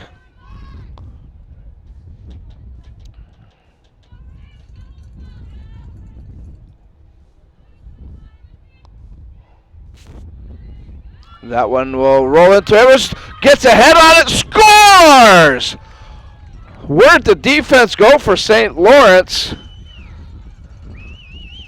As they left Granada all alone, Bianca Granada, number 21, was able to get her head on the ball, and that makes it 2-0 in favor of the Seneca Sting. Take a look at it. The long free kick goes right to the front of the net. Unfortunately, we don't get to see much of it there. We apologize.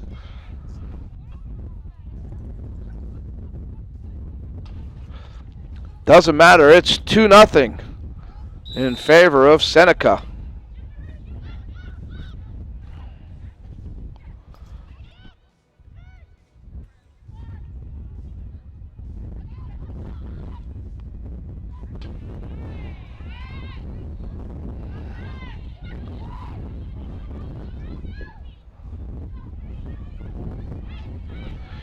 Here comes St. Lawrence now. They have to get things going, down a couple of goals here midway through the first half. New player in the game right here, number 7. That's Jamie Monahan, who comes in for Coach Chris Evely of the Vikings.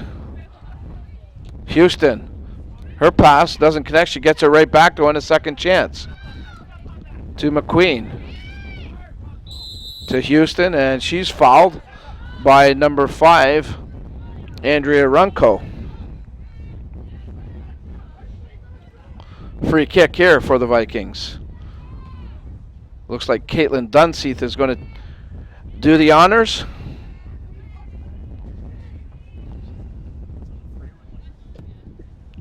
Her kick, a high one right into the danger box. And no one home there for the Vikings. Quickly, the ball moved up to Granada, who has that second goal for Seneca. Her pass down the left side, nicely to Haley Pozo. Pozo pulls up. She looks back, has Granada loose. Doesn't get her the ball, though. And it goes into touch, a break there for Seneca as they have the throw-in.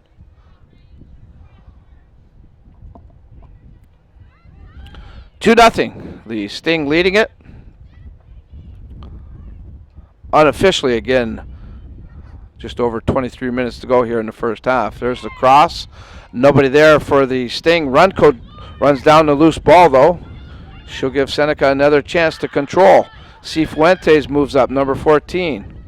Cifuentes looking, trying to get loose. Cifuentes battles a couple. Cifuentes still carries on. She can't get the shot off, though. And she's fouled, and they're calling a penalty kick. Wow. Cifuentes worked hard and got the call her way. A penalty kick has been awarded to the Seneca Sting, and it looks like number 14, Chantal Cifuentes, is going to have a crack at putting one in the back of the net here.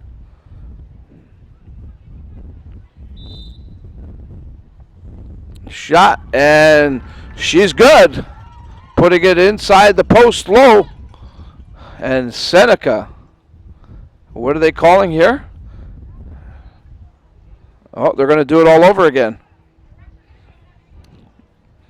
Obviously an infraction. So Cifuentes will get another crack at it, and Edwards will try again to make the stop, but basically the same spot. Cifuentes drills it to the back of the net. Seneca has jumped out to a commanding 3-0 lead over the St. Lawrence Vikings. Take a look at the penalty shot. Penalty kick, if you will.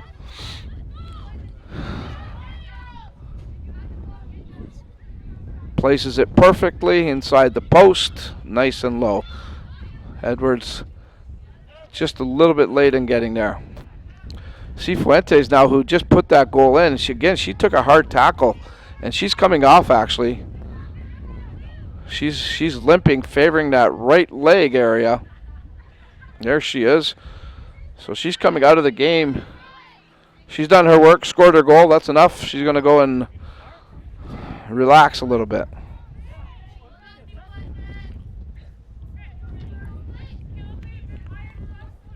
So we're just awaiting the substitution from Coach Lucas Sirianni. But his team playing very well here as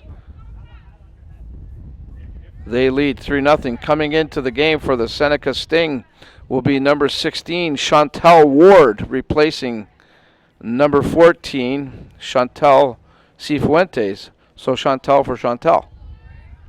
I like it.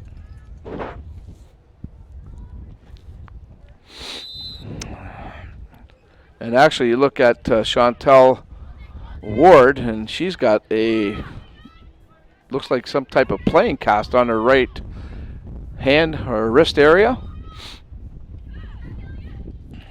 Tough game, this soccer. Here's Simpson. She gives chase. That ball goes into touch. It's going to be in favor of the Vikings. They'll take the throw in. They got to get some instant offense going urgently as they're down 3 to the Seneca Sting.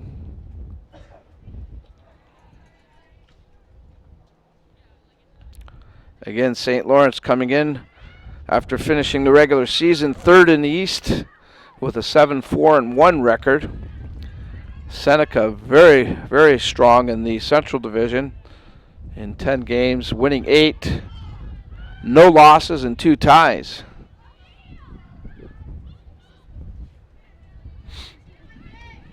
Dunseith will just let that roll out of bounds, and it'll be a goalkeeper's kick.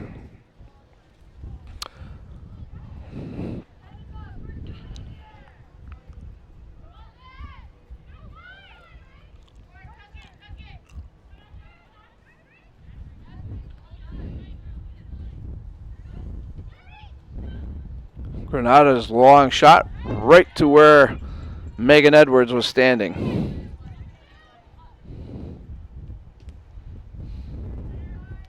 Again, that wind really making it tough for a high ball coming from the St. Lawrence end of the field as they're kicking right into it.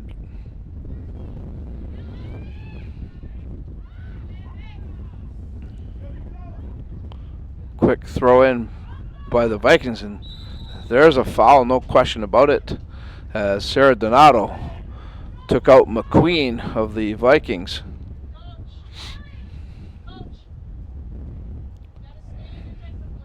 Unofficially, just under 18 minutes to go here in the first half. Would imagine there's going to be a little bit of injury time tacked on. But right now, Seneca very comfortable with this 3-0 lead. Goaltender Van Wart Bradbury quickly throws it upfield. She finds number 6, Haley Pozo. Her pass doesn't connect. Covello gets a boot on it. A little bit of ping pong action going here again. But now the Vikings with a chance. That doesn't get anywhere. Runco is on the way, but that ball intercepted nicely by Chloe Houston. Here's another long ball. Edwards is going to come out and play it. She'll let it roll, and she'll look over the situation.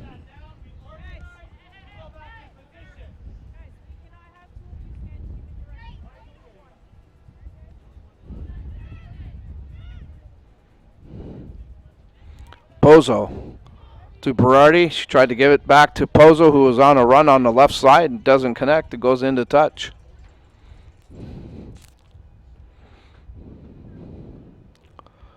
Lots of good soccer action this weekend, that's for sure. As this is day 1 of the belairdirect OCAA Women's Soccer Championships. 4 more games tomorrow and 3 more on Saturday to finish it off. And we-TV, very proud to be partnering up with St. Clair College and the OCAA to bring in these championships.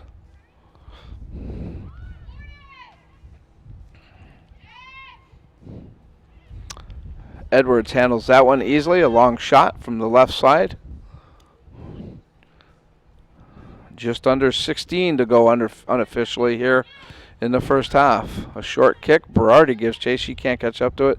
Edwards will get another crack at it.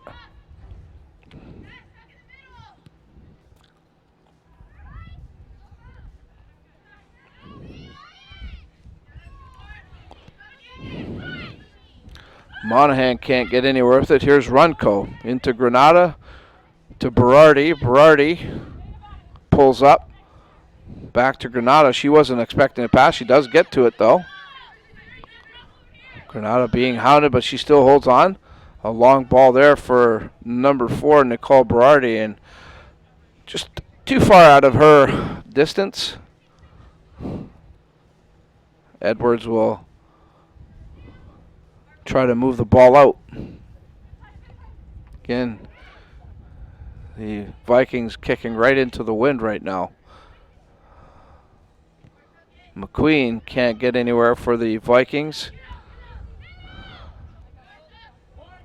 There's a giveaway off the foot of Zeta Wheatcroft. Pozo. Back to Cavello. And Edwards will just let it roll to her.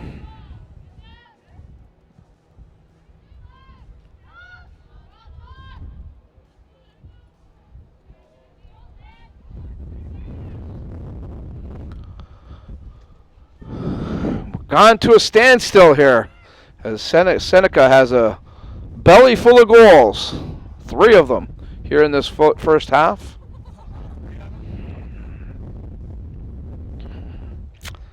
Yes, we do have a few hands here braving the cold elements. Certainly glad to see them here. Nice crowd earlier on for the game at noon.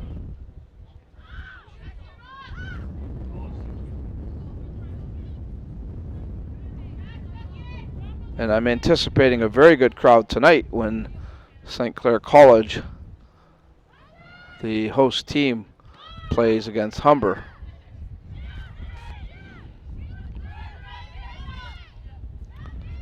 Here's McQueen for the Vikings, sending it over to Simpson on the right side. She can't catch up to it, and into touch it goes in Seneca's favor. Yeah, Algonquin had a good contingent of fans earlier on today. They're very impressive with their 5-0 victory. Mohawk had some fans here today as well. We certainly appreciate them coming down to this area, the southwestern Ontario area. Amherstburg, an outstanding town to visit, and of course Windsor not too far away.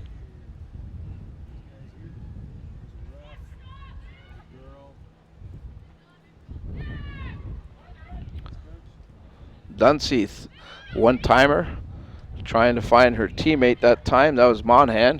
She's taken off the ball. Donato to Runco. Runco will send it back to Donato.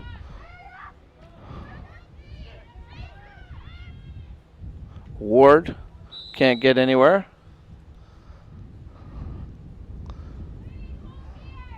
There's a look at Coach Chris Evely of the St. Lawrence squad. First-year coach. Got the great English accent, and you'll hear it at halftime as we'll have a chat with Coach Chris Evely.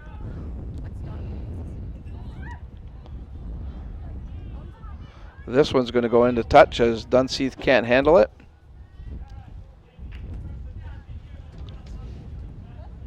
Chantal Ward with the throw-in.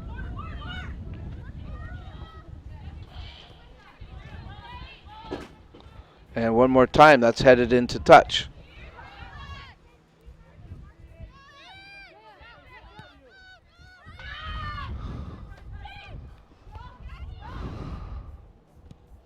Smith, her long pass doesn't connect.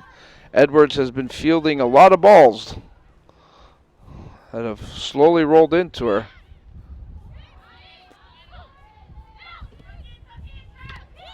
Houston, her pass to Monahan doesn't connect. Runco now for Seneca.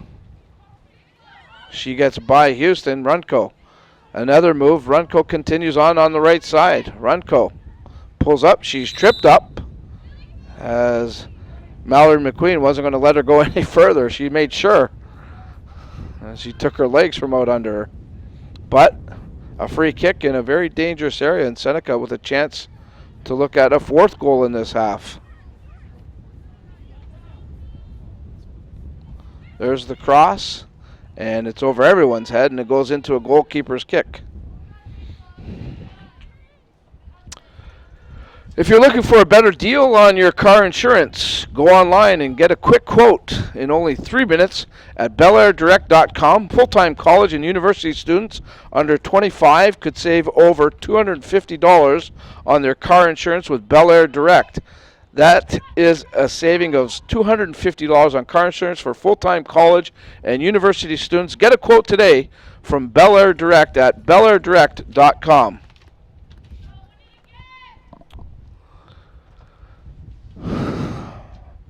Looks like we're going to get another substitution coming in shortly for the Vikings.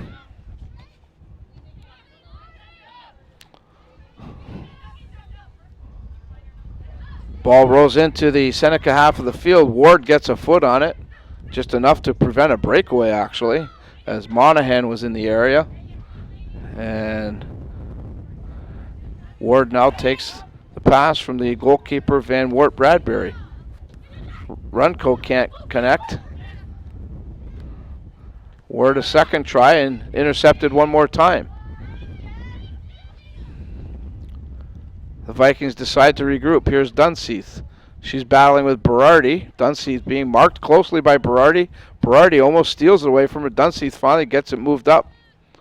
Seneca's there to intercept though. Here's Runco down the right side. Runco with a lane to the net. Runco winds up. Off the post, right straight back out. Here's Granado with it. Granado, left foot hit, and it goes off a leg, and that will be a corner kick. But Runco with a good run down the right side hits the post, and the game remains at 3-0.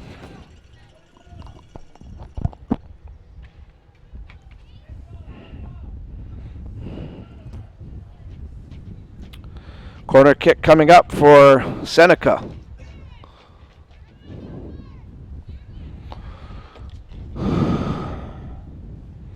Number 21, Bianca Granado, who has one of the goals here this afternoon. Here's the cross, a high one.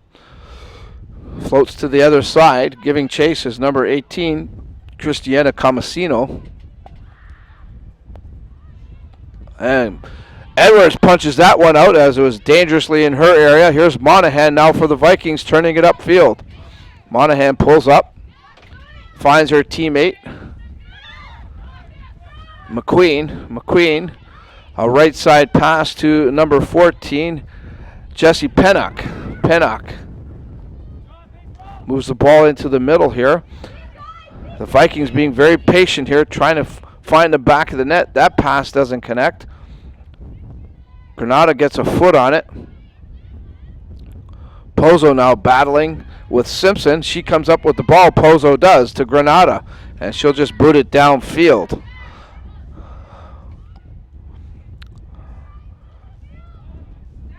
Seven minutes to go unofficially here in the first half. Substitution for the Vikings coming back into the game. Number 17, Mallory Rafter Sickling, and she'll be replacing number 7, Jamie Monahan, who originally came in for her.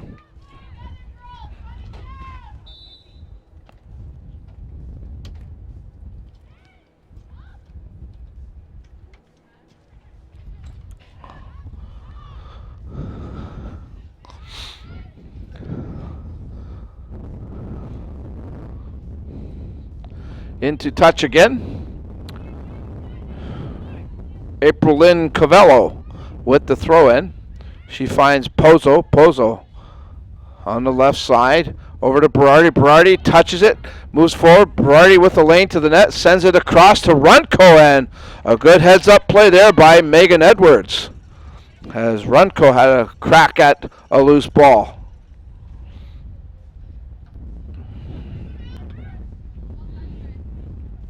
Dunseith gets ahead on it. She'll battle Berardi. Now Berardi pushes it forward. Pozo moving up. Pozo, quick shot. And Edwards again comes out and makes the save. And quickly Dunseith sends it into touch. Megan Edwards, the goalkeeper of the Vikings, been very busy in this first half.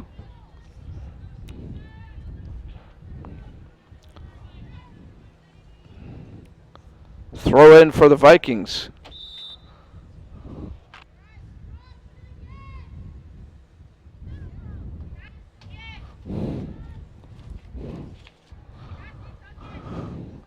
Coming up at 6 o'clock, the St. Clair College Saints, the host team, take on a very good Humber Hawks squad. We'll have all the action for you live at 6 p.m. as we continue our coverage of the belairdirect 2016 OCAA Women's Soccer Championships here at the Libro Center. Hope you could join us for that one. And again, we're hoping for a big crowd in support of that St. Clair College team, coached by Steve Vanini, who was named the OCAA Coach of the Year last night. Donato gets that long ball and sends it into touch. Chloe Houston puts the ball back in play. Penna can't get anywhere with it. It goes out of bounds. Chantal Ord, a long ball in the area of Granada. She's being shielded there by Kayla Hellam. Granada now does get the free ball. Sends it to Runco, back to Granada. And I believe we're getting an offside call.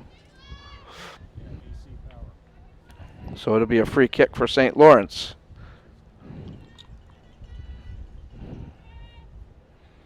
Three 0. Seneca leads it. For Seneca, that gives them 38 goals for on the year. They've only given up 4 goals this season, so very impressive.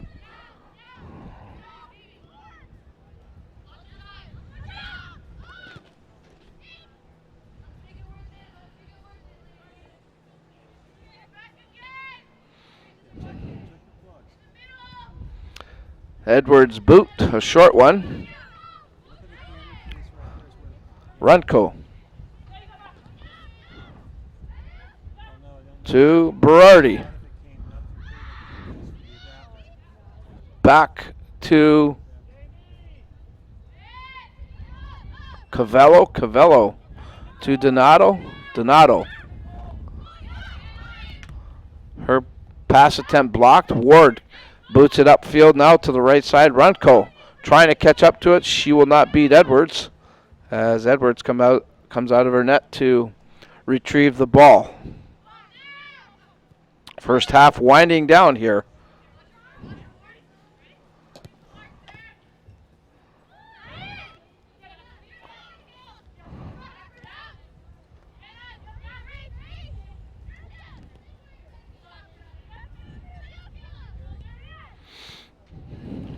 Simpson can't handle that pass. Granada now loses it to check that. That was number 3, Wheatcroft.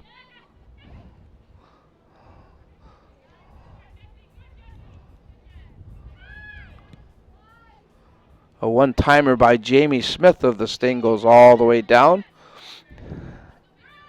Edwards will come out to field it. Under 2 minutes to go unofficially here in the first half.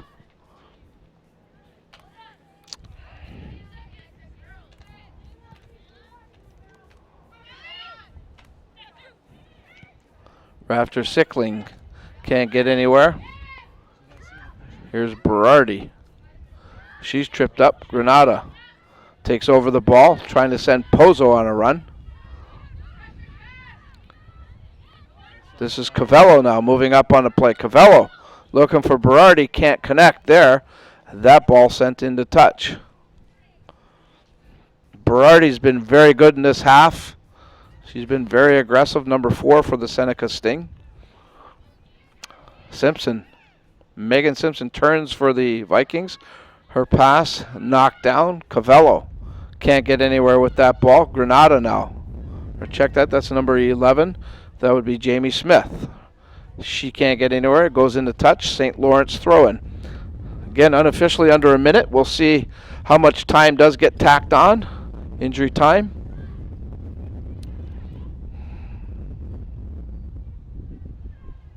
This is Granada. She can't get anywhere as she's surrounded by a couple of black jerseys. Dunseith, a left footer over the midfield stripe. Granada, a nice play off the chest. Runco now picks up a loose ball. She can't get a foot on it, and hustling back is number 22, Kayla Hellam, putting it into touch.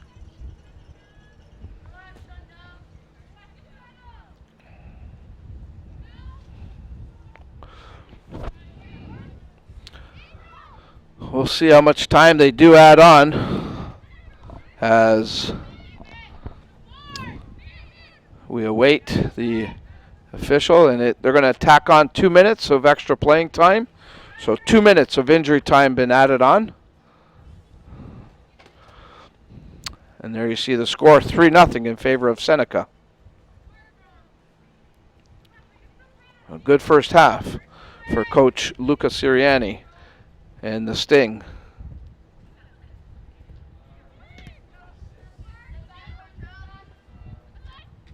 Dunseith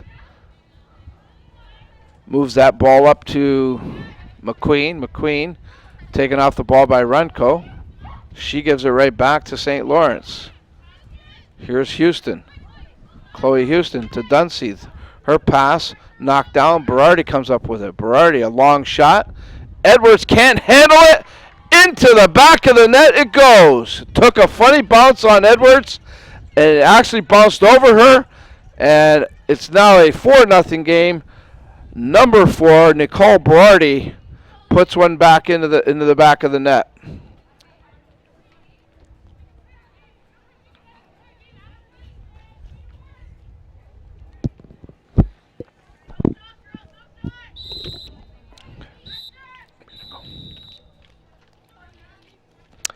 And referee Natalie Ford blows down the first half of play, and that's where we stand as we take a look at that goal by Berardi. Edwards obviously a little disappointed with herself and perhaps even frustrated, but halftime has come here, and the Seneca Sting lead 4-0. We're going to take a quick timeout. When we come back, we'll check in with the two coaches, Lucas Sirianni of the Seneca Sting and Chris Evely of St. Lawrence. You're watching the Bel Air Direct 2016 That's our OCAA Women's Soccer We use it to build infrastructure, like the $1 billion Parkway. That's real manpower in action.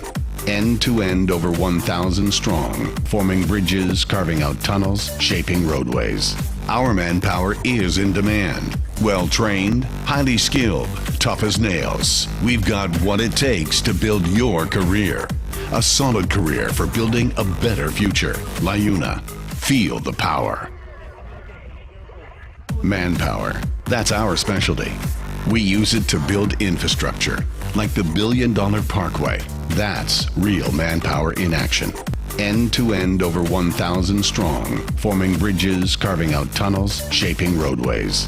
Our manpower is in demand. Well-trained, highly skilled, tough as nails. We've got what it takes to build your career. A solid career for building a better future. LiUNA. Feel the power. Welcome back to the Libro Center here in Amherstburg, Ontario, the site of the Bel Air Direct 2016 OCAA Women's Soccer Championships. The Seneca jumped to a 4-0 lead over the St. Lawrence College Vikings. The head coach of the Vikings joins us. Coach, doing this with us. Obviously, you're in a deep hole here, a 4 deficit. Give me your impressions of what happened in that first half. Obviously, killed us a little bit. The fourth goal just then has changed what I'll probably say at half-time, and my thinking over the next 40 minutes for how we...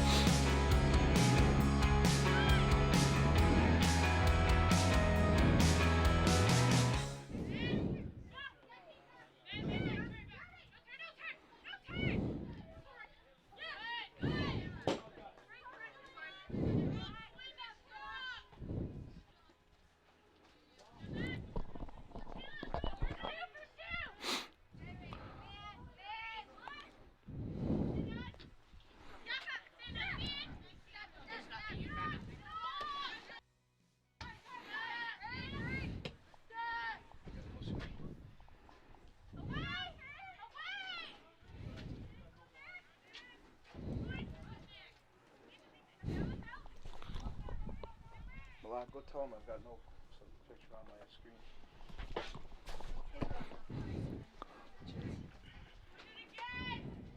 Oh, Darren.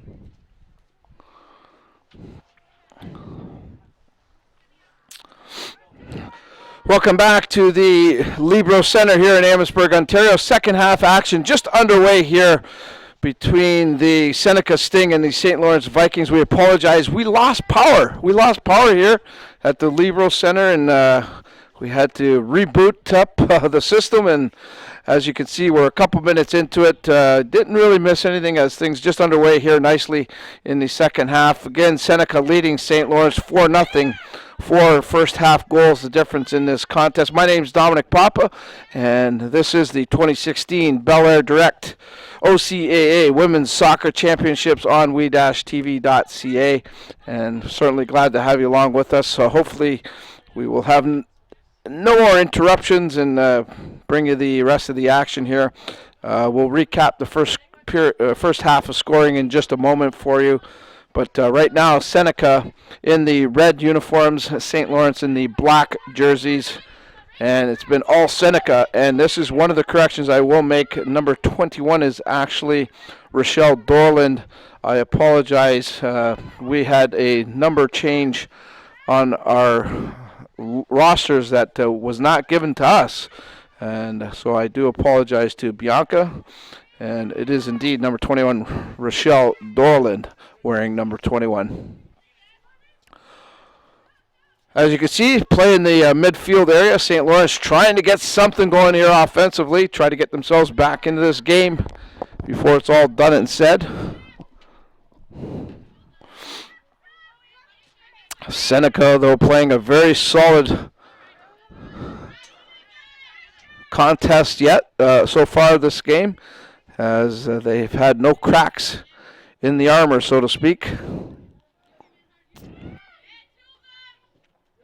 That ball kicked into touch by number 11, Jamie Smith.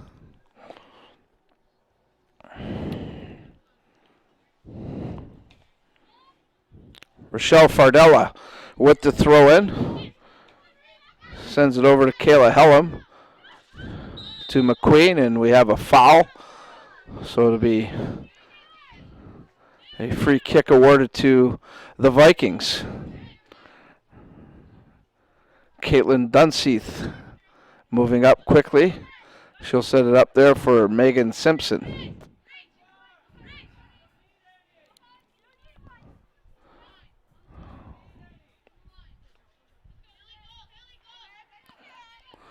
See where Simpson goes with this. You can see the angle of the ball here.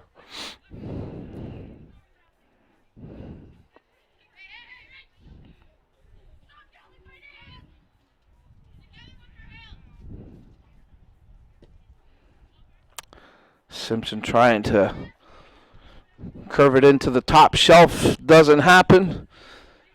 Goalkeeper's kick coming up from Sarah Anisha Van Wart Bradbury. Try saying that 10 times.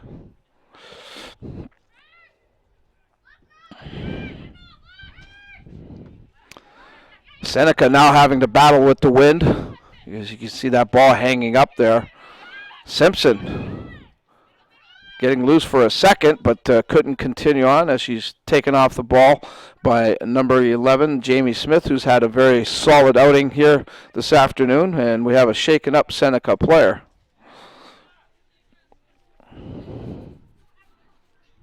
That looks like number 2, April Lynn Cavello, and she's smiling. Let's see what happened here. Oh, she took it in the stomach, so maybe a little bit winded,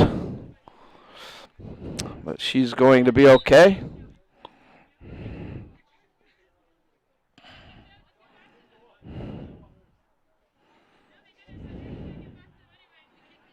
And it is Cavello who will take care of the throw, and still holding on to her stomach area.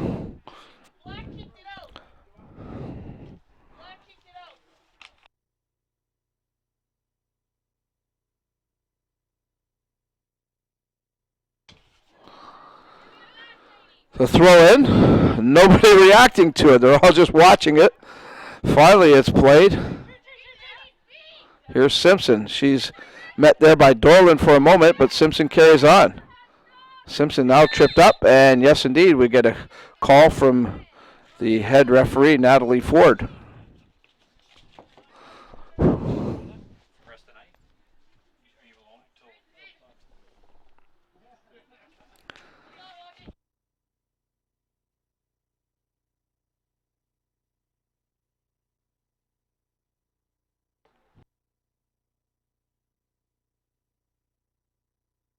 Long shot. That goes up over the net.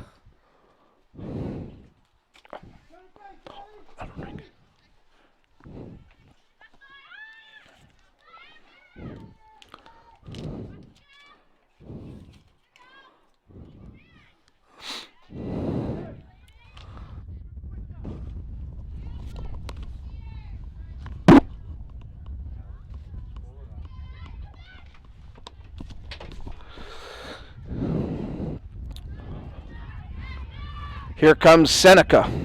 On the move, this is Berardi, who's had a very solid afternoon on the field, to Dorland. Dorland taking off the ball nicely there by Helm.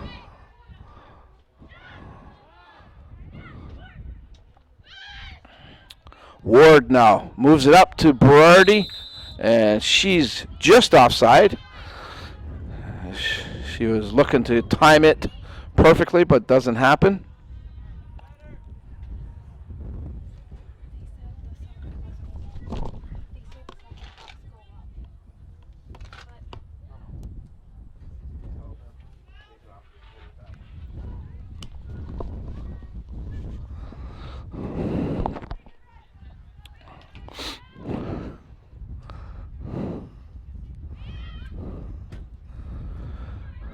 St. Lawrence now trying to muster up some offense. And we have another foul, so St. Lawrence will get the free kick.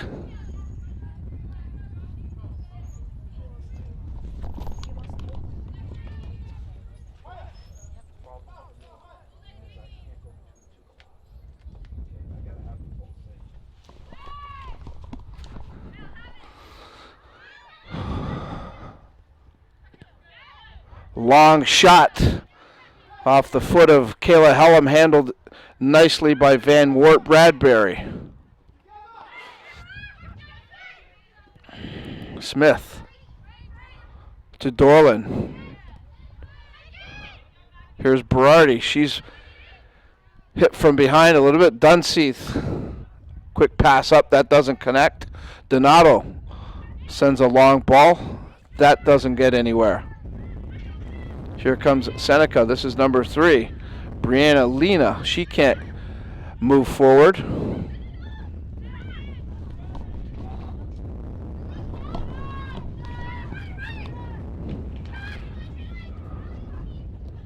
Bozo. Her cross intended for Berardi doesn't connect. There's a one-timer that goes up high and wide over the net. As you can see, we're almost 11 minutes into this second half. Unofficially again, of course, the head referee, Natalie Ford, the official timekeeper.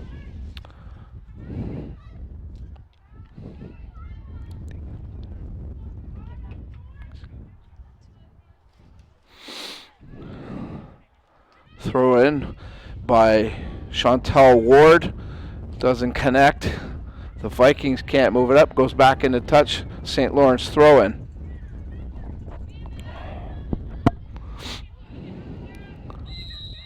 And there's another foul as St. Lawrence slowly trying to move it upfield here.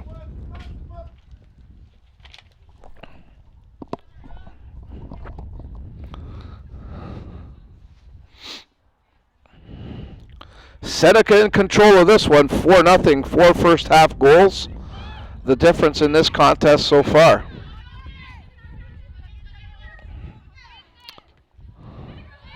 That ball goes into touch off Simpson's foot. Throw in for the Seneca Sting. This will be Covello, number 2.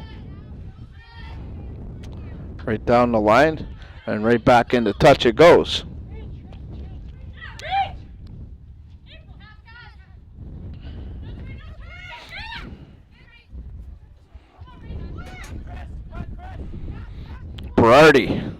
Berardi working down the left side, and she'll let it roll in behind the goal line. That'll be a corner kick awarded to Seneca.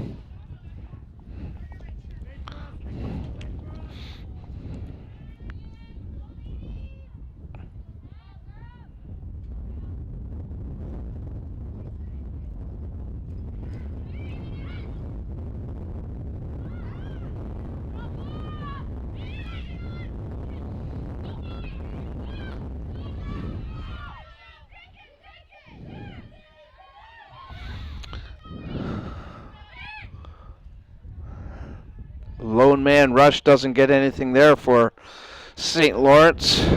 A lone player rush, I should call it. Got the ladies playing here today.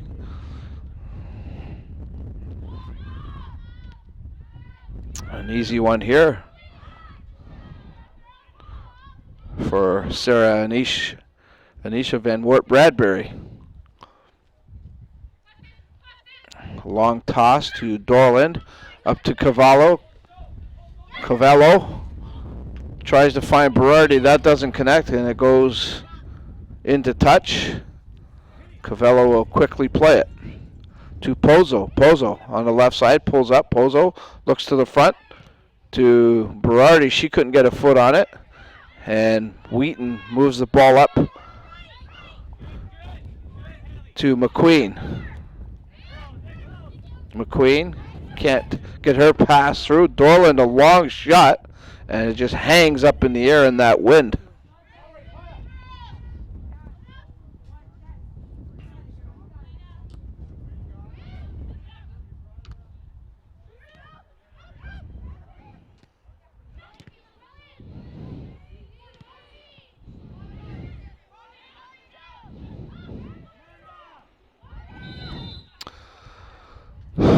Free kick, Seneca.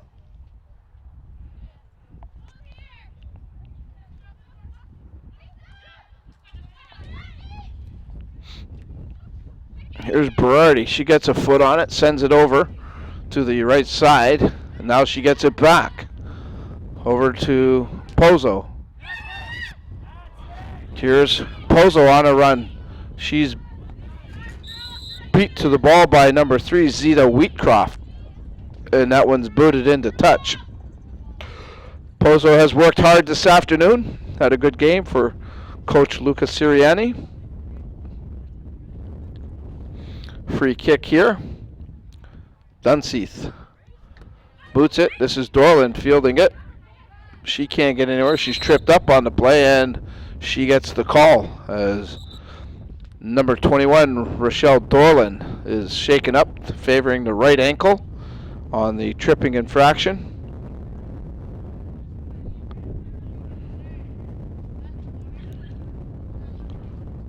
Of course, she has a goal in the first half.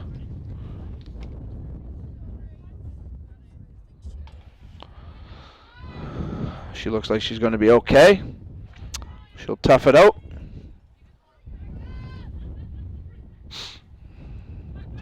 Free kick for the Sting.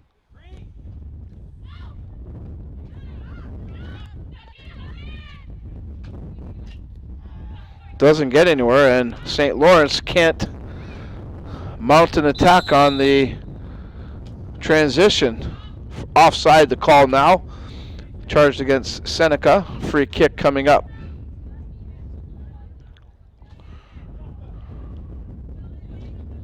Caitlin Dunseith will take the free kick. She's from St. Thomas, Ontario, fourth-year player.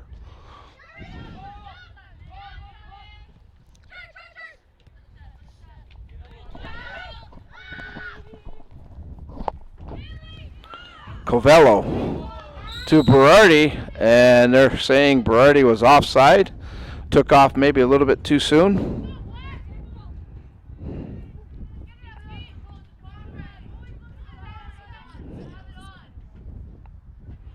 Dunseith will take care of the free kick.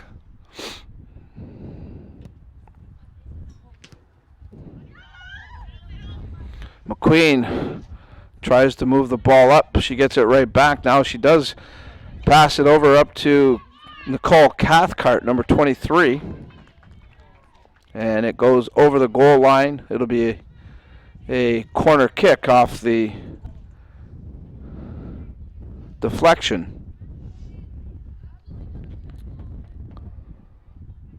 Megan Simpson.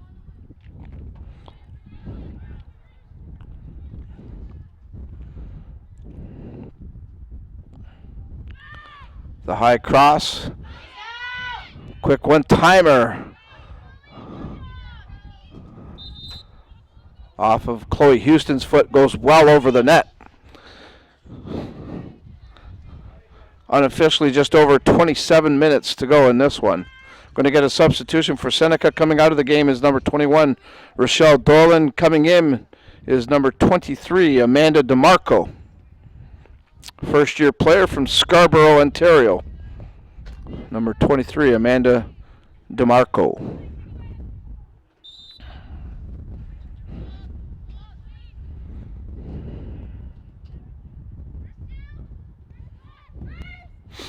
High kick left side for Pozo. She battles with Simpson. Pozo now gets her body in front of the ball, and we have a foul charged against Pozo. Free kick, St. Lawrence.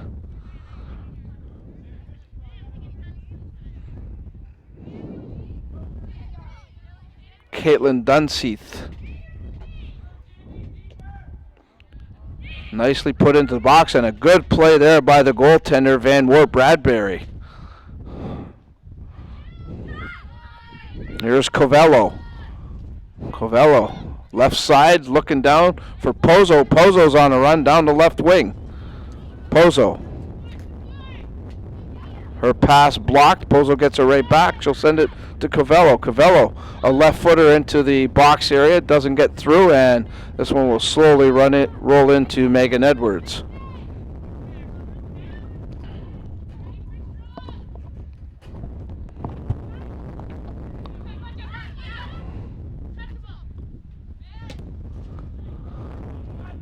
Berardi with a header, doesn't get anywhere. Pozo comes in to help out. Ball takes a funny spin. Donato. To Smith, back to the goalkeeper, back to Donato. Unofficially, just over 25 minutes to go in this one. Seneca very much in control.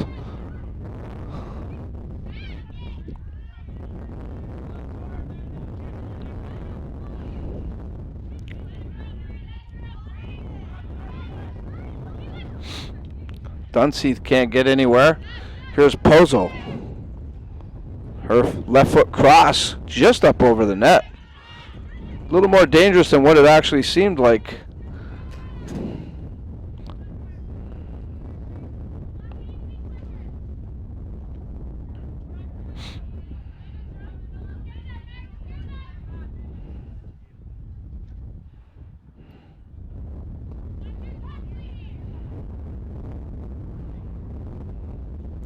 Dunseith.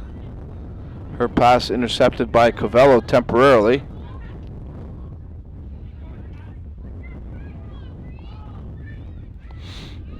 Seneca now mounting a charge here. Quick one-timer, that's up over the net.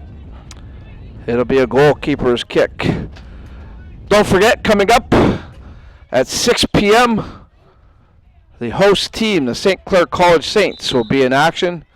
They'll take on the Humber Hawks, and we'll have all the action for you live right here on we-tv.ca. We continue our coverage of the belairdirect 2016 OCAA Women's Soccer Championship. So a substitution for the Seneca Sting coming out of the game, number 6, Haley Pozo. She's replaced by number 8, Caitlin Woolley, who you see there right in the center of your screen.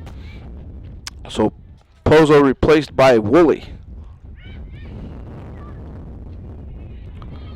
Dunseith will be charged with a handball there. Free kick for Seneca. Caitlin Dunseith has played very hard here this afternoon for Coach Chris Evely.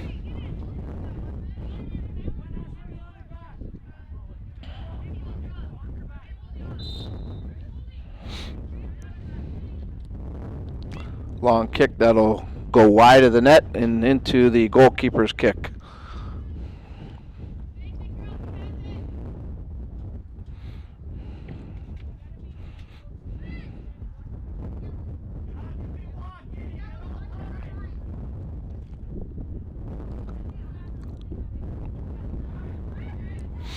Covello takes the keeper's kick, pushes up front. Berardi can't catch up to it. Ward now, her pass blocked. Here come the Vikings. They're stopped by Donato temporarily. Simpson now pick up a loose ball. Megan Simpson being checked there by Woolley. Woolley just into the game does a good job of taking Simpson off the ball temporarily.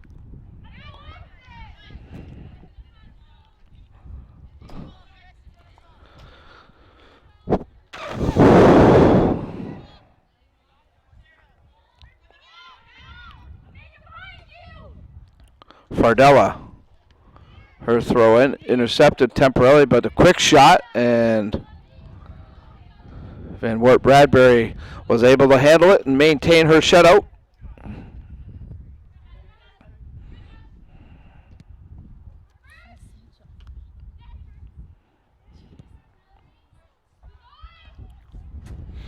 That ball sent down the length of the field, trying to catch up to it quickly.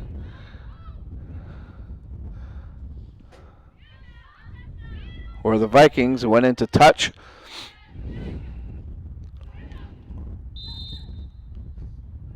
And we have a foul.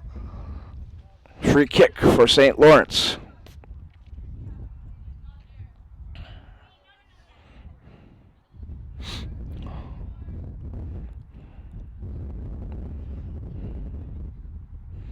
Dunleavy, or Dunseith, I should say.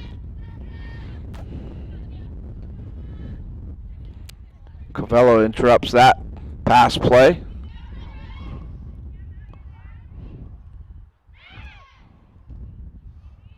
Dunseith just boots it into touch. Says that's enough.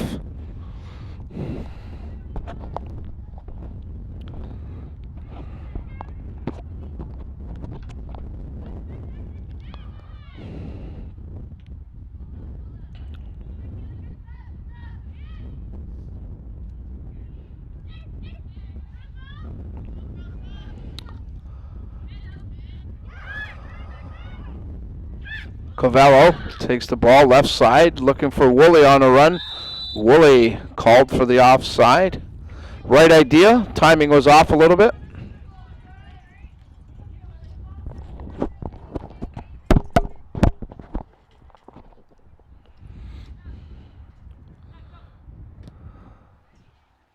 Long ball up here for McQueen. McQueen gives chase. She'll be beat to the ball. She does get a foot on it. Still in play. Now it goes into touch.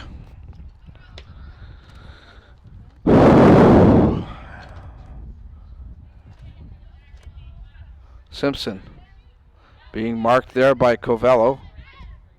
McQueen's cross up over the net and goalkeeper's kick. We're going to get another substitution for the Seneca Sting coming into the game.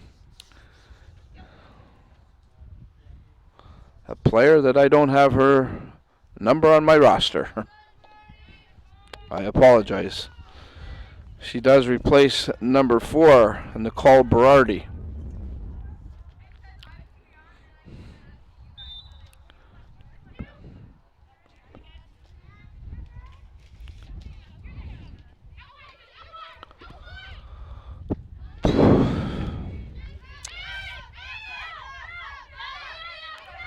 Simpson sends it back. Donato gets ahead on it.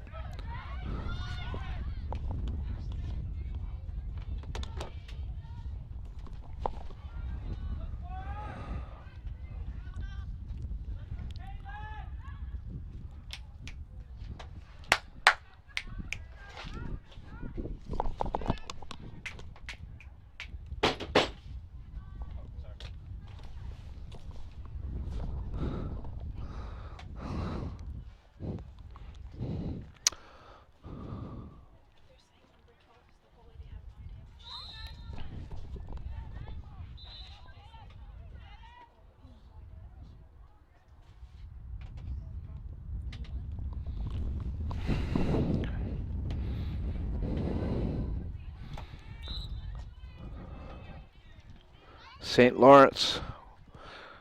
Dunseith with the free kick. Donato heads it out of the box area. Simpson now will try to play it. She's being marked closely by Woolley. Simpson looking for some room. Makes a nice move, but she's finally taken down. And it's going to be a free kick. Pleading her case, though, was Jamie Smith, number 11. She thought she was fouled. Referee Natalie Ford says not the case.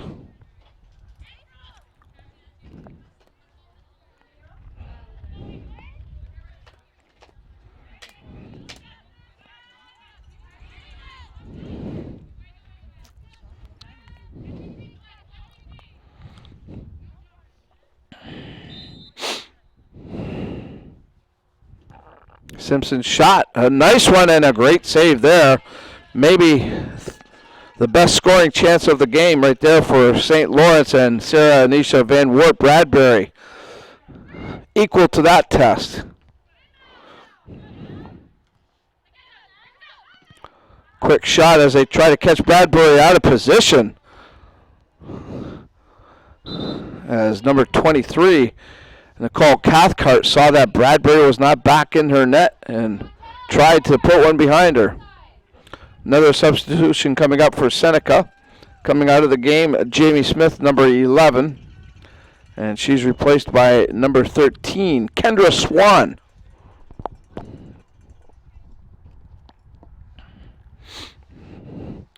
So Coach Lucas Sirianni obviously feeling comfortable with his 4-0 lead. Starts to empty out his bench a little bit. Number 12, that is Caitlin James from what we understand.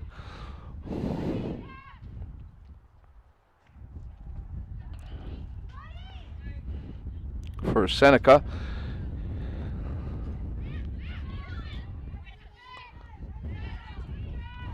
Dunseith has to go back, retrieve a loose ball. She'll move it up to Helam. That doesn't work out. Woolley now. Moves the ball into, that was number 3, Brianna Lena, and her shot hits the side of the net, but a nice play there by Woolley to Lena, and doesn't work out in the end, but good execution.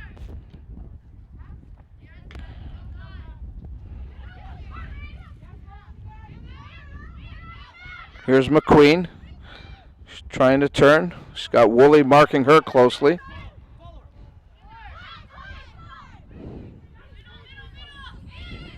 McQueen gets the ball back.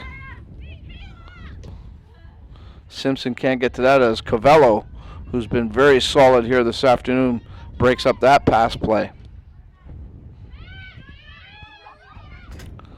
Woolley on the left side. Covello back to Woolley. Woolley can't get around Wheatcroft, and that will be a corner kick awarded to Seneca.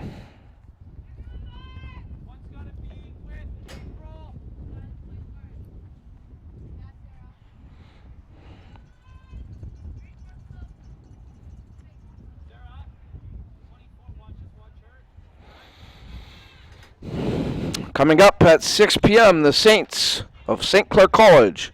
The host team here will take on the Humber Hawks. That'll be our 4th and final game of the day. We hope you could join us for that. Should be an outstanding contest between two very good OCAA soccer schools. We've already witnessed some good play today. The ladies and all squads working extremely hard, creating good competition here in all 3 of the contests so far today. Algonquin really a very strong performance earlier on this afternoon, and Seneca looking pretty good so far in this one. James falls down. She loses the ball.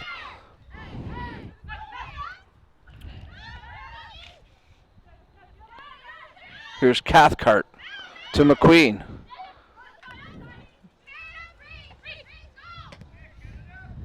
Fardella down the right side.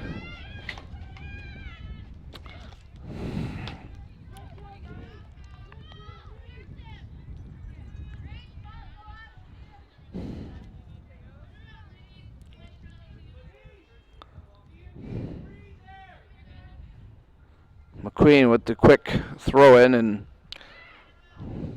I'm sorry, I have no vantage point to see here what's going on, folks. That's why I go silent.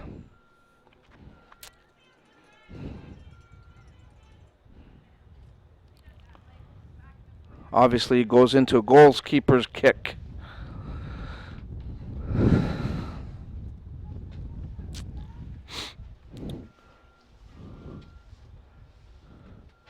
Unofficially, 11 and a half minutes to go in this one.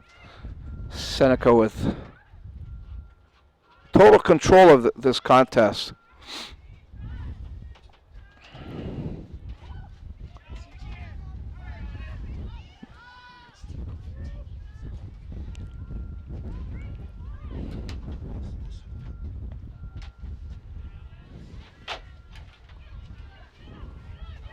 Here comes the Vikings. They can't get anywhere, as Seneca has really been very aggressive of quickly marking up against St. Lawrence and really not allowing much time and space. Caitlin James coming into the game late here, doing a good job. This one will roll into the goalkeeper.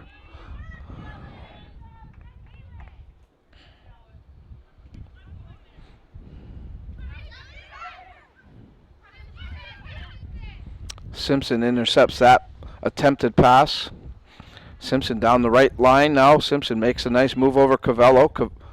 Ward comes out to help out. And Simpson is taken down. Foul is called. And Simpson will get up, which is a good sign. And it'll be a free kick awarded to the St. Lawrence Vikings, who I'm sure would like to just get one in the back of the net here.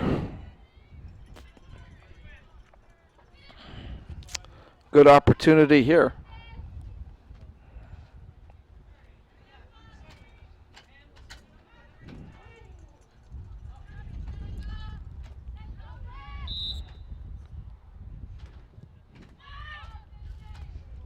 And Van Wert Bradbury in the right place that time off the header, and she makes it look easy. Unofficially under 10 minutes to go in this contest between the Seneca Saints and the St. Lawrence College Vikings. And that one goes into touch.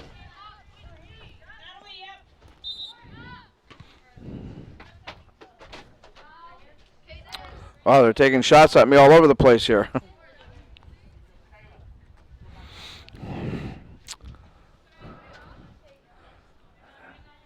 You can see we're getting a couple of substitutions. This is basically right in front of our broadcast area.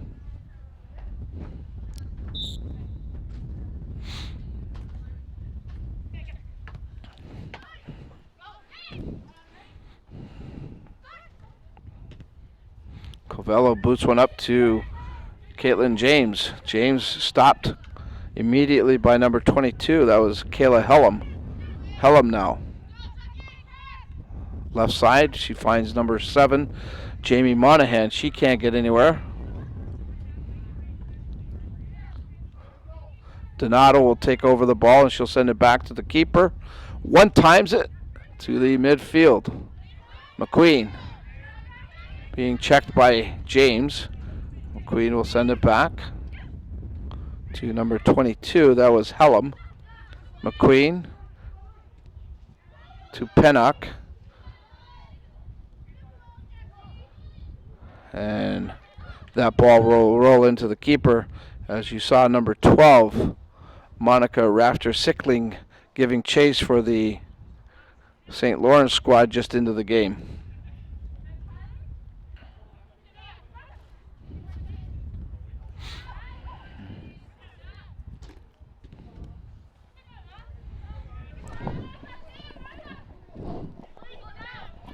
Here's Cuvello, who's been in the game right from the opening whistle, and she's been very effective here this afternoon.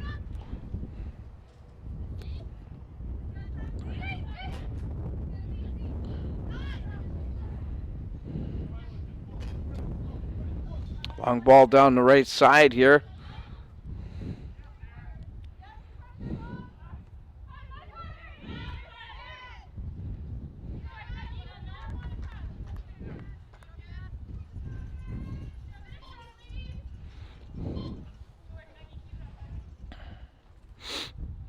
It goes into touch.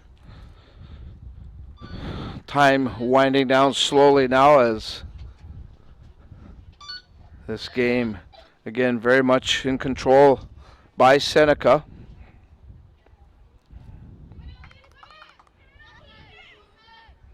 April Lynn Cavello's throw intercepted. Woolley now for Seneca gets a foot on it. Woolley trying to create some room.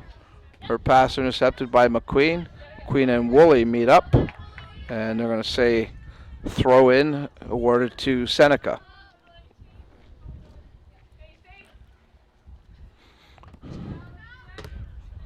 McQueen boots a long one.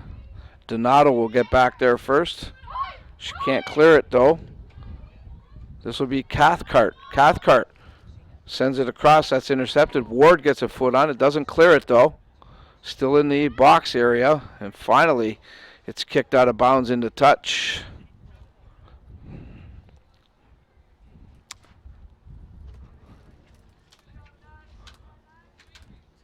Nicole Cathcart there in the center of your screen, getting up slowly. She's okay. And it looks like actually she's going to come out of the game as she will be replaced by a player that I don't have on my list. I apologize, folks. Number 8 is in the game.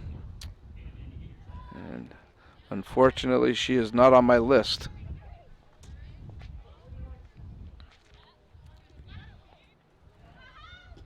McQueen, a quick drive right in front, and Bradbury an easy time with that one.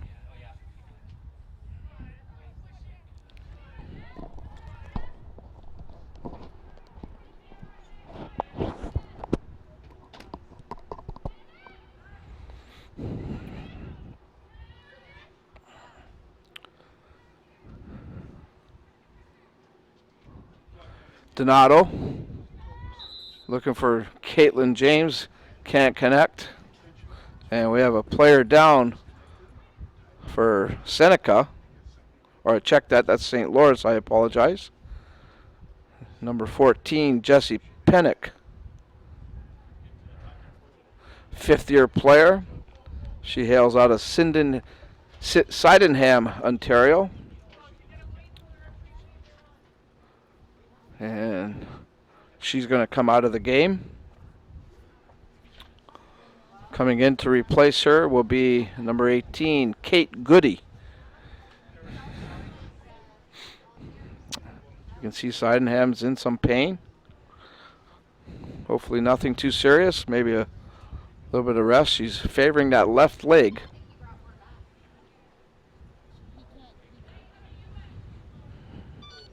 Kate Goody enters the game. There she is.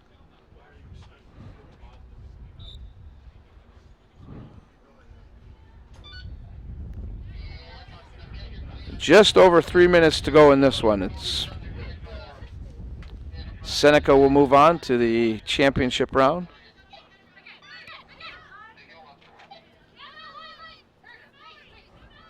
Fardella, right side pass intended for Goody, goes off a leg.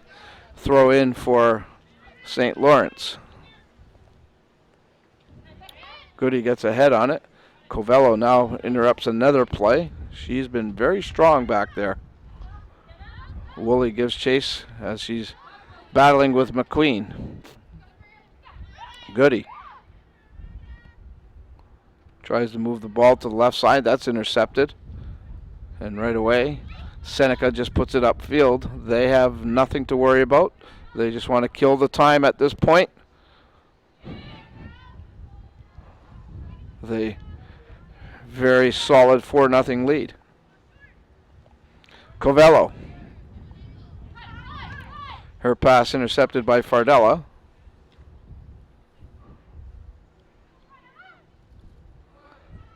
Play just outside the box area. Ward gets a foot on it. She sends it up to James, and James just boots it down the field. Hellam to Fardella to McQueen. Unofficially under 2 minutes to go. That one goes into touch.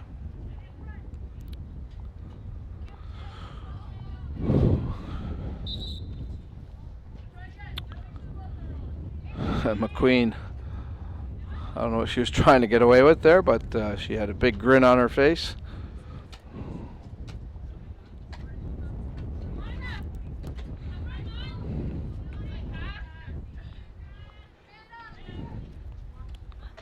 McQueen has been in the game from the opening whistle as well for St. Lawrence and has played very hard.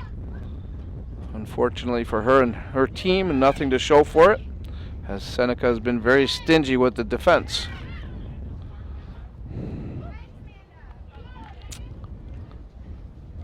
Unofficially under a minute to go.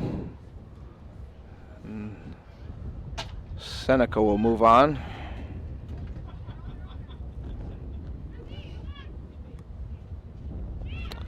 Seneca will play tomorrow at 6 p.m. They'll play the winner of the St. Clair College Humber game, which will take place at 6 p.m.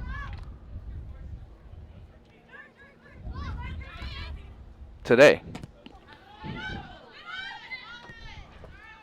That ball goes into touch off of the head of number 12, Monica Rafter-Sickling.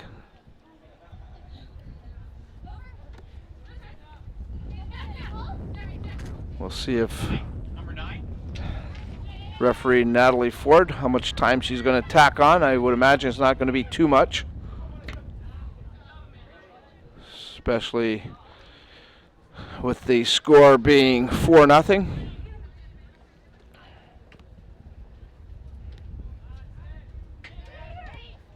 Stay tuned after the game. We'll have our post-game report. Talk with Coach Lucas Sirianni of the Seneca Sting. We'll also have our Liuna 625 player of the game from the Seneca squad. Wait to see who gets announced as that recipient. And don't forget, coming up at 6 p.m., the St. Clair College Saints will do battle with the Humber Hawks. That'll be our fourth and final broadcast of the day. A long day here at the Libero Center in Amherstburg, but a good day. And certainly, again, WeTV very proud and thrilled to be partnering up with the OCAA Athletic Department along with the St. Clair College Athletic Department. Oh, Ward took that one right in the stomach off of McQueen's foot. Ward is feeling that sting, perhaps winded. Oh yeah, she's winded.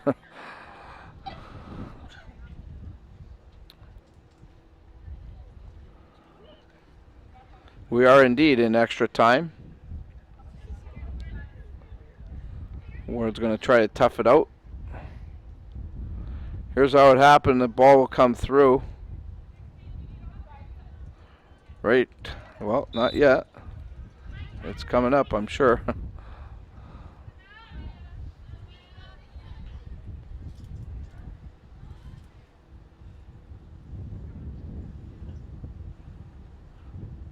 Right here is where Ward took it right in the stomach.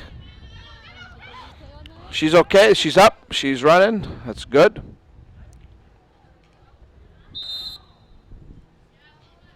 Got another foul there. Seneca will take the kick. Just a matter of moments before referee Natalie Ford signals the end of this contest.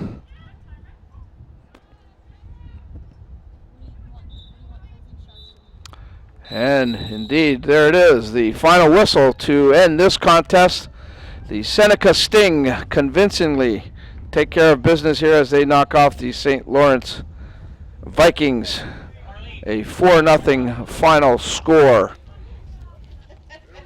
Overall, a very good contest, a hard-fought contest by both teams. Seneca obviously a little bit deeper, a little more experienced. That showed throughout the contest. And those 4 first-half goals really sunk the St. Lawrence squad. And they just couldn't recover, couldn't muster enough offense. Really only one dangerous chance for the St. Lawrence team, but nothing much else to speak of there. So the traditional handshake, good sportsmanship. We're going to take a timeout. When we come back, we'll get into our post-game report. We'll check in with the winning coach, Lucas Sirianni. We'll also have our Liuna 625 player of the game. You're watching the belairdirect 2016 OCAA Women's Soccer Championships on we-tv.ca. We'll be back in a moment. Manpower. That's our specialty. We use it to build infrastructure, like the $1 billion Parkway. That's real manpower in action. End to end, over 1,000 strong, forming bridges, carving out tunnels, shaping roadways. Our manpower is in demand. Well-trained, highly skilled, tough as nails. We've got what it takes to build your career. A solid career for building a better future. Liuna. Feel the power.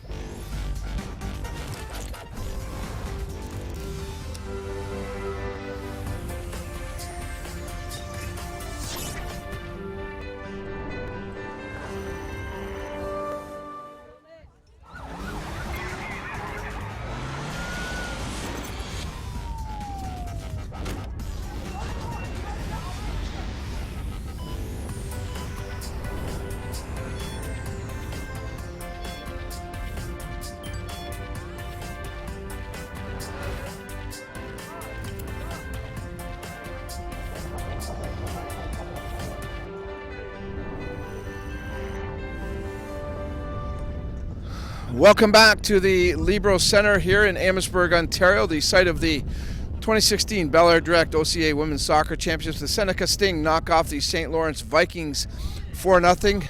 Lucas Sirianni, the third-year head coach, joins us. Congratulations, Coach Sirianni. And quickly, your thoughts on the game and how the team played today? We're happy with the effort. I think we were able to do our work early, which was result in some hard work and allowed us to rest some players. So we're happy. All right. Talk to me about coming into the championships, the expectations, obviously, high expectations, a very successful campaign this year. Where do you see your team fitting in here, and how tough will it be to get to where you want to go? Very tough, without a doubt. Our focus now is just the semifinals and being in a position to compete for gold on Saturday. Okay. Mentioned the semifinals. The girls get home, they get some rest. They'll play the later game tomorrow, so that's a good thing, I suppose. How do you keep them grounded and just focused on what they got to do tomorrow? Yeah, well, it's a great bunch of girls who kind of police themselves, so to speak. So we'll recover this evening. We have a little more rest than our opposition, so we need to use that to our advantage. We're familiar with both Humber and St. Clair, so we like our chances. Yeah, it's a nice rivalry with all those teams, isn't it? It is, for sure. All right. Coach Sirianni, congrats on this one.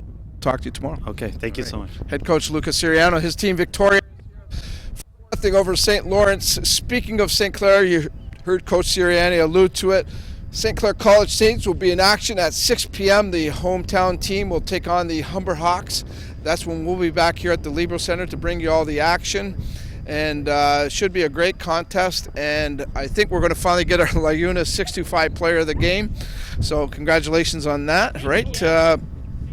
If you can give me the name, because I haven't been given a name yet. So For me, Christiana Carmesino. Okay. It's a long one. Yes, that's a great name, Christiana. First of all, talk to me about the game and what you thought, how your team played. It was good. We did very good, passing the ball a lot, scored our opportunities. Okay. Yeah.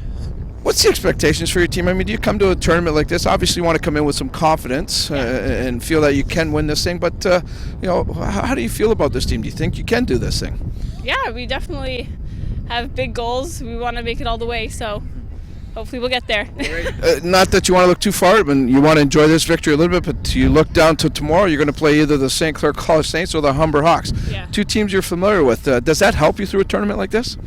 Yeah, for sure. Like, watching our competition is definitely important, and then going home, recovery as much as possible, so. All right, well, I'll let you get in the room, get warm. Congratulations on the win. Thank you so much. All right, that's our Laguna 625 player of the game. And again, Seneca will be a good opponent for whoever they play tomorrow, that's for sure. It's going to be either Humber or St. Clair, so no doubt it's going to be a great contest. And as things wind down here, again, one of our semifinal matches is already set up. Now we're getting into the nitty-gritty of things. So again, another great day of soccer coming up tomorrow. But for now, we're going to take a break here. When we come back, we'll return at 6 p.m., and it'll be the hometown Saints taking on the Humber Hawks. Once again, our final score here with this game is the Seneca Sting 4, the St. Lawrence Vikings 0. On behalf of everybody here at we-tv.ca, this is Dominic Papa thanking you for tuning in. We'll see you all again very soon.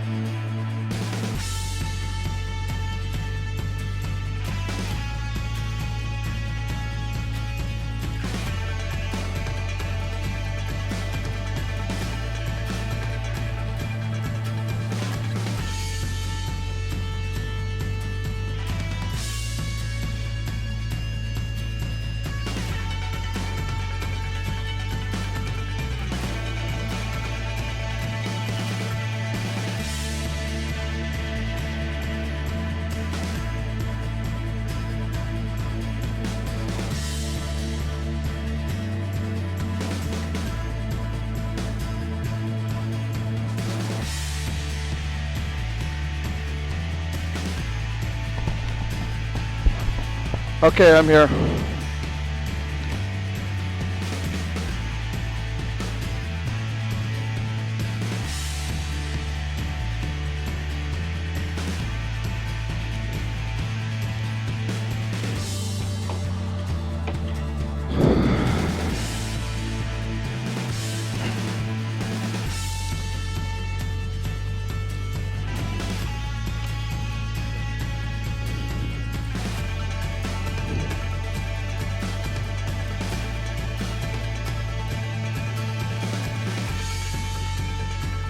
Hello.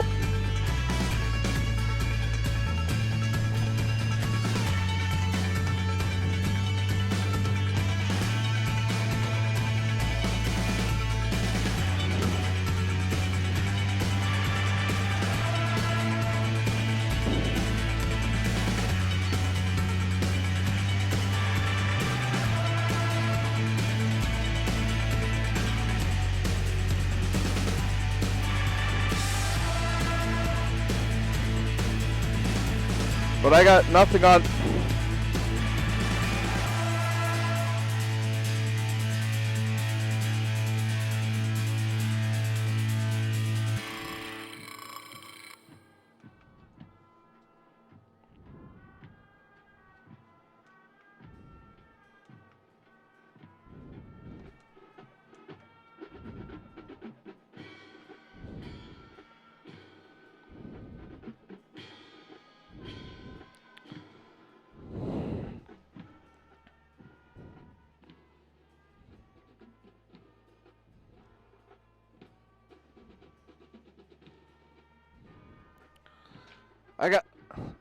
I've got.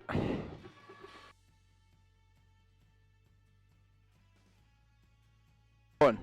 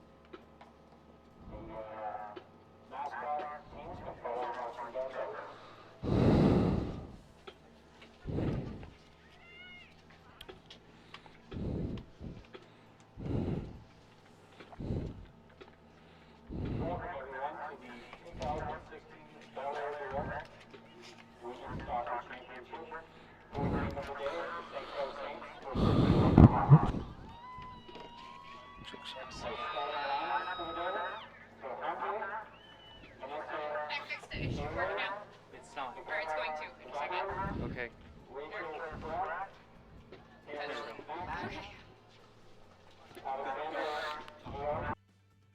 Oh. Good evening and welcome to the Libero Center in beautiful Amherstburg, Ontario, the site of the 2016 OCAA Women's Soccer Championships, brought to you by belairdirect. My name is Dominic Papa, and we certainly welcome all the viewers tuning in throughout the World Wide Web as we are webcasting this evening, our fourth broadcast of the day. We had three outstanding matches earlier on as the officiating staff is in place for this game. This contest features the Humber Hawks from the Central Division, and they will be taking on the hometown hosts of this tournament, the St. Clair College Saints. And we will get you the starting lineups in just a moment as both teams are getting onto the field. That is the Humber Hawks right there in the, we'll call it navy blue with a little bit of white in their uniform. Fiore, Zabello, Spratt, Giannoni, Thompson, Gutierrez, Spratt, Bennett, Zanardi, Mackey, Prasad, the starters for the Humber Hawks, and head coach Mauro Angaro, I should say. That brought to you by Liuna 625 for the St. Clair College Saints. Right there in their traditional gold and green.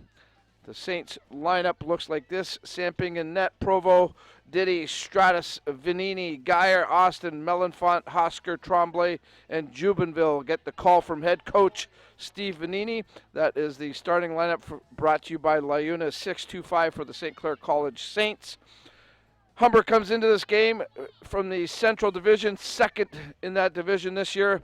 7 wins, 1 loss, 2 ties, 25 goals for, 6 goals against for the St. Clair College Saints. They finished second in the West Division, a 7-1-2 record, identical records, 36 goals for, 12 goals against for the Saints this season. We are just underway here at the Libro Center, the belairdirect 2016 OCAA Women's Soccer Championships. Certainly we're glad to have you with us.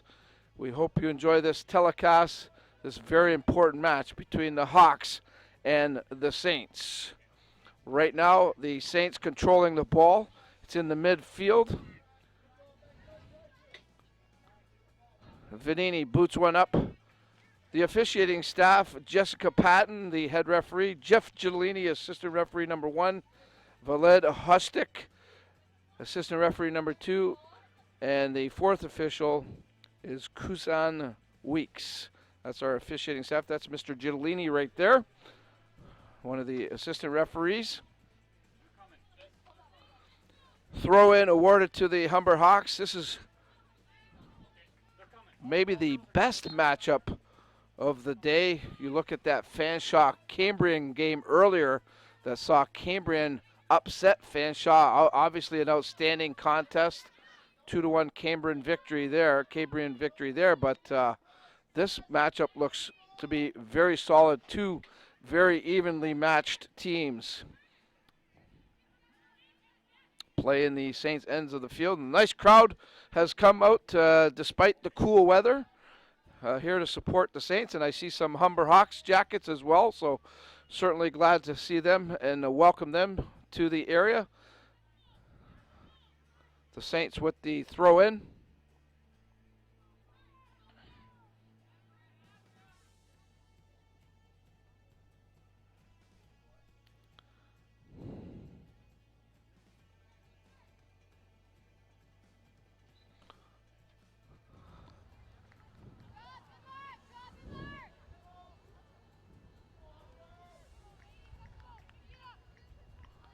Slow start to this game as you can see the clock. Again, that is not the official time, but it's just to give our viewers tuning in an idea of how many minutes are remaining in the half.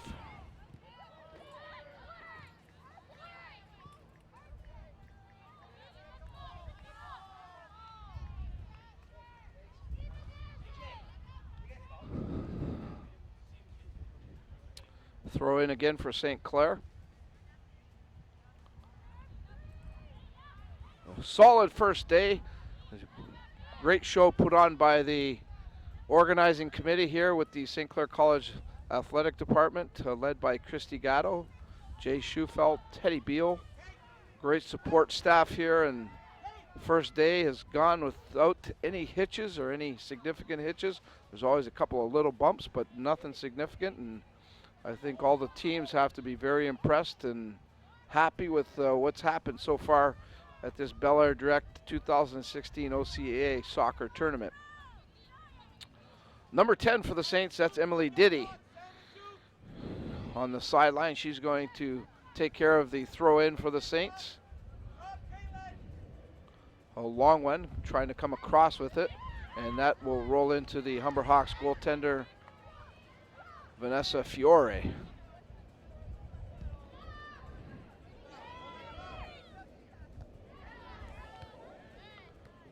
Play in the midfield as both teams scrambling for the ball.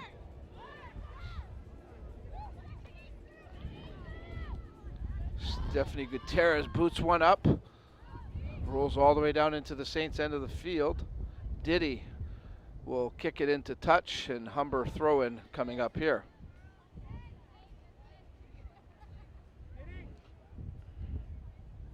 As I mentioned, this is the fourth and final game of day one of this tournament.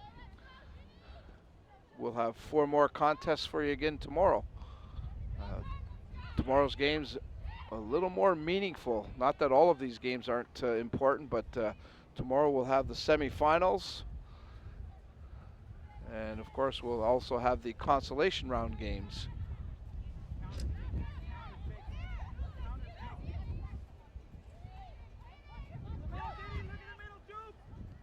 Here's a cross coming off the foot of number 7, Haley Mackey of the Hawks. Handled nicely there by the goaltender, Alexandria Samping of the Saints.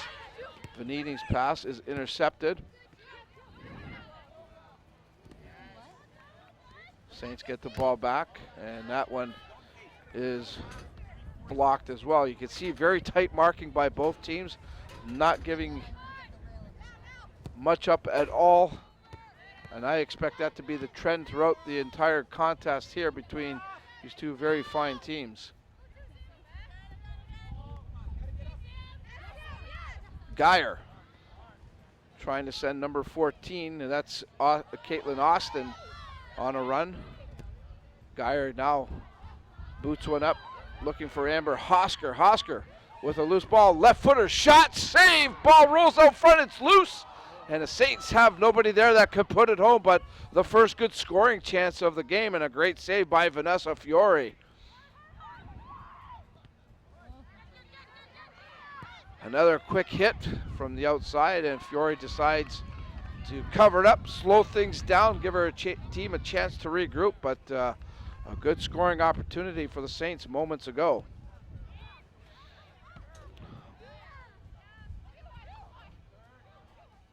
Once again, we want to thank belairdirect for their outstanding support of this tournament and of OCAA athletics, a great contributor to the success of OCAA athletics, belairdirect.com.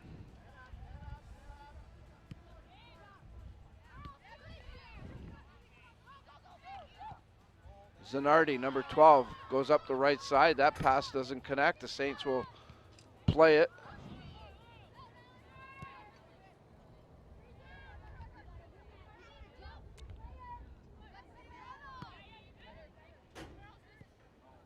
Geyer moves the ball up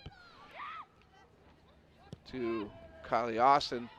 Now here's number 19, Tiffany Tremblay on the run on the left side. Tremblay pulls up, looks back, makes a couple of moves. Tremblay handles out front as she was looking for number 14, Caitlin Austin. But again, Fiore very alert and makes a good cover up, and again, she's booting right into the wind, so the wind's still a factor here. It's been a factor for most of the day today, and right now Humber has to deal with kicking it into the wind. Good play there by the Saints defender to break up that play.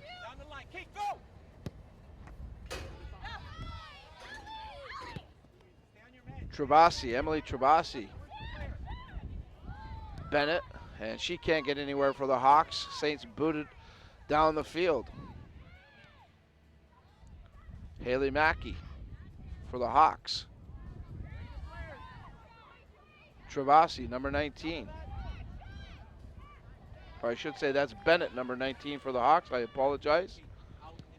And that gets nowhere. Samping's kick, a low line drive. Trabasi, number 21, actually, for the Hawks. Gets a foot on it moments ago. Here's Geyer. To Hosker. Hosker has Austin on the move on the right side. Austin down the field. Austin pulls up, and that ball will go into touch. St. Clair throw in. Unofficially, just over 36 minutes to go. Quick look at some of the scores from earlier today. Cambrian Golden Shield 2-1 over Fanshawe. Seneca defeats St. Lawrence 4-0, and Algonquin very convincing over Mohawk 5-0. St. Clair and Humber, the final game here today. That ball goes behind the Humber net, so we'll have a goalkeeper's kick.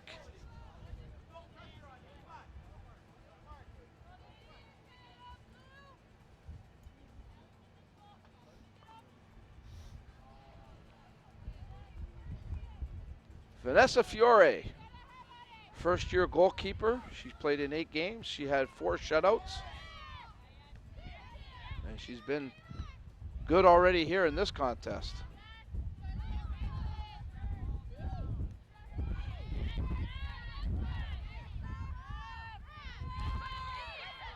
Here's Stratus.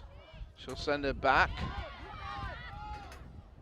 to Diddy. Diddy to Samping, to Stratus. Stratus, a left footer up the wing. That doesn't connect.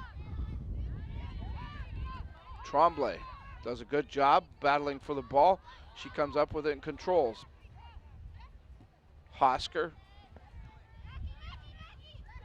can't get anywhere with it. Here's Trabasi for the Hawks. Moving it up to number 11. That's Rebecca Spratt. Over to Haley Mackey. Trabasi. Trabasi spinning, moving. Gets the ball back.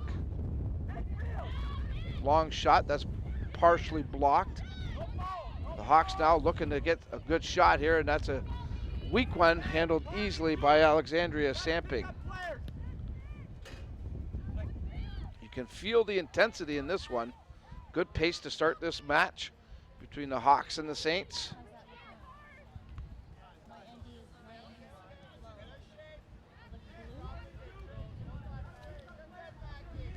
Vanini with the throw in for St. Clair. She'll send it back to Diddy, Emily Diddy. A long ball looking for Hosker. That doesn't connect. Making a run for it is Caitlin Austin, but Fiore will get there before her. So far, a good day of soccer here at the Libro Center in beautiful Amherstburg, Ontario, the site of the 2016 belairdirect OCAA Women's Soccer Championships. Tremblay on the left side now, tries to start a run. That ball goes into touch as it's deflected. And the Hawks will take over. Number 16, Taylor Thompson, with the throw in. Stratus intercepts that. St. Clair can't capitalize on it. Now may have a chance. For a moment there, Caitlin Austin came up with a loose ball. Trabasi.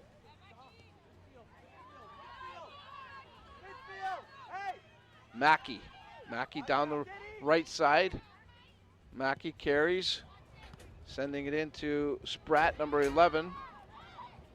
Diddy will let it roll into the goaltender, Samping. A little bit dangerous there.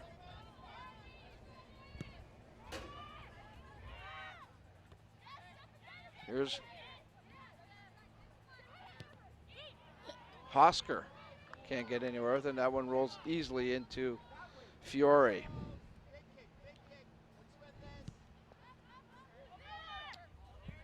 This game now starting to settle in. Bennett trying to make a run, can't finish it off. Here's Zanardi. She's taken off the ball for a moment by number 8, Carly Melanfont.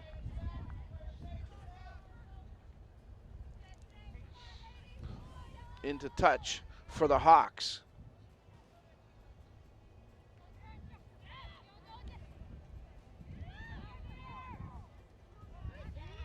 Melanie Jubenville up to Hosker. She loses it. The Hawks now. Zanardi. Bennett was the intended recipient there. That pass doesn't get through. St. Clair takes over the ball. Tremblay will come back and regroup for the Saints. Here's Hosker.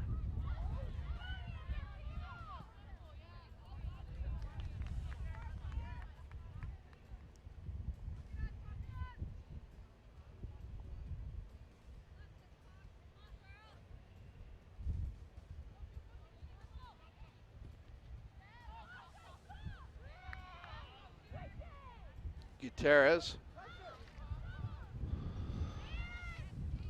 That pass intercepted. Geyer couldn't get to it. Now she touches it but can't free up the ball. The Hawks again very aggressive right now.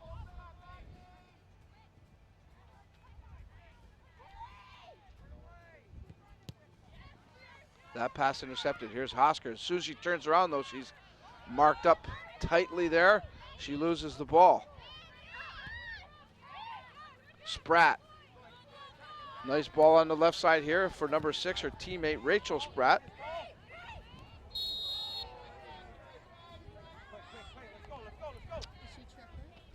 The Spratt sisters trying to team up there. Here's Vanini for the Saints. Her pass off the foot of number 11. That is Rebecca Spratt. Her sister Rachel Spratt wearing number 6.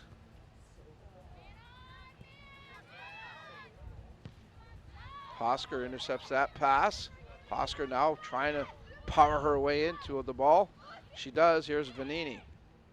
Over to number 8. That's Malenfant.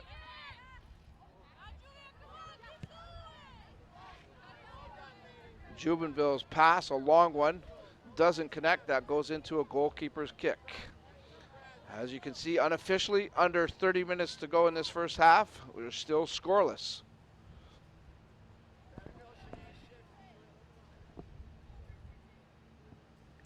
The winner of this game will play again tomorrow night at 6 p.m.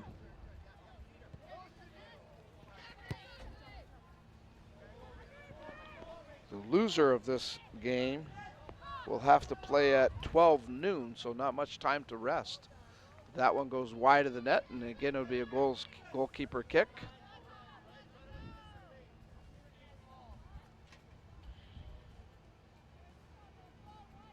Good crowd here. Nice to see the turnout, support. This cool evening here in the southwestern Ontario area. They are calling for a little warmer temperatures tomorrow. I know the crew at WeTV will be happy about that, as some of us were out here at 7 a.m. this morning and had a little drizzle going and everything else. I was waiting for the snow to start falling. Thankfully, it didn't.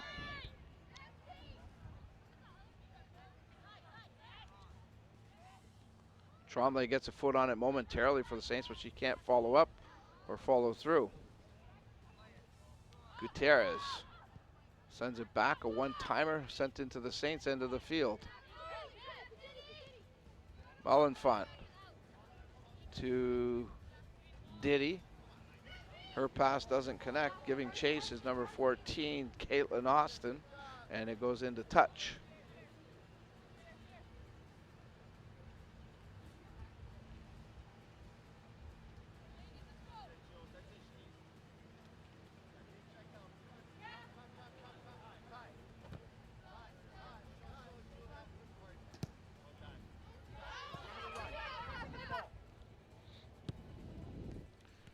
Diddy up to Jubenville. Jubenville tries to find Hosker, doesn't connect. Stratus now. Boots one up.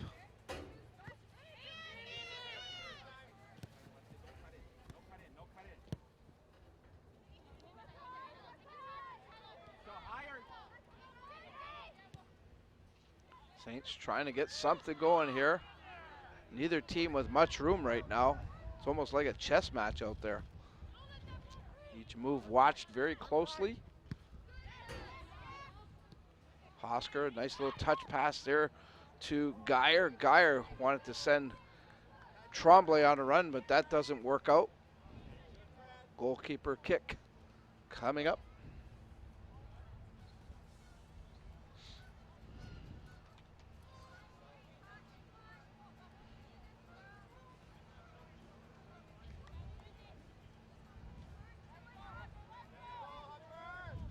Fiore tees off, gets that ball out into that wind. It just floats.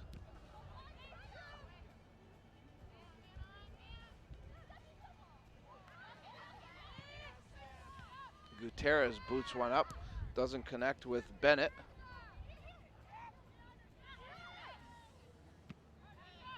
Nice defensive play there by the Hawks to take over the ball. Here's Bennett for the Hawks. She pulls up, looks over the situation, Sends it off to the right side. A quick one-timer. That doesn't get through as Vanini's there to intercept. Zabellos. A one-timer ends up back in the St. Clair end of the field. Stratus does a good job battling for the ball. Here's Geyer. Geyer battling against number 12. That's Zanardi. The Hawks come up with the ball.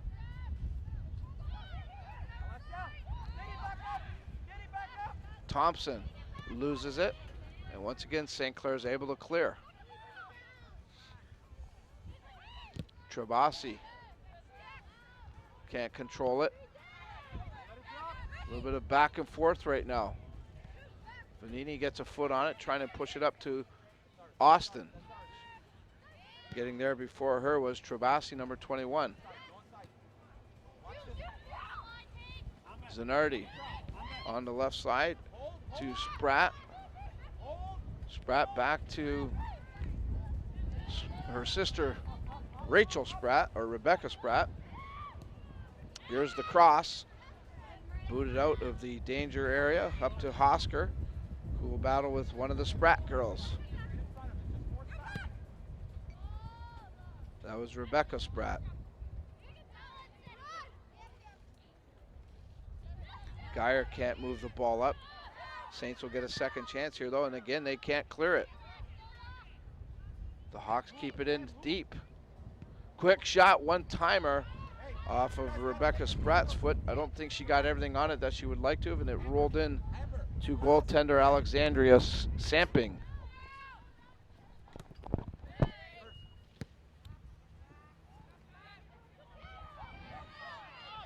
Here comes the Saints, and alertly Fiore comes out to cover up.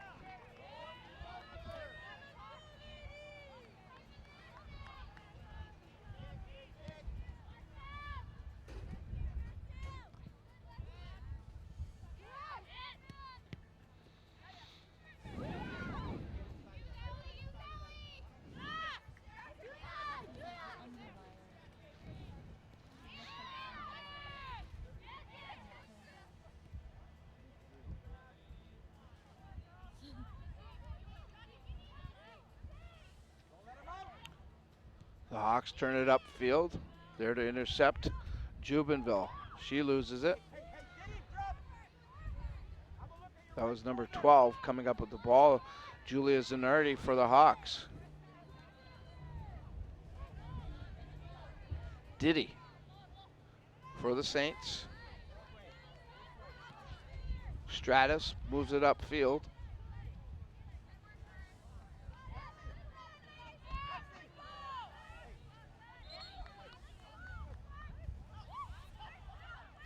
Not sure of the call here, but it looks like it's going to work out for the Saints as they take over the ball.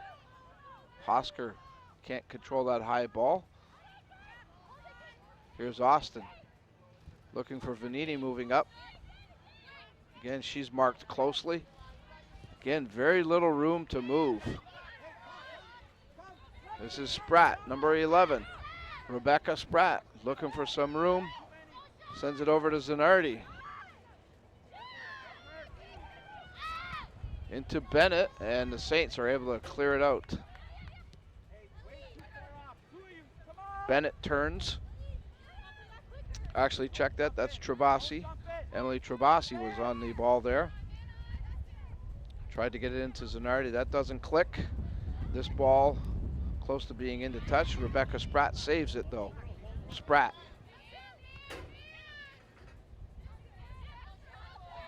Gutierrez sends it all the way back. That's Zabellos. On the right side to Mackey. Mackey now pulls up. Haley Mackey looking for somebody. Nice defensive play there by the Saints. Coming back on the ball. Jubenville. Over to Stratus.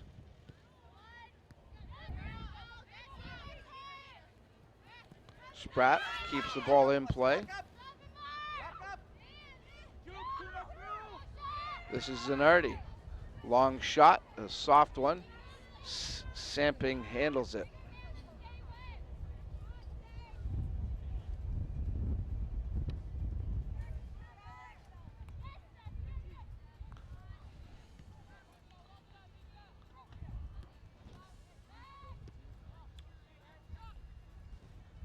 Looks like we may get our first substitution of the game coming on the Harrow Hawks side of the bench. Here's Spratt on the left side. She's got some room to work. Spratt now going one-on-one against Diddy. She can't get around her. Sends the ball back out. Mackey. And the Hawks just stalled there as they had a good opportunity to try to set up a good offensive chance, and it stalled. Geyer can't handle that loose ball. Gutierrez gives it right back to the Saints. That's Alexis Provo, first-year player for the Saints. Into touch it goes. St. Clair throw-in. This is Tremblay. Back to Stratus. And she'll send it over here to Diddy. Emily Diddy will decide to give it to the goalkeeper, let her boot it out into the midfield. Hosker battling with number 3, that's Zabellos.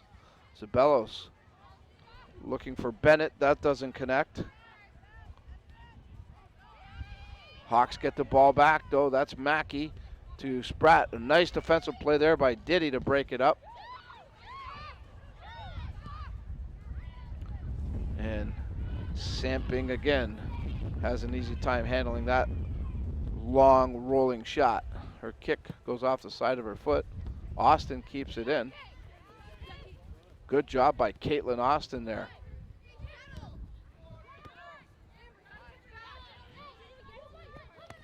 And again, that ball goes into touch.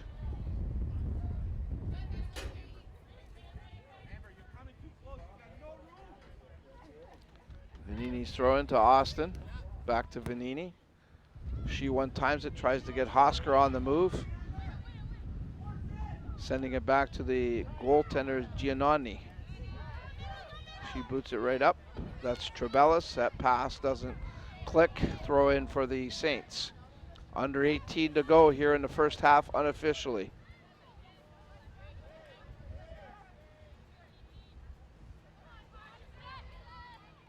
Malenfant can't control the throw in. Gutierrez, a long ball to the right side for Mackey. Diddy gets there first. Diddy now will take over the ball for St. Clair. To Malenfant, quick one-timer into Tremblay. Tremblay. Play is halted as Malenfant was fouled. St. Clair free kick. Good half of soccer here, that's for sure. Both teams working extremely hard. This will be a tight one right down to the wire, I would imagine. Long ball. Fiore had to be careful with it as it took a high bounce.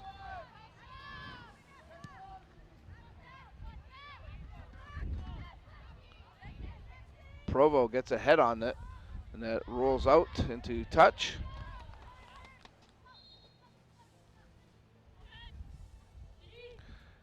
We are indeed going to get our first substitution.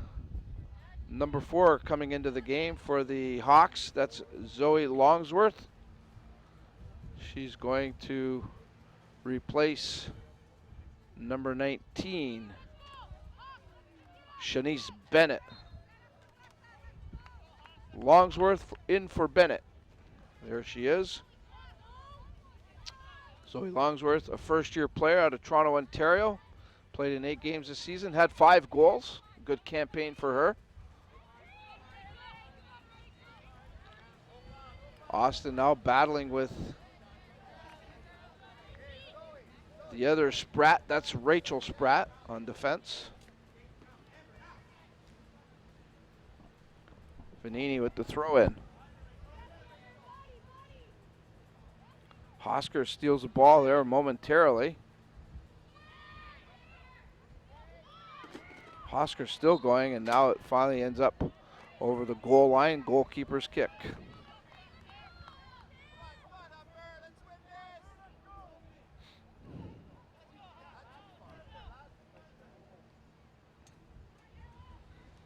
Still scoreless here in this first half. Very tight, hard-played match so far between the Saints and the Hawks at the belairdirect 2016 OCAA Women's Soccer Championships.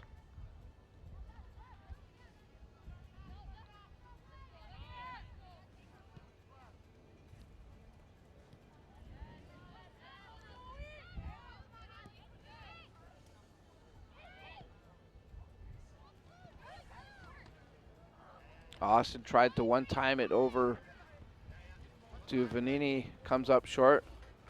Vanini now gets a foot on it. Here's Malenfant now in the midfield. She's taken off the ball quickly by Gutierrez, who really has had a good first half there.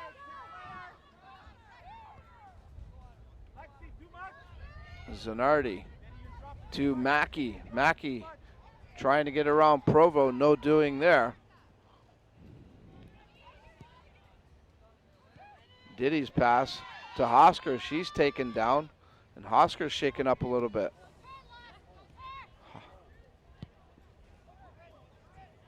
A long ball to the right side, and a good heads-up play there by the Saints goalkeeper, Alexandria Samping, taking that ball and taking control.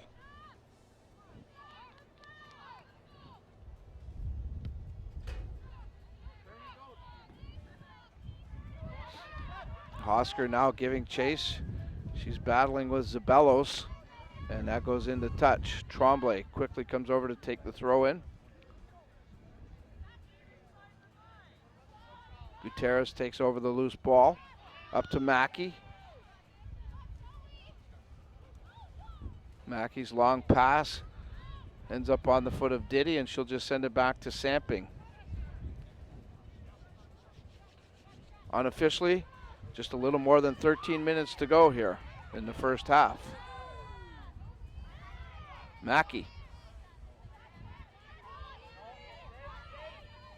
She's being marked closely by Emily Diddy. Mackey. The cross, Samping comes out of the net nicely and covers it up.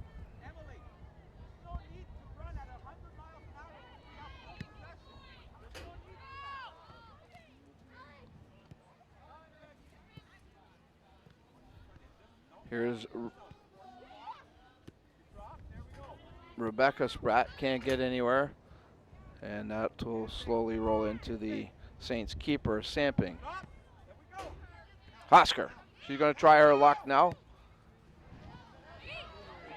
Austin can't catch up with that one, and Fiore again alertly getting out of her net as Austin was not too far off.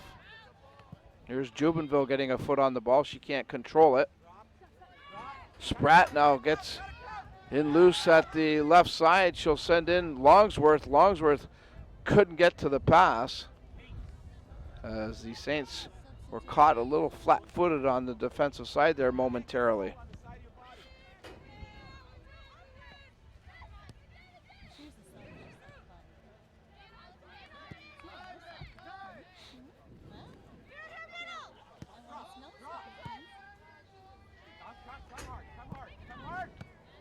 Spratt can't get anywhere. Here's Austin getting a head on it. She's battling with Rebecca, or I should check that. That's Rachel Spratt. We got Rachel and Rebecca Spratt.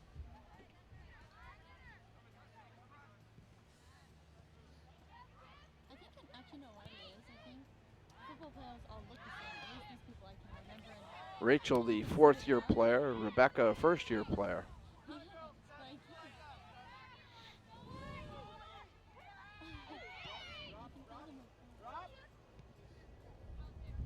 Diddy looks over the situation.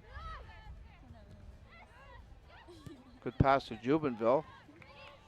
And that boot ends up all the way down to the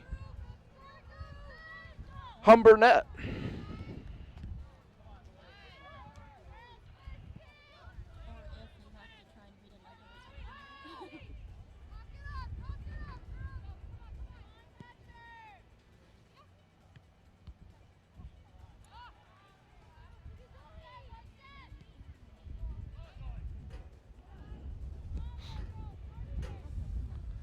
Another ball goes into touch here.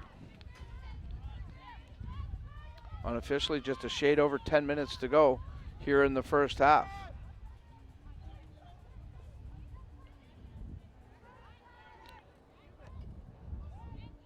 Carly Mellenfont, her pass intercepted. The Hawks again trying to create a scoring opportunity. That one floats into Samping. The Saints keeper hasn't been severely tested yet.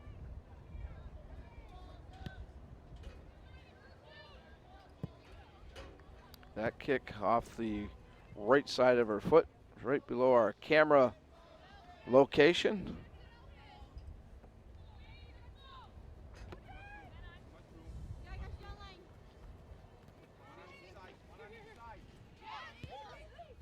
Zanardi can't get anywhere. That sends it back. This is Zabelos. Zabelos to Mackey. Mackey sends it outside to the right wing. Here's the cross. It's a low one, intercepted. The Saints will come up with it. This is Stratus. Up to Hosker. She was looking to send Jubenville on a run. Austin now for the Saints takes over the ball. Caitlin Austin getting around to the outside. Austin looking to set up the cross, and at the last moment, it's deflected. That'll be a goalkeeper kick. Austin maybe holding on just a little too long there. Number 14. Caitlin Austin, she's from Park Hill, Ontario. Third-year player. Good numbers this season. In 9 games played, she had 14 goals.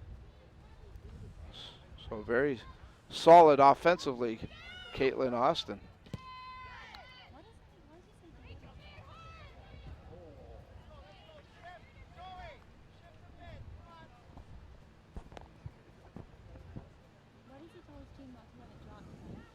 Play down the right side here. Throw in. Here's Vanini getting a foot on it. Austin or Vanini to the outside. Her cross goes into Fiore. I don't think Alessia Vanini got the kick she was hoping for.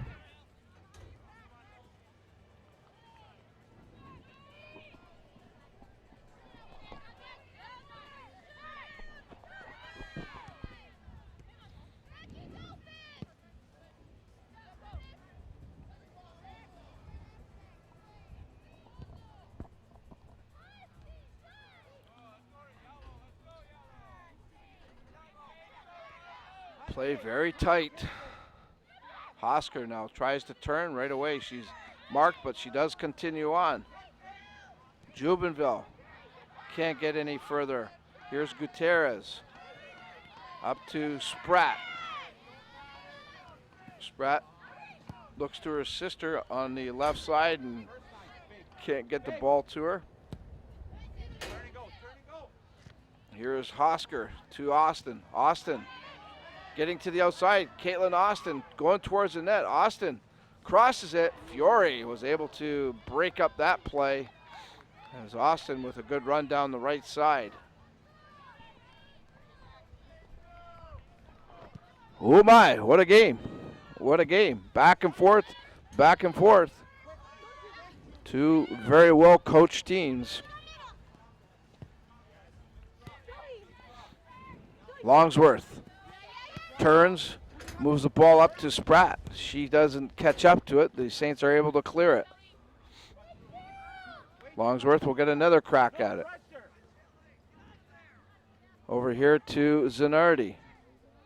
Zanardi sends it back, a one-timer into Longsworth. Mellenfont gets a foot on it, sends it back to Diddy. Emily Diddy, number 10. To Austin. Back to Vanini. Vanini, a one-timer, looking for Hosker. Austin had a chance at that. That goes into touch. It'll be a St. Clair throw-in, or no, they're saying that it was touched. Humber will get the throw-in. Rachel Spratt doesn't connect, but she decides to just boot one downfield. And that one will go out of bounds into touch.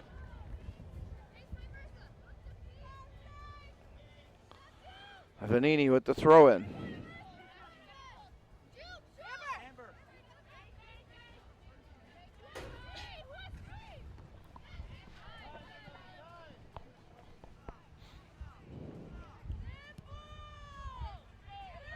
Giannoni.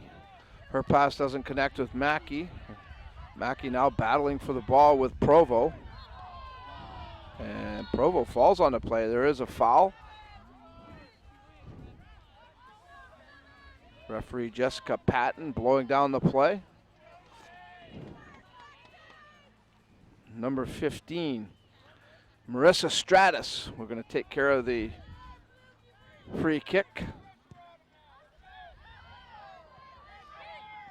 And it rolls right into the goaltender, Vanessa Fiore of the Humber Hawks. Quickly she boots it out. Stratus, or I should say Provo for the Saints, gets a hold of that loose ball. She sends it into Hosker, but we have a foul. Looks like it's going to be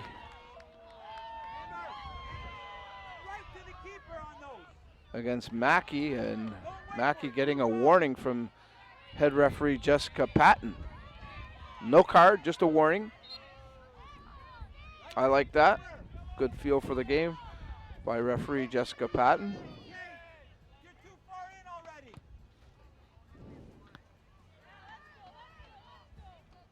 Mackey now with the ball, sends it over to Gutierrez.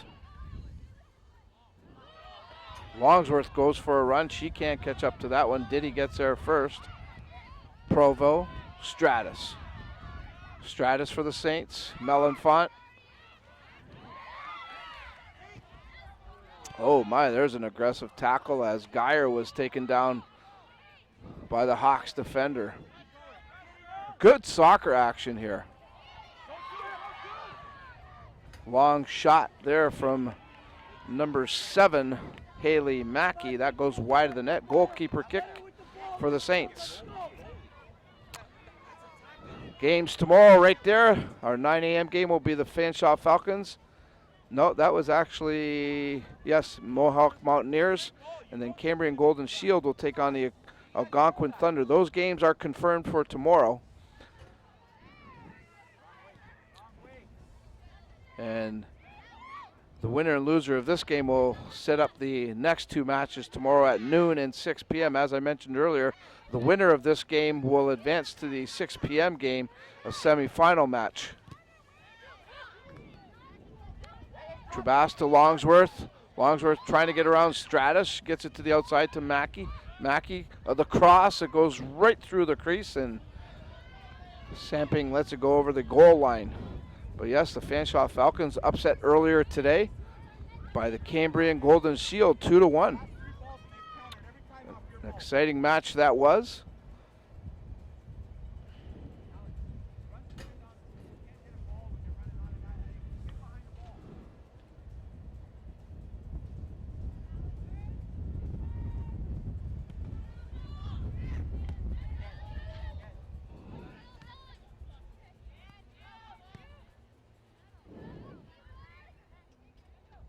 Mackey on the far right side, taken off the ball nicely there by Stratus.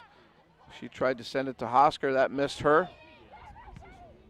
Diddy now, one-timer to Melanfont. She gets it back to Diddy, and Diddy this time goes for the long pass to Hosker. Hosker trying to get it over to Tremblay. That ball kicked into touch by Taylor Thompson of the Hawks. Geyer back to Stratus, and that pass doesn't hit anyone but the goaltender of the Humber Hawks. Unofficially, 1 minute to go in this first half. There hasn't been too many delays, so I'm not sure how much time will be tacked on by Jessica Patton, the head referee, but she does indeed control the clock. We are under a minute unofficially, though. And we're still scoreless here.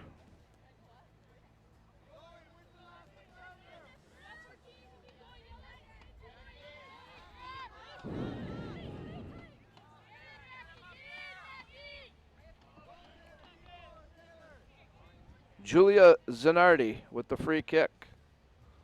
right up the middle, and that's going to roll to the St. Clair net. See if we can find out if there's going to be any time added on here.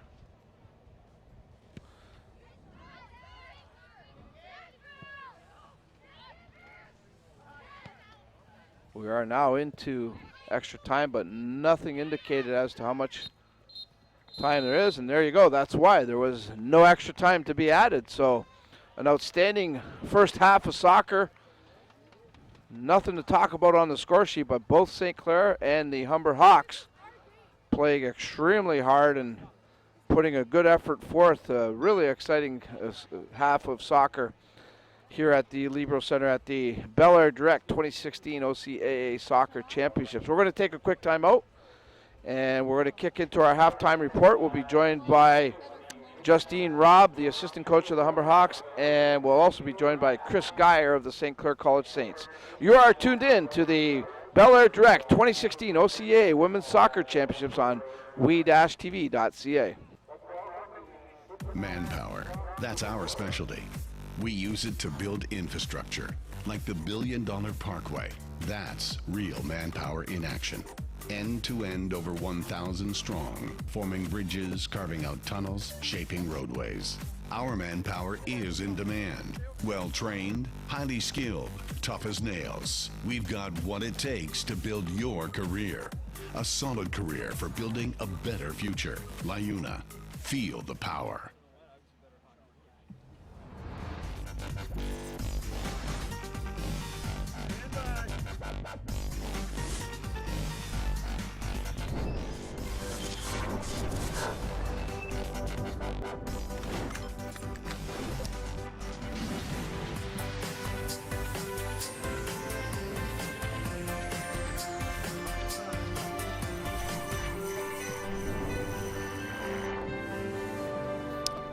Welcome back to Libero Center, the site of the 2016 OCAA belairdirect Soccer Championships. We kick into our halftime report. The St. Clair College Saints and the Humber Hawks doing battle here in this evening's game. Joining us on the broadcast, Justine Robb, assistant coach with the Humber Hawks. Thanks for doing this with us, Justine. And I don't know, I get to broadcast these games, and I thought that game was first half was outstanding. Really intense soccer.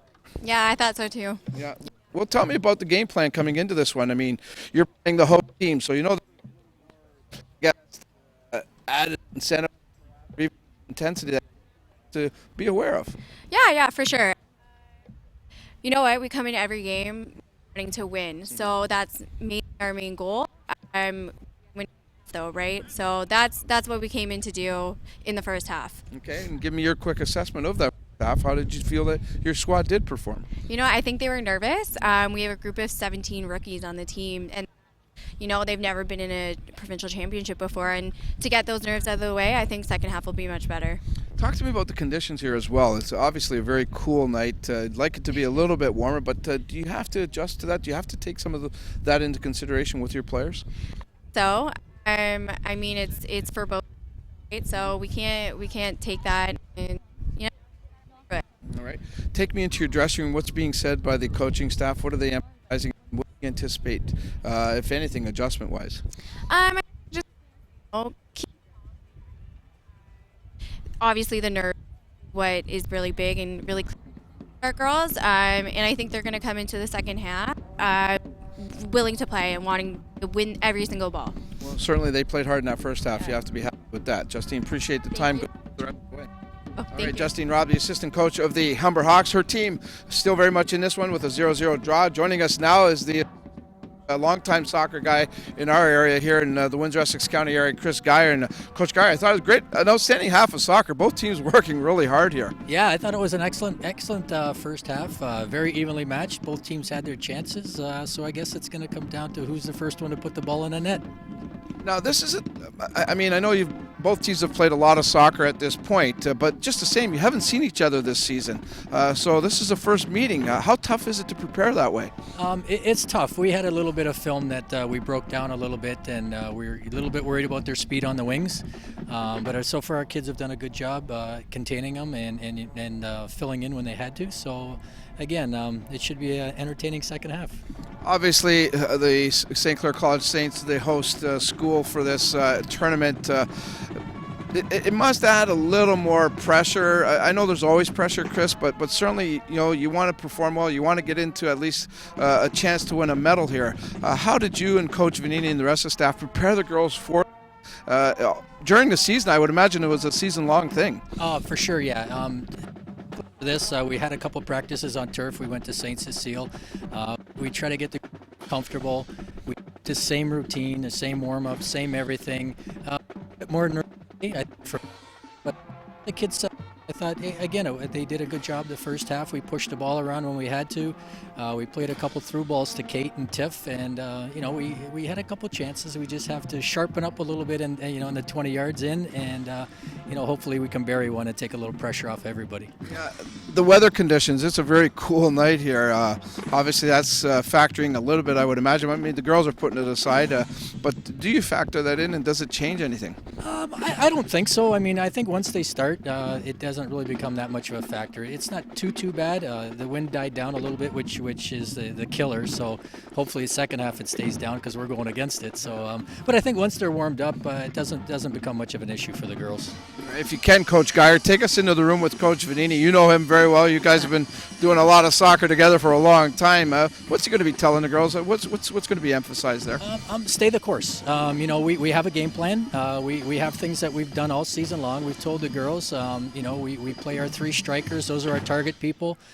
Just, again, sharpen up a little bit quicker through the midfield, a little bit better with the ball, and I think we'll be fine. Nice to see a good crowd here supporting the girls. Excellent.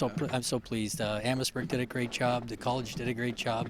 Hopefully we can do it again. I mean, it's nice to do it at home, and hopefully one day at the college. All right. Good stuff, Coach Geyer. Appreciate the time getting in the room, and good luck the second half, all right? Thank you. That's Assistant Coach Chris Geyer helping us out here, St. Clair College Saints. His team deadlocked with the Humber Hawks right now after 45 minutes of play. They are scoreless, so this sets up a tremendous second half of soccer. And when we do come back to the Libero Center here in beautiful Amherstburg, Ontario, we'll have the call. It's 2016 belairdirect OCAA Women's Soccer Championships on we-tv.ca. Manpower. That's our specialty. We use it to build infrastructure, like the $1 billion Parkway. That's real manpower in action. End to end, over 1,000 strong, forming bridges, carving out tunnels, shaping roadways. Our manpower is in demand. Well trained, highly skilled, tough as nails. We've got what it takes to build your career. A solid career for building a better future. LiUNA. Feel the power.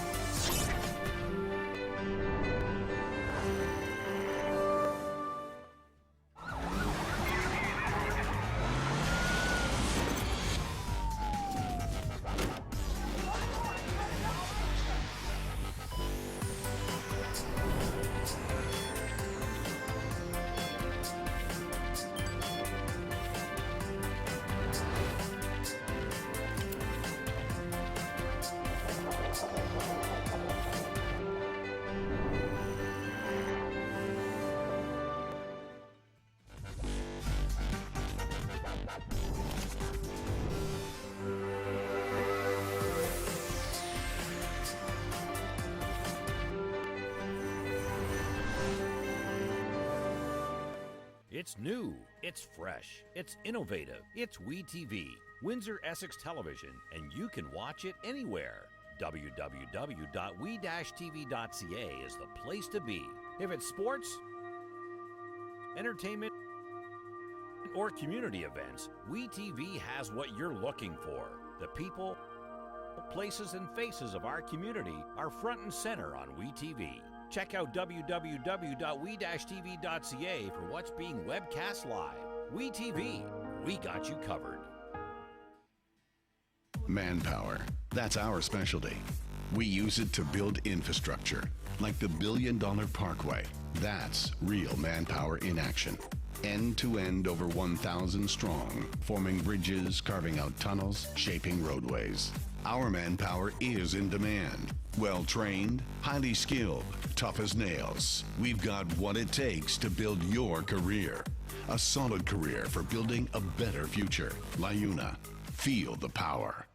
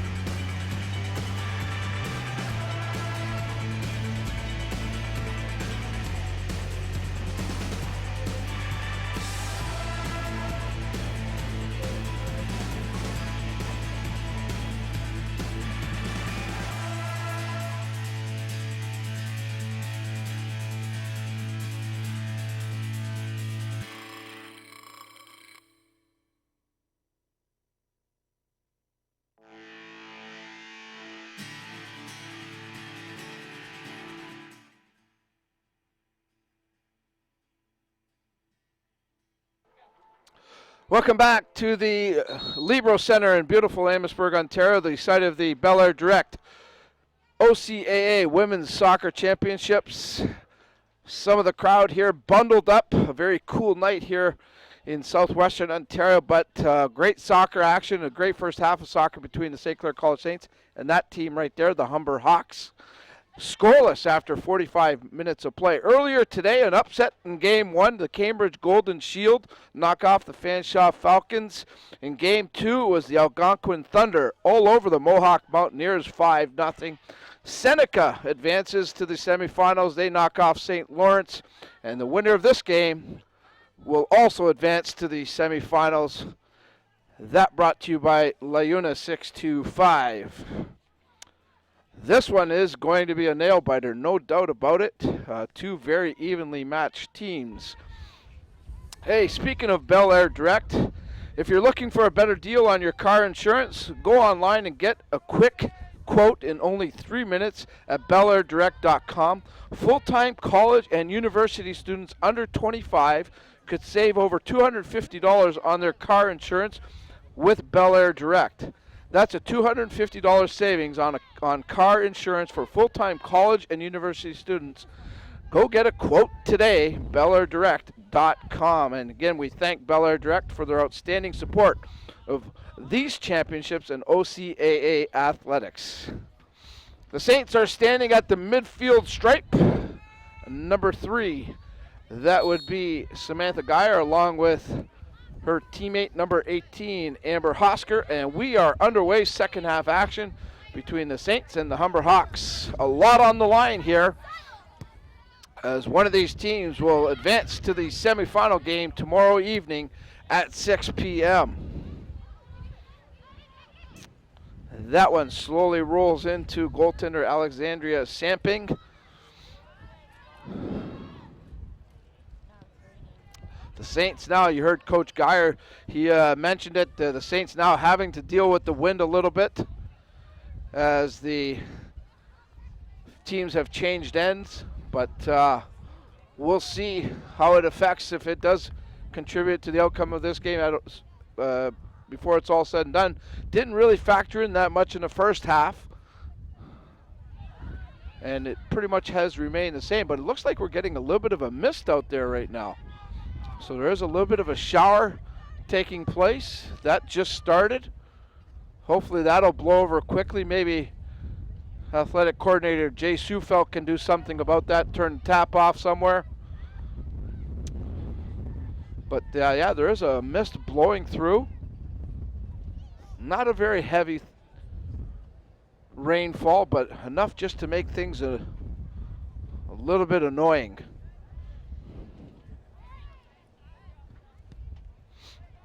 And that certainly will dampen the field again a little bit, making it a little more slick.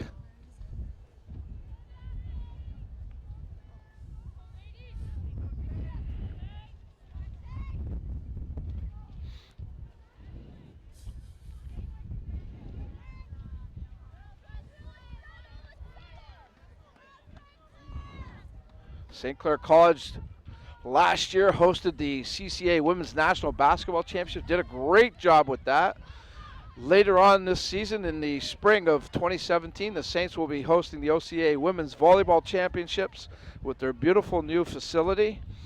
Certainly something to watch for and look for in the early spring. There'll be some great volleyball action, and certainly expect the Saints volleyball teams, both the men and women, to be very competitive this upcoming season. Jimmy L. Turk of the women coaching them, and Rob Lynch, an outstanding coach with the Saints men's volleyball squad. But with that beautiful new sportsplex out at St. Clair, what an ideal spot to be hosting these type of championships.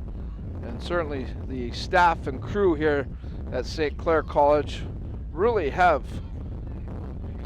put a real good stamp on execution of these type of events, and great thing to have coming to our area. Here's Longsworth with a burst of speed getting around Stratus. Longsworth, a quick shot or a crossover, just misses her teammate. That was number 11, Rebecca Spratton. The Saints dodge a bullet there, no doubt about that.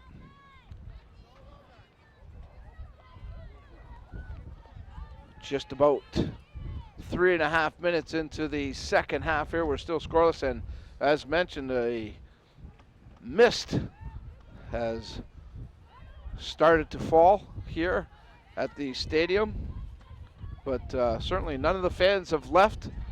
Good crowd here assembled. Long shot that will roll wide of the net. Goalkeeper kick for the Saints.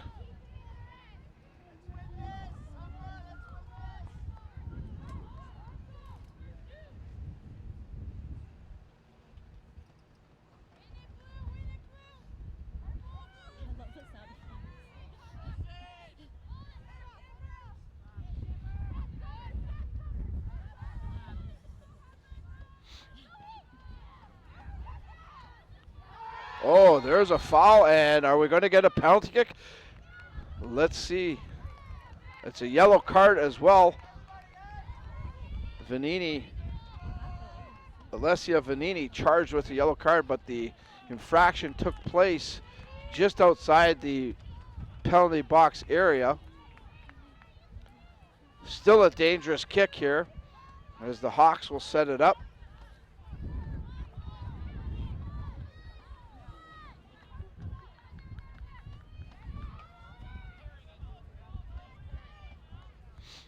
Good scoring opportunity here for the Humber Hawks. Let's see what happens here.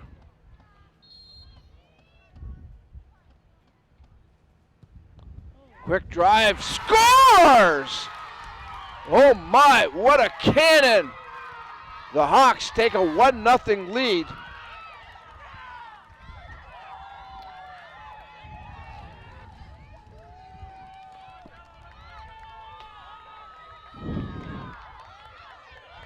Wow, what a shot. Here's another look at it.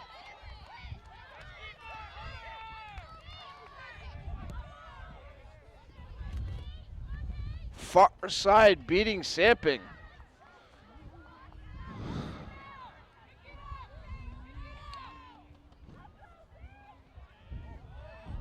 I don't know if too many goalies would have stopped that one.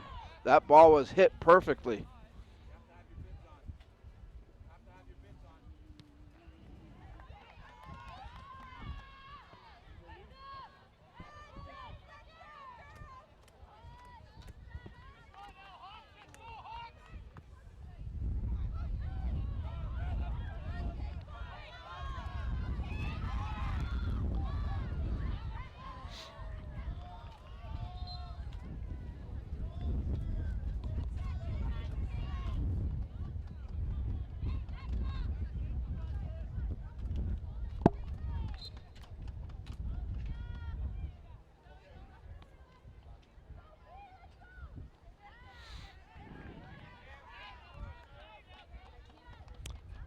Julia Zanardi was the player from the Hawks that took that penalty kick and put it in the back of the net. Gives her team a 1-0 lead. Let's see how St. Clair responds to that.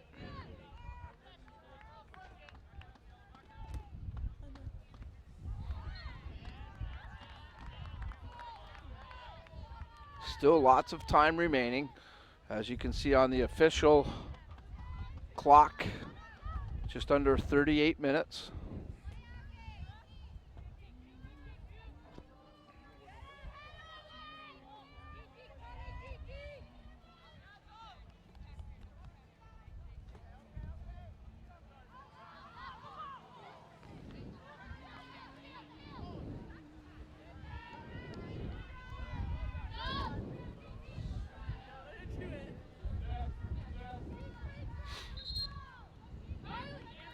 Going to get substitutions for the St. Clair College Saints. Looks like number 18, Amber Hosker, is going to come out of the game. She's replaced by number 13, Kristen Malo. And also coming out of the game is number 8, Melanfont. She's replaced by number 5,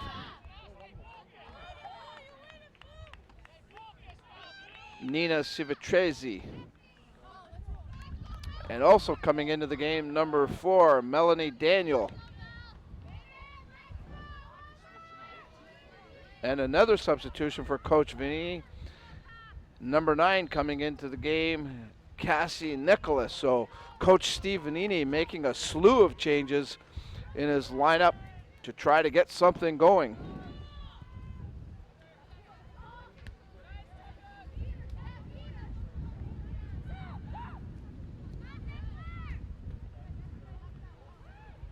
Play on the right side. Saints down 1-0.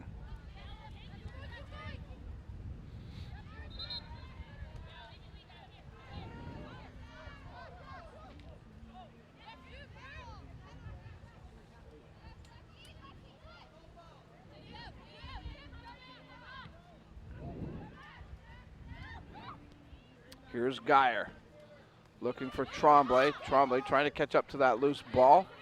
Looks like that mist has stopped.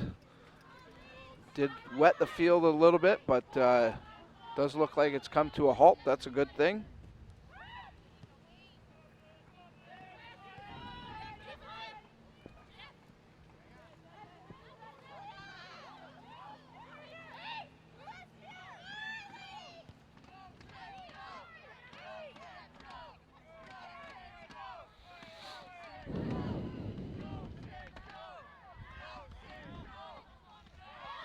Some of the fans getting the chant going, "Go Saints, go."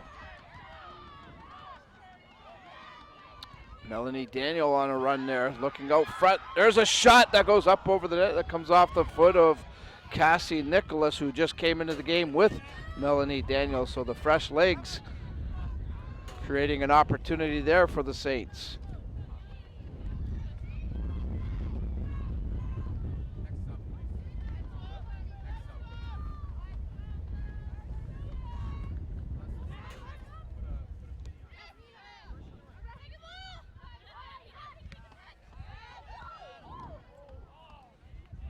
Diddy gets a foot on that ball momentarily. Longsworth can't control it.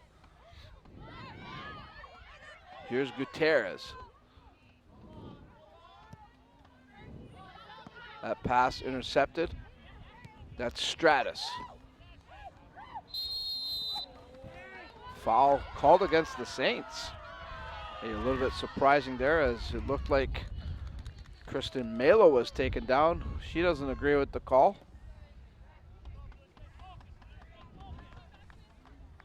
Looks like Coach Vanini going to go to his bench again one more time with another substitution as well. Coach Maro Angaro will be substituting a player.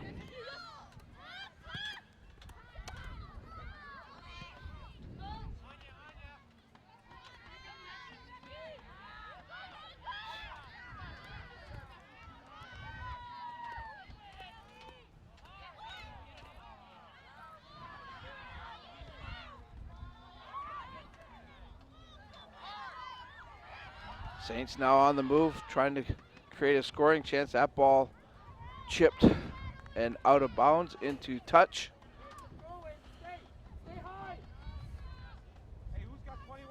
Julia Zanardi with the only marker in this game, a penalty kick just outside the box. That's where we stand, 1-0. Now we're going to get substitutions. Coming into the game for the Hawks is number 22. That'll be Sonia Sahota. And she's replacing number 7, Haley Mackey. And also for the Saints, a substitution coming into the game is number 11, Marissa Gabrielle. And she will replace number 3, Samantha Geyer. So Coach Vanini has made 4 or 5 substitutions early in this second half. Got to get some offense going, he does. Corner kick coming up here for the Saints. A good opportunity to try to take a crack at that Humber net.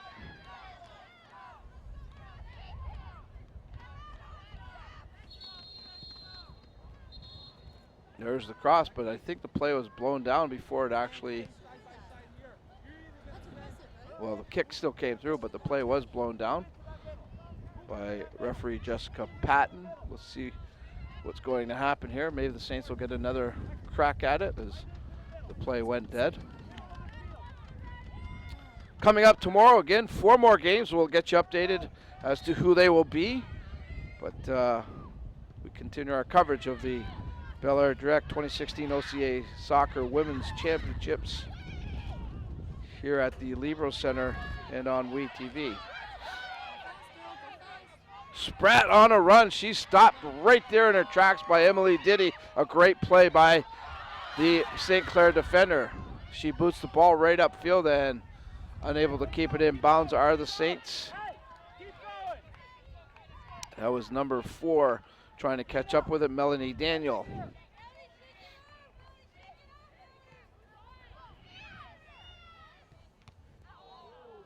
Oh my. That one goes into touch right off the noggin of number 9, Cassie Nicholas. Stratus. Boots a high one again. You see it hanging up in that wind.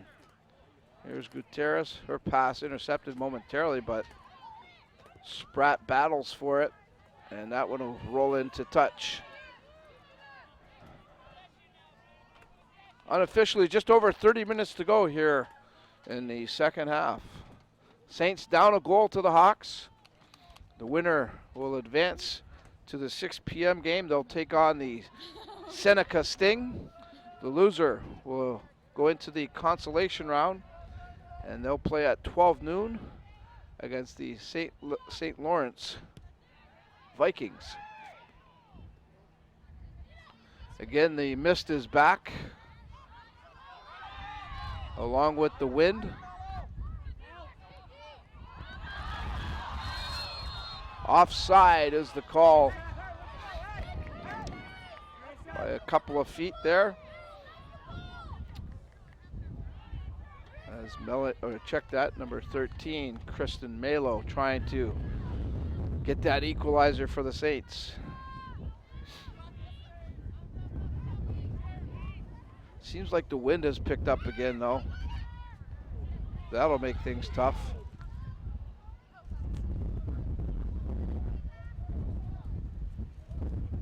As long as it doesn't start snowing.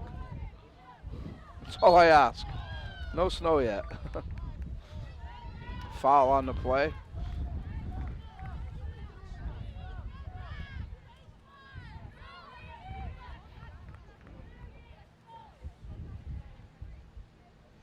It's not a hard rain, but with that wind, it becomes very difficult and really blows,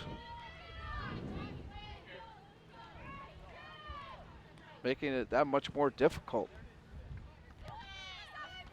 Tremblay gets a foot on it, trying to send it over to her teammate. That was Marissa Gabriel.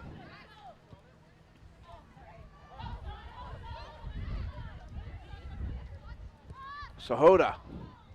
Pass out front. Longsworth gets a head on it, but that rolls in easily to Samping.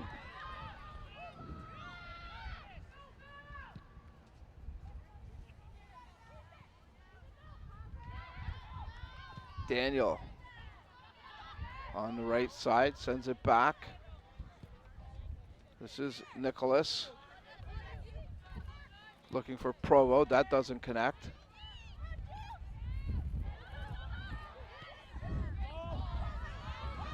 Gabriel goes for a run. Gabriel catches up to that ball. Gabriel trying to set it up. She turns, looking for a teammate. There's Tremblay, a left foot shot. That's a weak one, and that's easily handled by Vanessa Fior.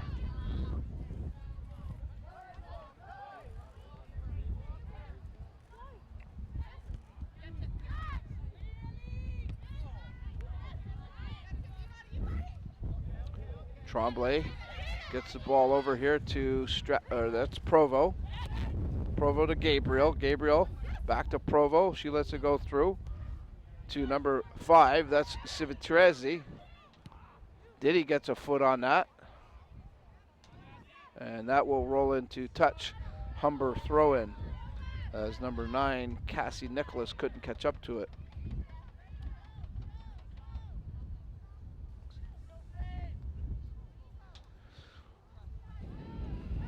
Diddy A one-timer sends it upfield and sent right back by the Hawks.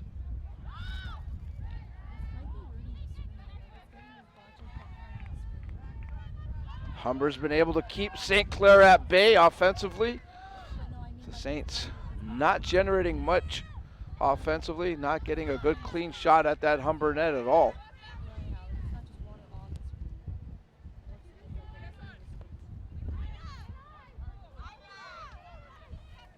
Tremblay comes back to help out the defense. There's a foul. St. Clair will get a free kick. Travasi, the guilty player.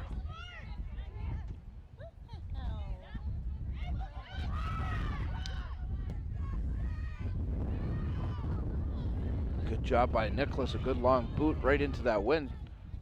Hawks come right back with it though. Foul against the Humber team. St. Clair will get another free kick.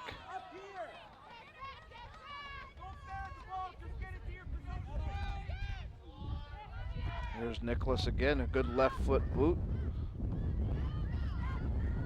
Finds Daniel, she couldn't control it. Humber now moves it upfield. Here come the Hawks.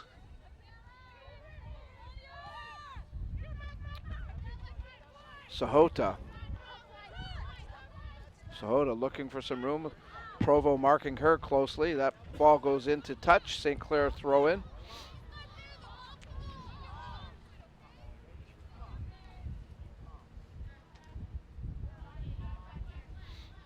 The winner of the OCAA tournament heads to Montreal for the Nationals. You might just have snow there in Montreal.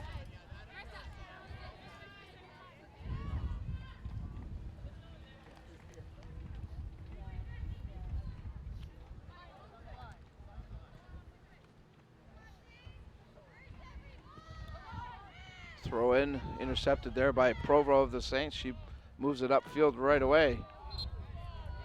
No question about that fall on the back.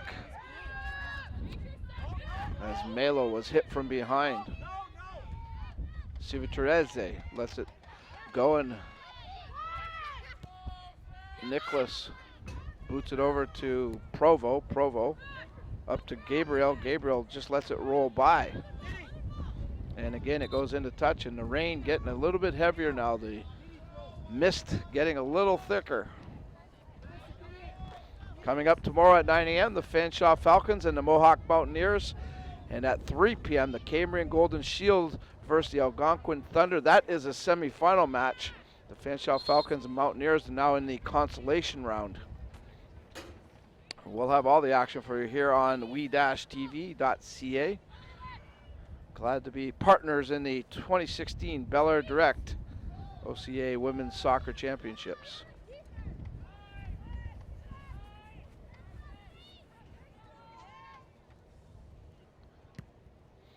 Fiore's kick, a good one.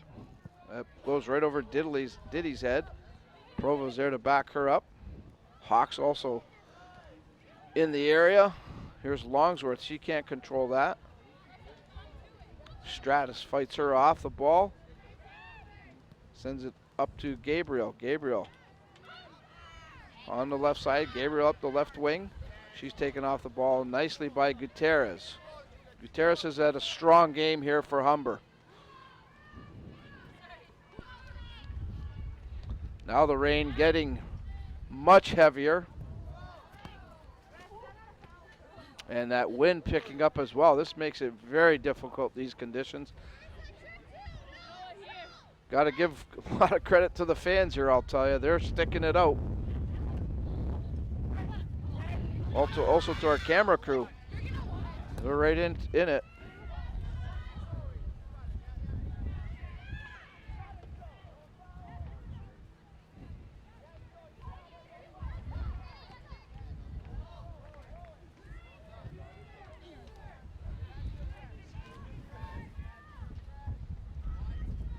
Throw in for the Saints. There you can see it on the screen now, the heavy rain coming down.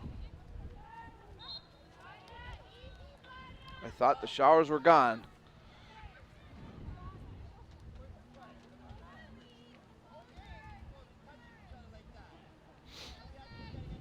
Could only hope. Free kick for the Saints. Nicholas. Oh my, that's a very aggressive tackle by Gutierrez. And she took the feet right from under Nina Civitresi of the Saints.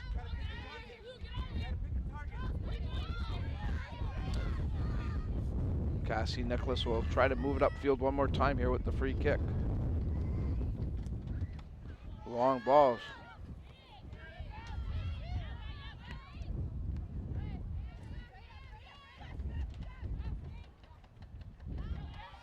Unofficially under 20 minutes to go, or 21 minutes to go.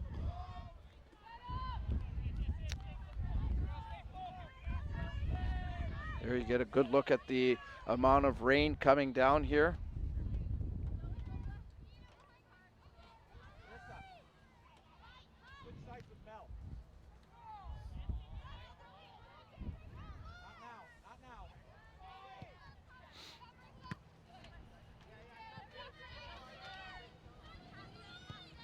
Moving up on the play there for the Hawks, that was number 16, Taylor Thompson.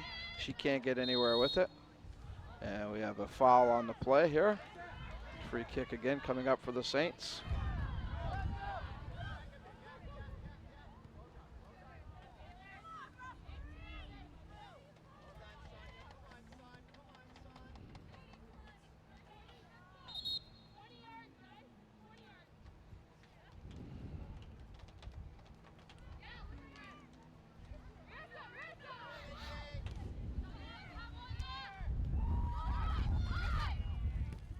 Here's Stratus, she can't get anywhere.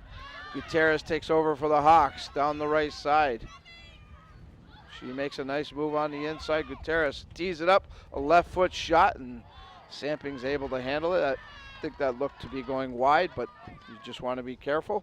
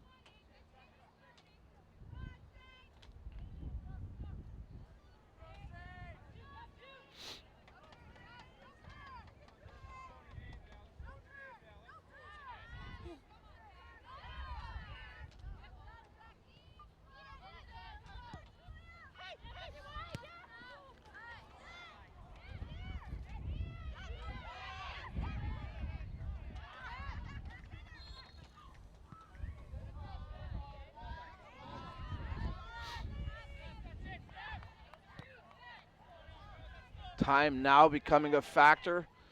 Just over 18 minutes unofficially to go in this one. Humber showing a very strong defense. St. Clair has to find a way to get some cracks at that net. Fiore way out of her net. Boots one the distance. Samping will take care of that. But St. Clair in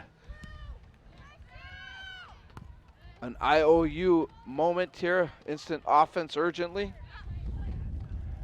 Need to try to find a way to at least get that equalizer.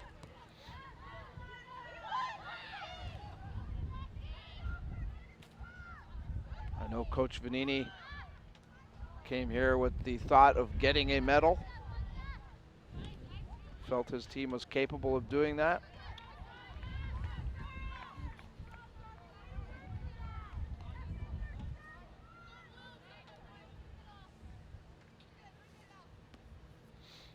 Throw in for the Hawks. Sahota taking care of that.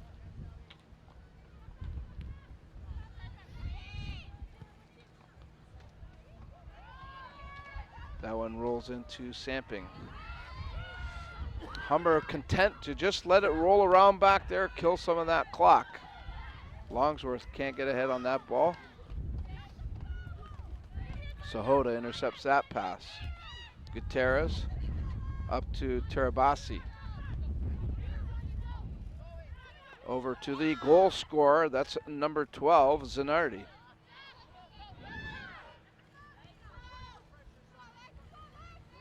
Provo for the Saints. Again, Humber right on top of St. Clair every time they touch the ball.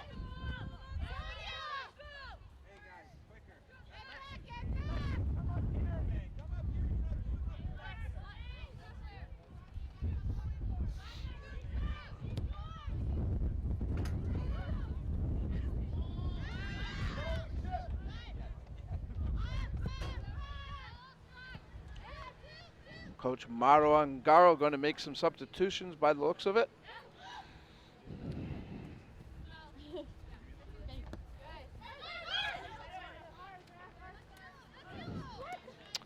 Throw in for the Saints. No, they say it's going to go to the Hawks.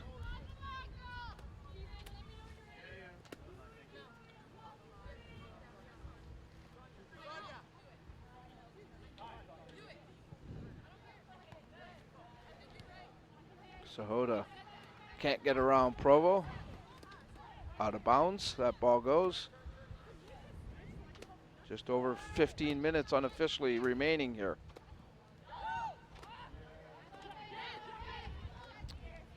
And another St. Clair throw in.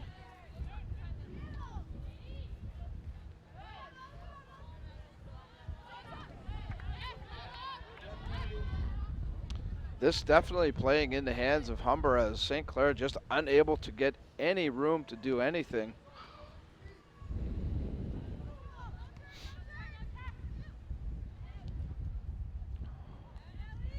Every time the ball is moved, there's a Humber player there. Daniel.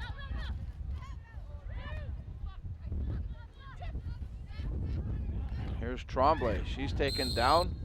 Foul is called. And referee Jessica Patton's going to give a warning to the Humber player, Michaela Zabalos.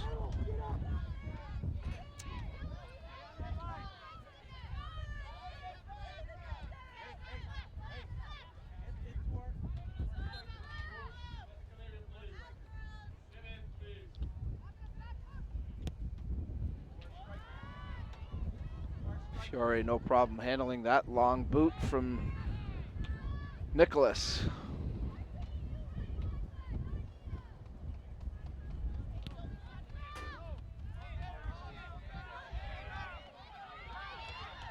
Here's Longsworth turning on the Jets. Can't quite catch up to that ball though, so it'll go into a goalkeeper's kick. We're going to get a substitution. A couple of subs coming in for the Humber Hawks.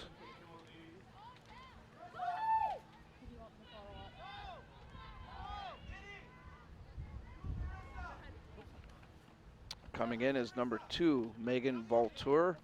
She replaces Sahota. Coming back into the game for the Saints is number 14. That's Caitlin Austin, who had a good first half. Coming out of the game also for the Hawks is number 4, Longsworth. She's being replaced by number 19, Shanice Bennett, who comes back into the game. So both coaches utilizing their benches.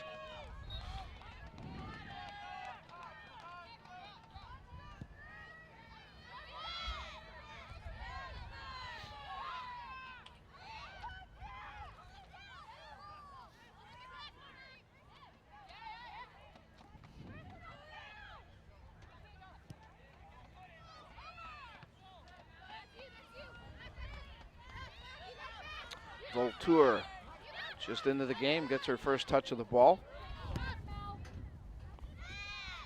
Gutierrez can't get by the St. Clair player the first time. She does the second time. Here's Gutierrez now carrying on, sends it to the outside. This is Spratt. Spratt makes a move. Here's the cross, the shot. That goes just wide of the net. Whoa, that was dangerous. Looks like the rain has let up somewhat here. Still a little bit of a mist out there. Seems like the wind has calmed down somewhat. Here's Gabriel for the Saints, looking to go for a run. She's stopped. Nicholas battling for the ball. She's taken off momentarily. Here's Spratt for the Hawks. She's taken down and she's shaken up. As Spratt was taken down aggressively.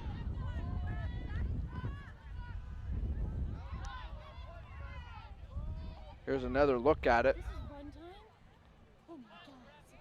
The collision right there, knee on knee. Ouch. Oh boy. Wow. Good to see number 11, Rebecca Spratt, already back up on her feet. That's a good sign. That was a pretty severe collision, that's for sure.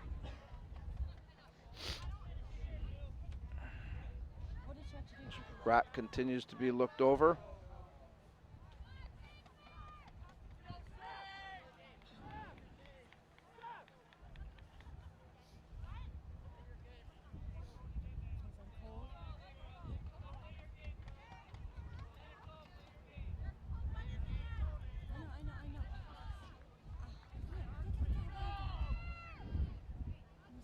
She looks okay, that's a good sign.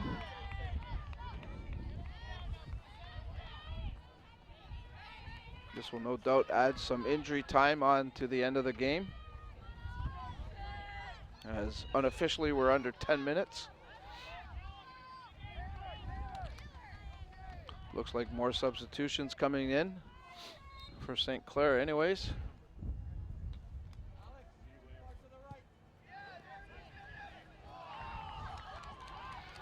Goalkeeper's kick coming up.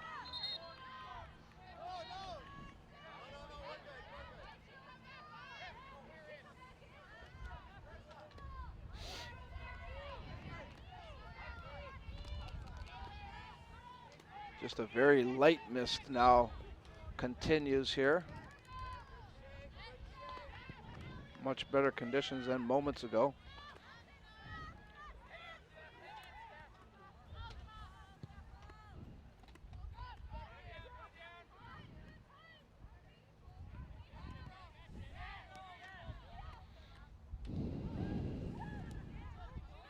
St. Clair able to break up that play, but again, not mustering much offense. The Humber defense has been outstanding. Provo gives chase, that goes into touch. Or check that, that was Stratus. Again, that ball goes into touch. And we are going to get a St. Clair College substitution. Coming back into the game is number 3, Samantha Geyer. She'll replace number 11, Marissa Gabriel.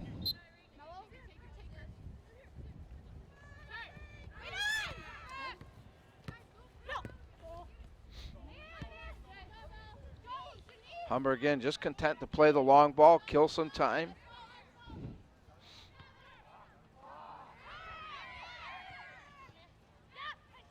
Saints trying to get something going here. Here's a long ball. Daniel had a chance at it. She'll follow up. She'll now take control of it. Daniel into the box. Going one-on-one. Daniel looking to get the cross. And that goes over the goal line. It'll be a corner kick, so a good opportunity here for the Saints to put something towards that Humber net. Unofficially, just over 7.5 minutes to go.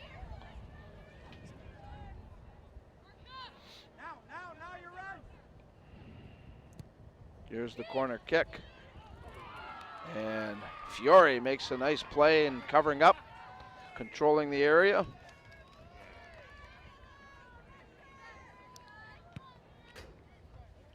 Her long kick will go the length of the field.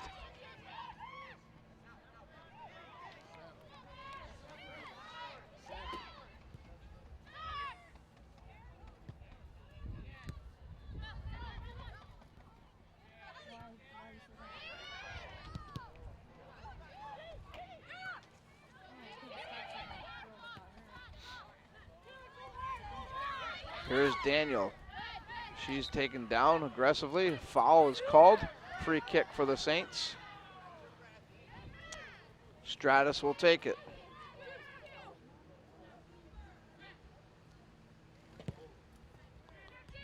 Low line drive pass.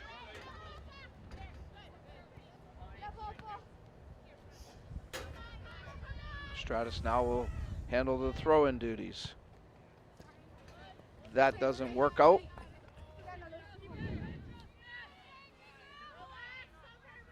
As Siva Terese couldn't handle it. Humber will get the ball.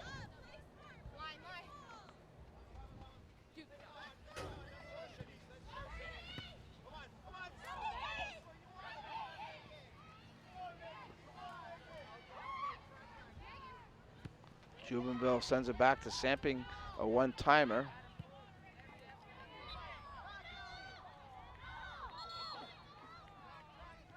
Melo is fouled. Free kick for the Saints. Nicholas quickly boots it upfield.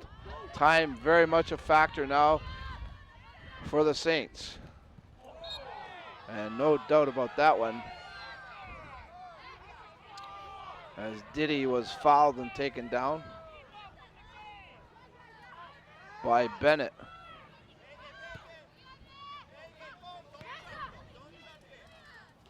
Marissa Stratus to Daniel. Daniel can't connect. Nicholas will have a chance to do something. She just boots it right back. Some people calling for a handball there. No call from the official. There's a long shot. Blocked.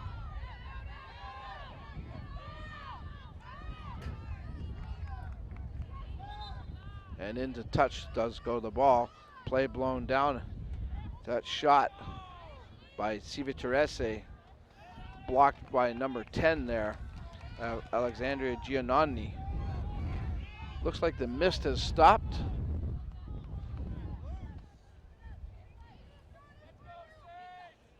But that clock continues to count down.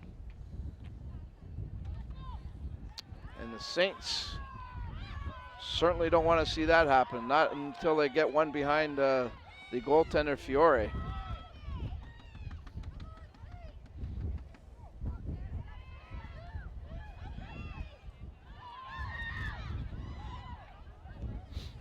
Longsworth looking to come back into the game. Here's a chance out front. Fiore again taking charge.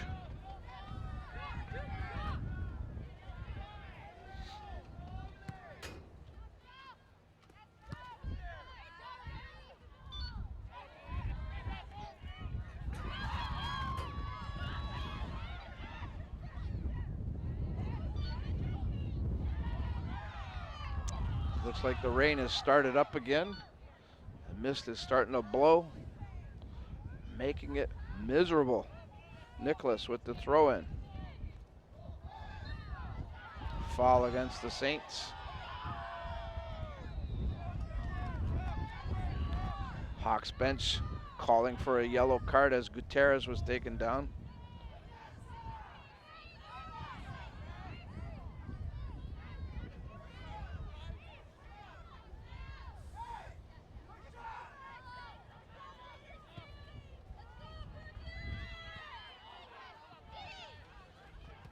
Diddy gets a foot on that temporarily, but here come the Hawks now. Number 2, that's Valter.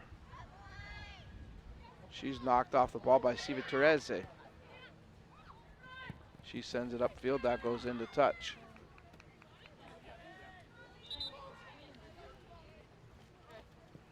Substitution here for the Hawks coming back into the game. Number 4 is Zoe Longsworth. Coming out, number 2, Megan Valter.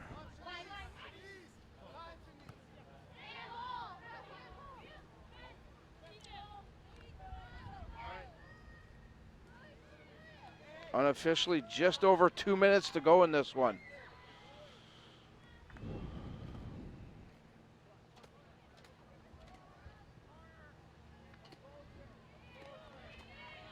The Hawks have the ball right where they want it. Deep down into the St. Clair end of the field. In fact, they have a corner kick.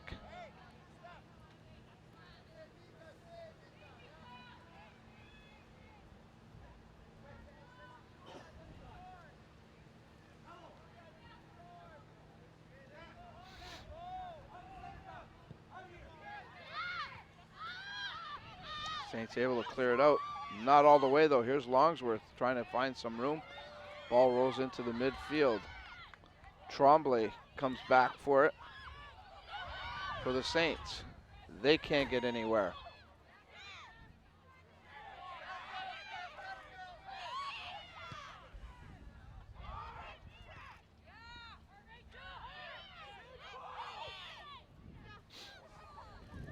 Longsworth.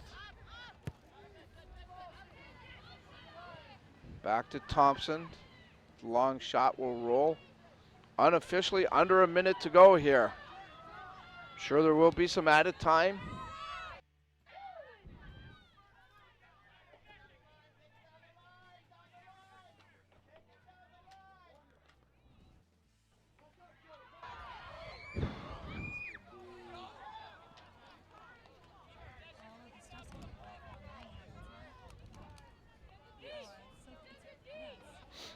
We'll try to see how much time is going to be added on. Looks like it's going to be 4 minutes of extra time according to the fourth official. So 4 minutes of extra time.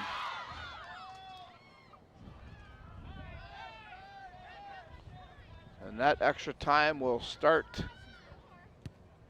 just about right now. 4 minutes of extra time.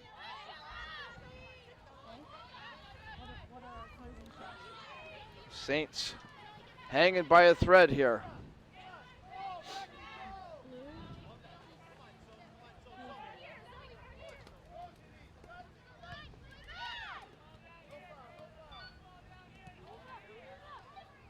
Stratus to Diddy. Diddy trying to send that ball upfield to get it to the Humber end of the pitch. Gutierrez intercepts. Here's Spratt. A long shot saved by Samping. She boots it into that wind, doesn't get very far. The mist again has started, it's getting heavy. Tremblay has that ball taken off her foot into touch. St. Clair ball. Nicholas.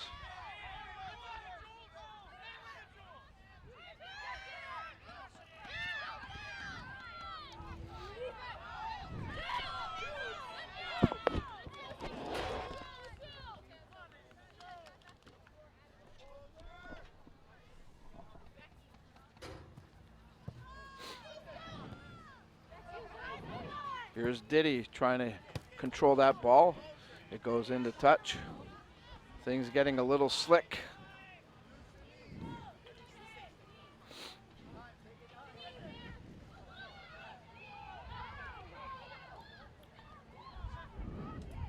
Bennett trying to get in on the right side. Samping intercepts. Time now winding down quickly on the Saints, running out on the Saints. I would imagine a couple of minutes remaining as we are in extra time. Longsworth will go for a run on the right side. Longsworth looking over the situation, makes a move inside the box. Longsworth tries the second move. She's taken off the ball, this time by Stratus. Stratus up to Danielle. Give and go. Here's Danielle now trying to get away from her marker.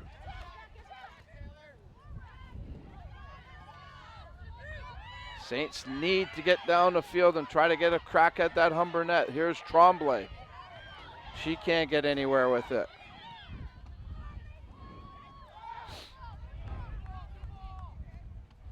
The fate of the Saints in the hands of the official now, Jessica Patton.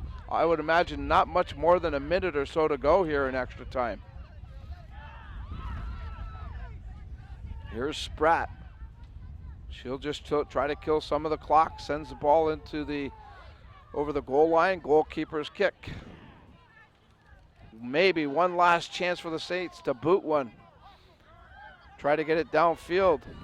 A Hail Mary, if you will.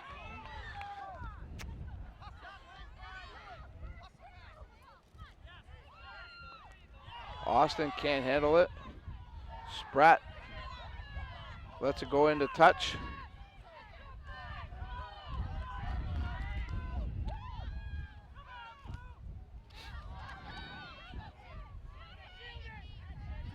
One more time, it goes into touch. That's a Humber ball.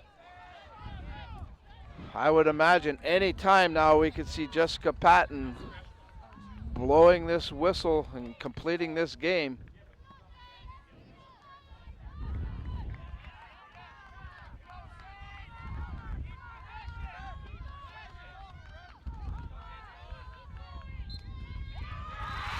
There it is.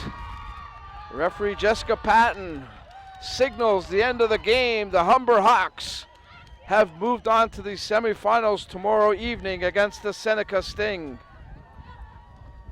For the Saints, they will move into the consolation round, a 12 noon match with the St. Lawrence Vikings.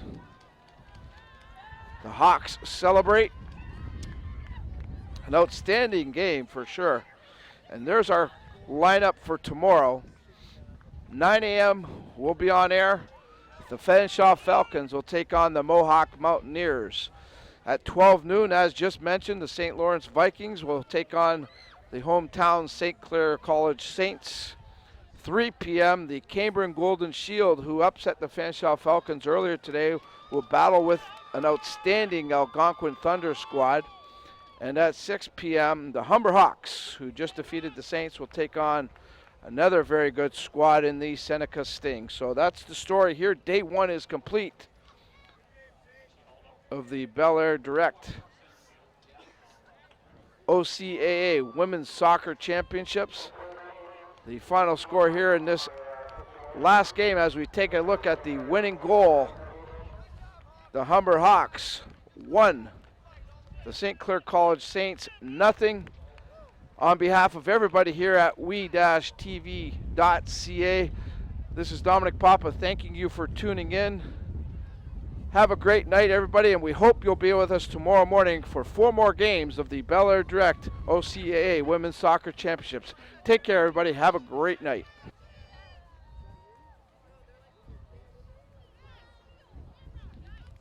Manpower. That's our specialty.